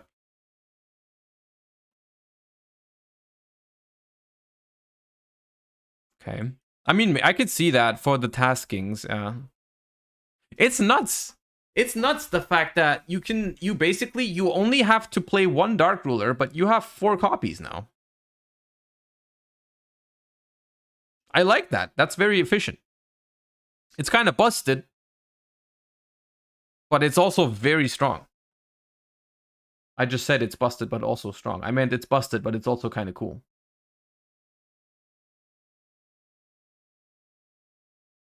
What do you think of Kurikara? It doesn't sound bad.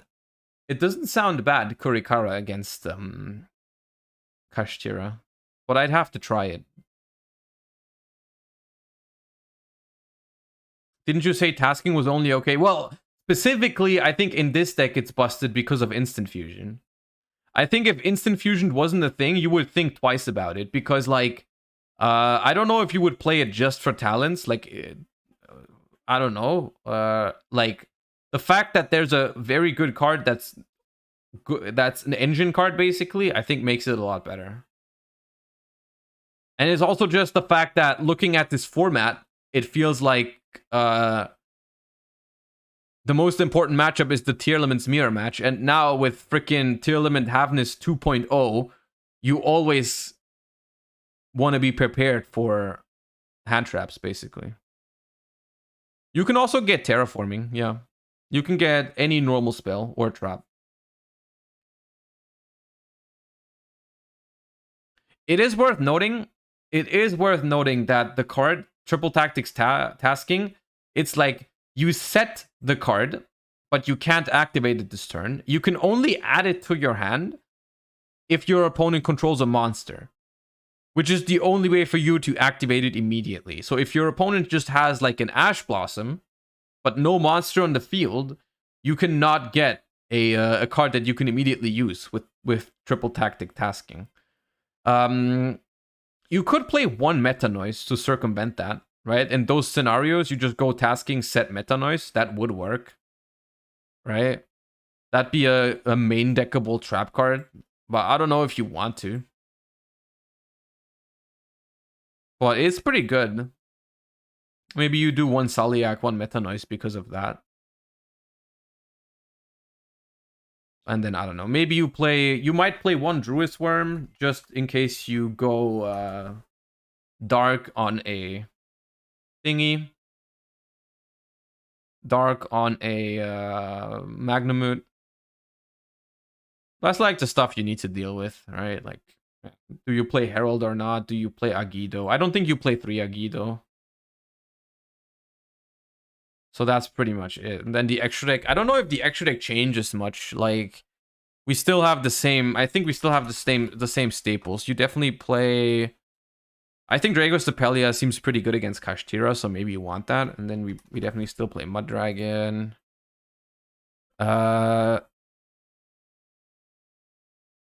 We definitely, we might need 2 Kid Kalos because of Diablosis, right? That feels like it's necessary.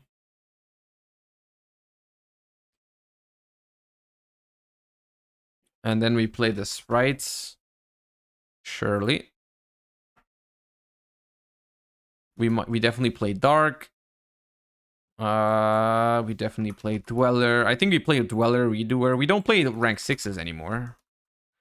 Which, without rank 6s, do we still play Garura? But Guska seems nutty against Kashtira.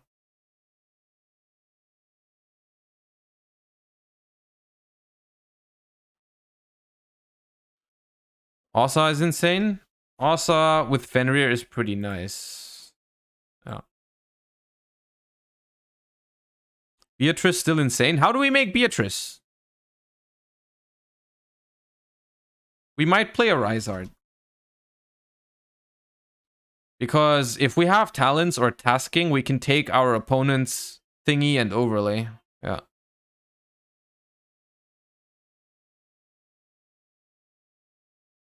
I think this is a solid starting point.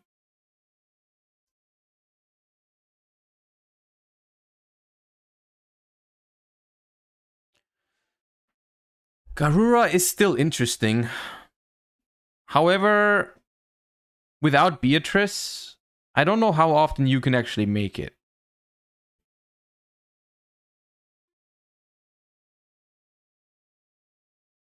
Why Papias? That's not Papias, that's the field spell. Which I think you should always play one in case you have Terraforming, but you don't want Pearl Rhino, you'd rather want this one.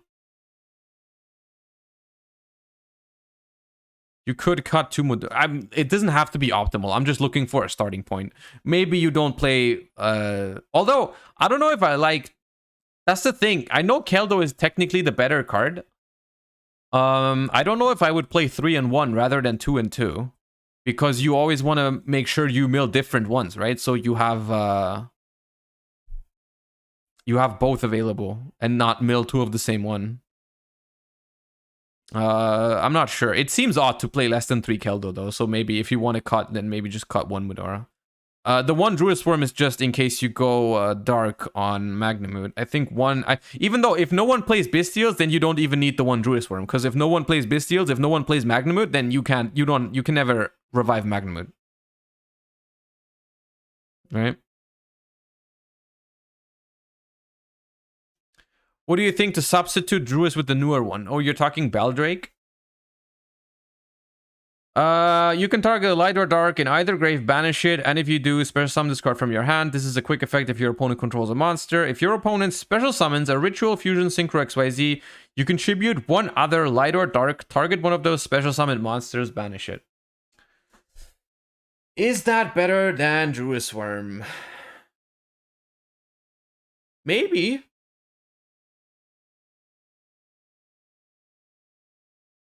How do we make Mud Dragon? That's a good point. Maybe post side if we side more Bestials. Maybe Mud Dragon can go. It's hard to make here. It can only be made with Dragostapelia and the Druid Swarm right now. So maybe the Mud Dragon is the one that goes for like Garura. Maybe. Garura can be okay if you just plan on making Sprint anyways. And Kaleido? No, Kaleido can't be used for fusion material. I've done that mistake one too many times. Are we siding Super Poly? Hold up. Is the Kashtira deck weak to Super Poly at all with Garura? This is Fire Psychic. This is Machine Dark. Of course not. This is Dark Psychic. Super Poly is bad into Kashtira. I mean, if they make a Rise Heart and Mind Hacker, you can make Mud Dragon. And get rid of two very annoying things, I guess. There still is the Shangri era problem.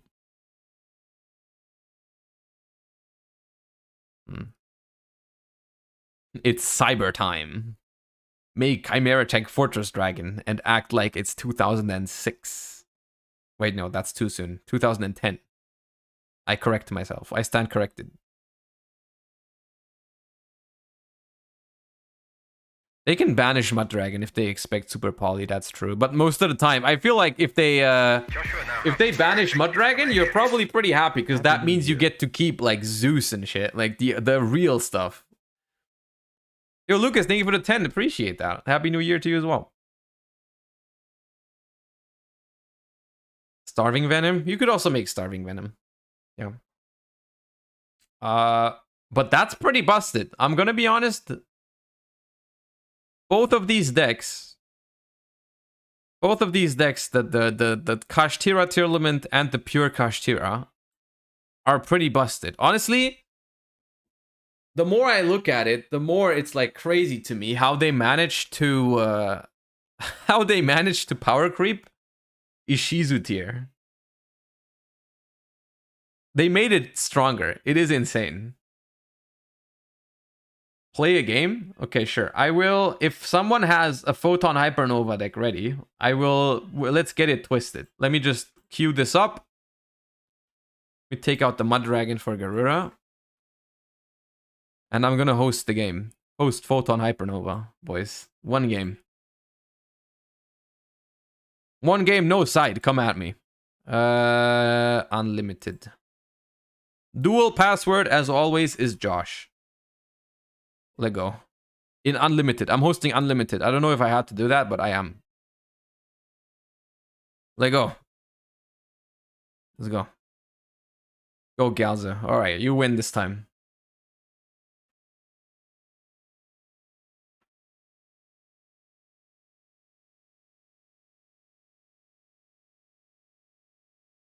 We have acquired the fusion that is instant.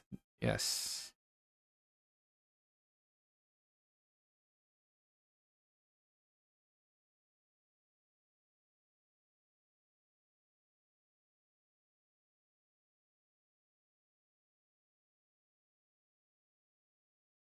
Ooh, branded Bestial. Okay.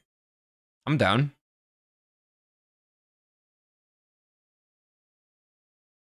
Very based. Joshua now has perfect information. 1 year of partnered content creation. I'm really happy you've come that far and hope it will be an even better time in 2023. Wide peepo happy. Thank you so much for the 12. Also, the first time that you could actually hear your text-to-speech. Isn't that a pog moment? Progress has been made.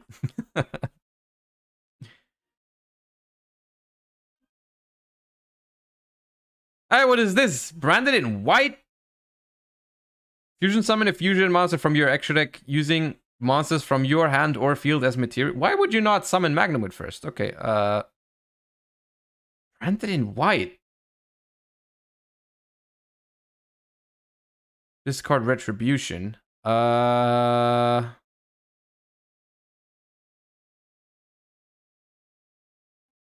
throwing Nevermind me. So, trigger Havness? What quick... Wait, no. Wait. Wait. How does this work? If I trigger Kelbeck, I can't Havness, right? I can only use one of them. I cannot use both. I cannot do both. No. Because they both have to... The thing is, the way it works... Hold up. The way it works...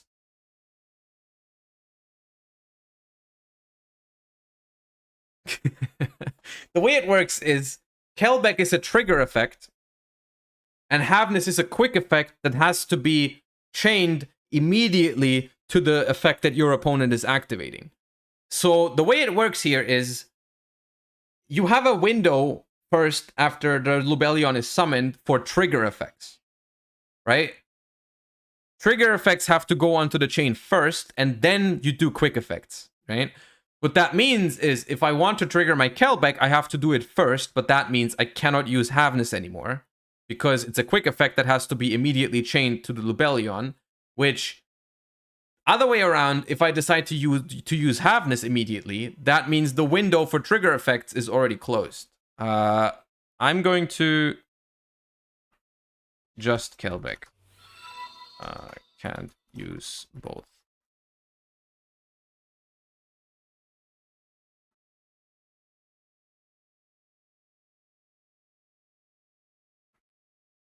Congratulations on passing the RC 1.5 test, Pog. I don't know why this feels like an insult, but I'm pogging anyways. I don't care. My explanation was correct. That's why we're pogging.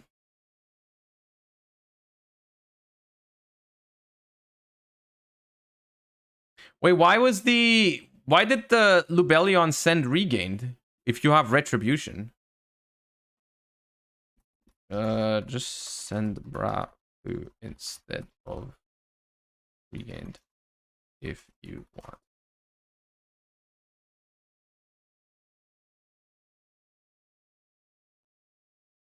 Also, what the hell is branded in white? It'll take too long. What? Okay.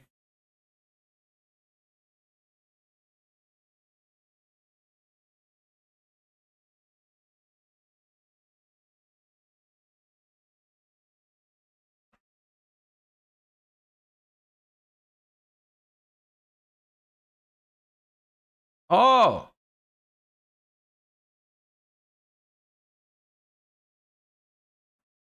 Our turn, baby. Hell yeah, our turn, brother. Whee!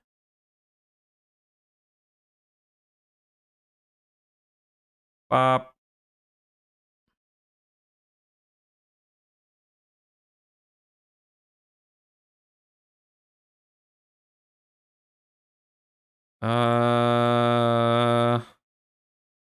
Rhino Hard pitch. Rhino Hard pitch. Scream. Send. Make. I can make a Kaleido Hard. But it's not that great.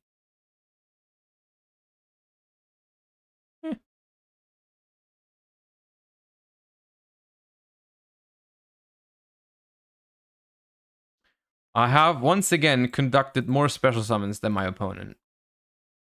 Bop. Bop.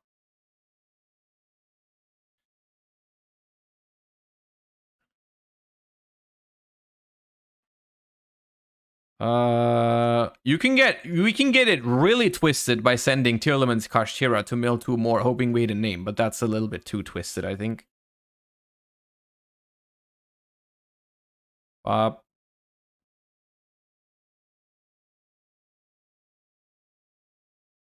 What happens? Chain Merly?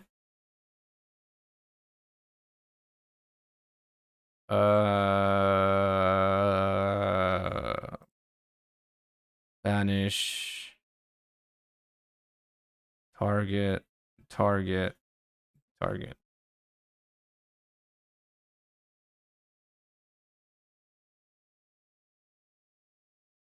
Now, Rule Kalos is pointless.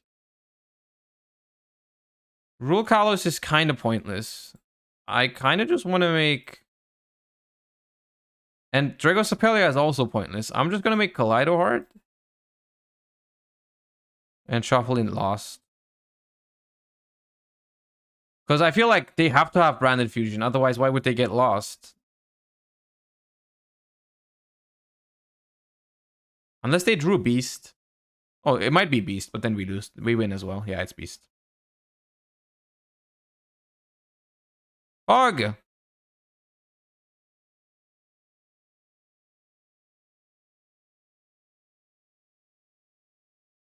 Greetings, traveler.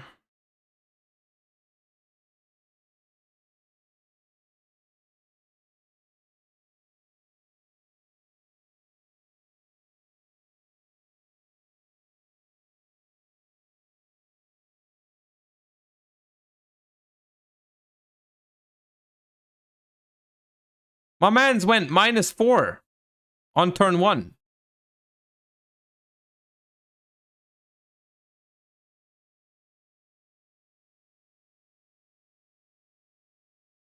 Why do we need to continue?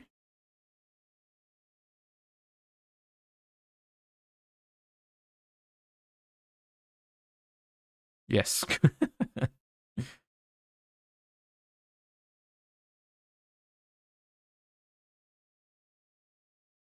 I couldn't even say twisted.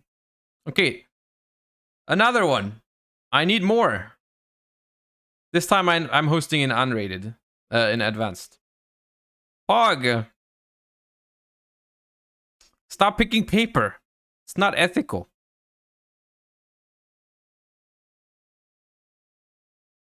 I mean, look, this was not about instant fusion. Bro, we win this game without instant fusion. Oh my god, we're getting it twisted, boys. It's gonna be so twisted. It will be twisted! Don't have shifter.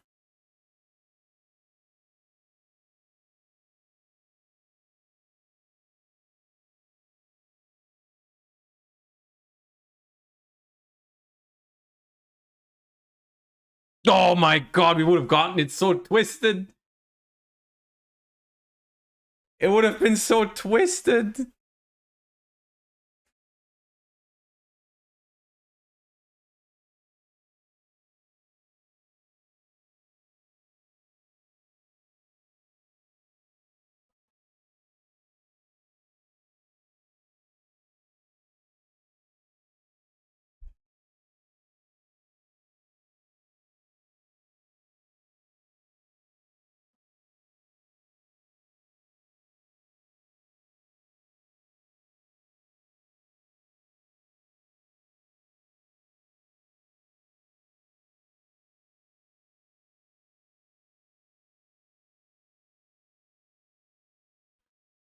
Goodbye, my friend.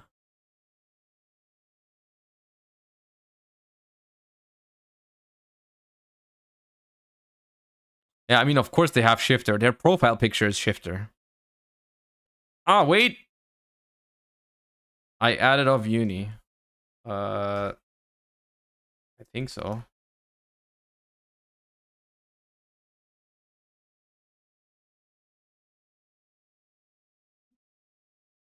You added birth with Fenrir just now. Add a monster instead.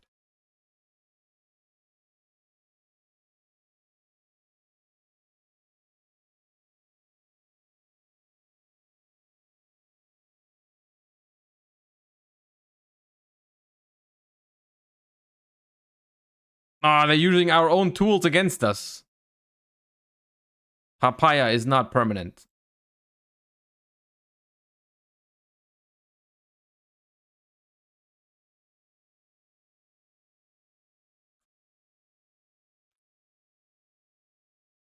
Oh god, it's gonna be so twisted. 1, 2, 3. Goodbye, friends.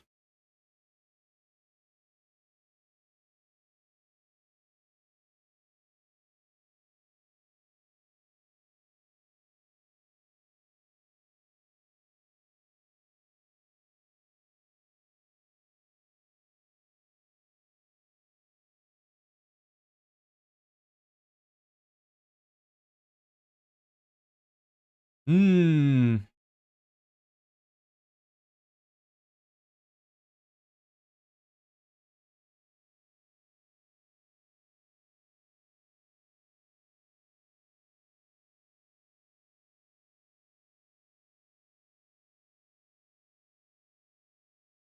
Wonder what people will use to indicate locked zones. I think that is my smallest problem with all of this.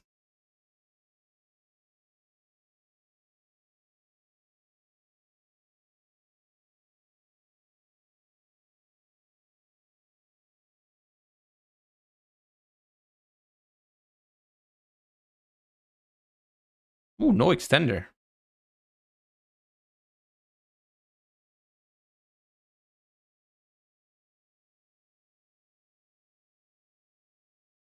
Well, I mean, what do I do now? My suit, it's gone. Do I just activate Dark Ruler and make frickin' Baguska?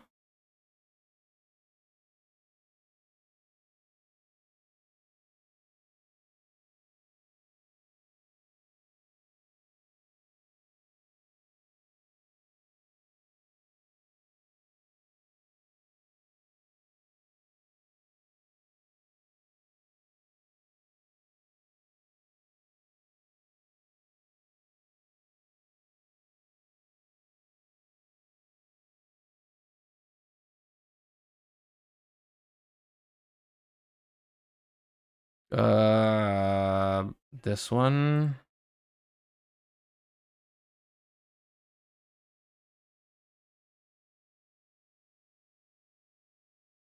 Surely this works.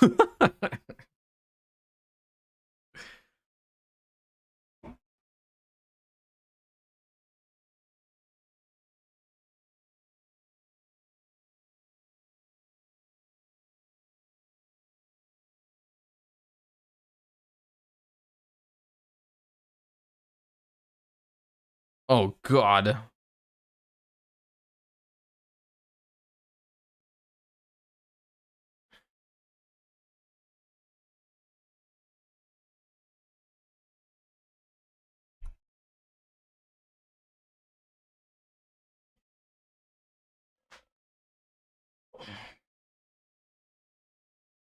Well, that is something else.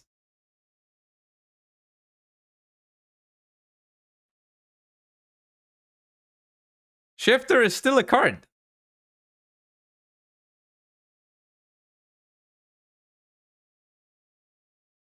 Check this out. Sure. Okay, because we have a little bit of time left.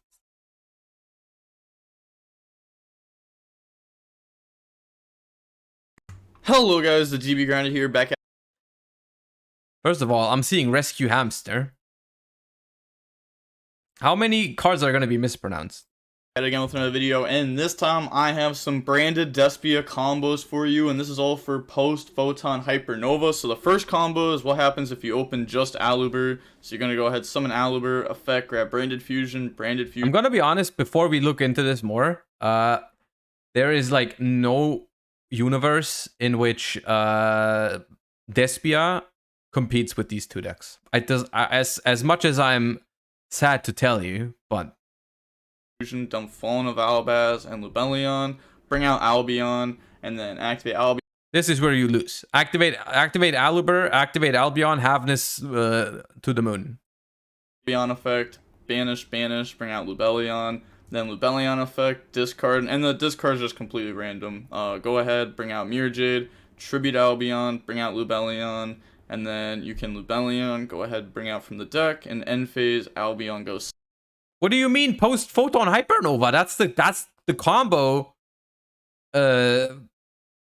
since 3 months or something. So this is a combo that's completely legal right now, but I needed to throw this combo in here as it's a 1-card combo, pretty much. And then hopping into the next combo, this is Aluber plus Lubellion. This one gets a lot better, a lot more complicated too, because this uses a lot of the new cards. Lubellion, go search Sornier. Also, if you have any like ways to improve these combos, comment them down below, because I've been working on these combos for roughly 16 hours now for this deck and another deck. So if something's off or something, please comment down below if I can do something better so I can make my spreadsheet better. So Lubellion grabs Sornier, and then Aluber, go grab Branded Fusion, dump Mercarrier, and Fallen of Albaz. And you have to specifically dump Mercarrier. And we're going to bring out a new one, Lindworm, the Gunhammer Dragon. And this is going to allow us to negate an effect and then return one monster on the field to hand if we want to whenever a Fusion, Synchro, XYZ, or Link monster effect is activated. Then we're going to go ahead and ban. Oh, hold on. When a Fusion, Synchro, XYZ, or Link monster effect is activated, you can negate that effect and you could return one monster on the field to the hand. There's a cool thing with this card. I don't know if it's relevant. I don't know if it ever comes up, but I just thought of that. If you make Mirror Jade and this card, somehow, if you can somehow make both, and if you activate Mirror Jade, you can negate your own Mirror Jade with the Lindworm, and then you can still use Mirror Jade again on the next turn, which is kind of sexy, and you can even bounce like Bystials. Then we're gonna go ahead, banish Mercarrier for Sornier. Well, that's what they're doing? Okay, Mercarrier, effect, go search Blazing Cartesia. And then... Well, I didn't need 16 hours to come up with that, just saying. We're gonna get rid of Sornier, bring out Lubellion, Sornier, dump Retribution, Lubellion, go bring out Branded Lost. And then special summon out Cartesia. And like, you can really bring out anything you want off Lubellion, but with this combo specifically, you're gonna want to bring out Branded Lost. As long as you play the Garua in your extra deck. Then we're gonna make the Grand Goinol, the final dragon. This card's really good. So I'm pretty sure that was mispronounced, but to be fair, I also don't know how to pronounce that, so we're not making fun of that one. So on summon, we're going to get Branded Lost effect to go search, and we're going to get Grand to go dump. So Grand can dump a level 6 or higher light or dark monster from the deck or extract to the graveyard. So we're going to dump Garua, and then Garua is going to allow us to get a draw. I'm just going to go ahead and draw the Rescue Hamster there. And then activate Shrouded Dragon effect, dump Branded and White. So you're going to see this in a lot of the combos because this is another poly type card, but this just lets you banish the Fallen of Albaz and something else from your graveyard to summon. So it's kind of crazy that this card has not seen play the more I think about it, because it's basically just Miracle Fusion, right? It's just Miracle Fusion for Branded. I think this is really good. And then we're going to go ahead, put back Albion, and then get the draw one, because, you know, we just dumped. So here was just a random draw, so I just drew a Magma. And then banish Retribution, add Fusion summon a fusion monster from your extra deck using monsters from your hand or field as material, including a dragon monster. You can also banish monsters from your grave if you use Fallen of Albaz as fusion material from your hand, field, or by banishing itself from the grave. Add back Branded and White, activate Branded and White, banish Garou. Wait, why is this not? Ruin, Fallen of Albaz to summon out Mirror Jade. And then we're going to activate Mirror Jade effect, dump Albion as cost, and then chain to negate it. Yeah, you also don't have to bounce a monster on field to hand. That's why here I say you can return Lubellion on the hand here for follow-up if you wanna. It's not like you're gonna need the Lubellion. That's illegal? Why was that illegal? I'm pretty sure that was legal. Oh, you said that's legal. Okay, I misread. Yeah, for anything. So if you just want to return it the hand, you can, but you would have already used its effect this turn. So it's not like you can like use the discard and search again. And then move to end phase. Look, this is cool and all. Blazing Cartesia adds itself. This is cool and all. Where's back? Albion. It's better than before, but it still doesn't compare to Ishizu Tier, unfortunately. I'm gonna go ahead. Like, it's cool that you probably get to play 9 Bystials in this, maybe even 12 with Baldrake. That might make the matchup against. It might make the matchup against Ishizu Tier or Kashtira Tier, Ishizu, whatever, okay. Right? Like, maybe it's okay. that matchup, but like other matchup. Like the thing is, Branded has always been a lot about like the extra deck with like you have a lot of one-off options for your Branded fusion and whatnot. Like if Kashtira goes first and just steals like some of your extra deck, it's like super annoying. It's like very hard to win because like they can steal like a Mirror Jade on your turn 1, on their turn 1, and then they can set up a Unicorn, banish your second Mirror Jade. What do you do? Or like they get rid of Lubellions and Albions and all that stuff. It's like really tough.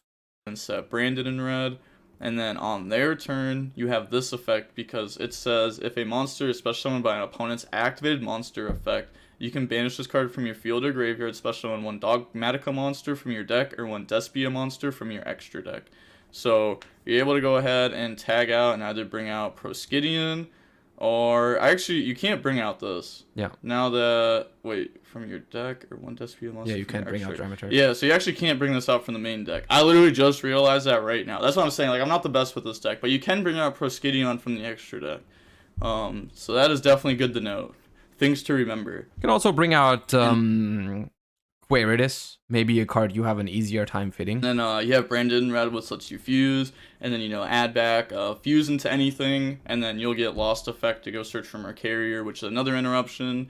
You have this, which will interrupt plus can bounce. You have Mirror Jade that can go ahead and banish because you negated the effect, so you can still use it on the next turn. It's the same as it being like negated by Dramaturge on turn 1. But going into the next combo now, we have Aluber plus Magma. Now, this is a completely different combo than the last one, even though it starts off almost the same. We're going to Aluber, grab Branded Fusion, dump Mercarier and Fawn of Albaz, bring out the Lindworm, and then banish Mercarier for Magma. Banishing Merc for Bestials is quite cool. 1, Mercarier 2. I declare this here so that way to search their end phase. Go grab Blazing Cartagia, special summon, and then effect to fuse. That's going to go into the Grand Goyle, dump Albion, and then end phase. Blazing Cartagia add itself back. We're going to Albion search Branded in red. We're going to Magma, go search for Baldrake, and then activate Branded immediately in red, activate which is the going to red, add back Fawn of Albaz, and then banish the summon Mirror Jade effect, dump the Bridegrain, the Tri-Brigade guy, the guy that searches Mercarier, and then use this to negate. And then this time you're going to use the effect to bounce back. That is nice against Ishizu tier. If you can bounce your own Magma, that's sick. I love that. So we're going to bounce back the Magma to hand. And I love that for us that we can do that. We're still not viable, but so I love that for us. You do need 2 Mercarier in your deck, which isn't the greatest, but this is what you get to end with. And it's pretty strong. And then on to the last combo, we have Lubellion, Aluber, and then a blank discard. So we're going to Lubellion effect, go search for Sornir, and then normal summon Aluber, grab Branded Fusion, dump Fawn of Albaz, Mercarier, bring out the Lindworm, and then banish Mercarier for Sornir. Mercarier effect, go search for the Blazing Cartagia, and then tribute Sornir, bring out Lubellion, Sornir, dump Retribution, Lubellion, bring out Branded Beast.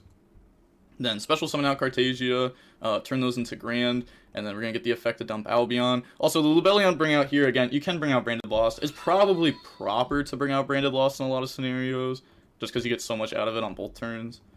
But then we're going to go ahead and Albion, dump the Branded in white, then put that back, Retribution, add back Branded in white. Not sure how I feel about the Branded in white yet.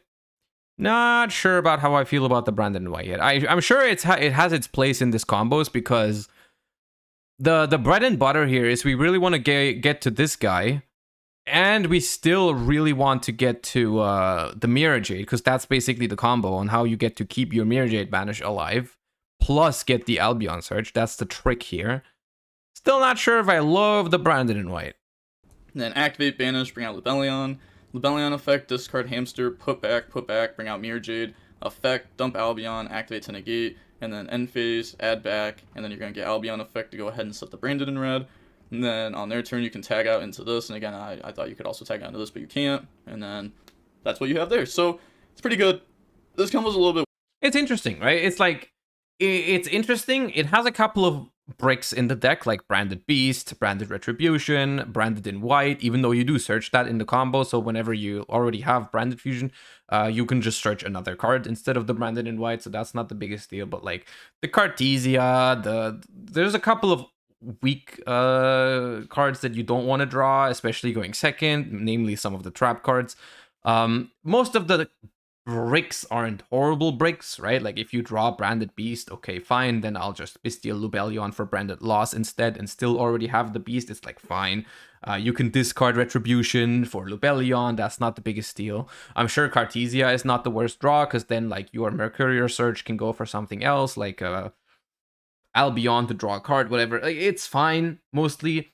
It's just what I'm mostly worried about is what it has to compete with, right? Like if this was the case a couple months ago, if this support came out like before Power of the Elements, I'm sure like some version of Branded would have been way better than it already was. But right now, even the best version of Branded Bestial might not be able to keep up with, or most likely, not just might, it might just not, it's probably not going to work out, unfortunately, because I think this deck's quite cool.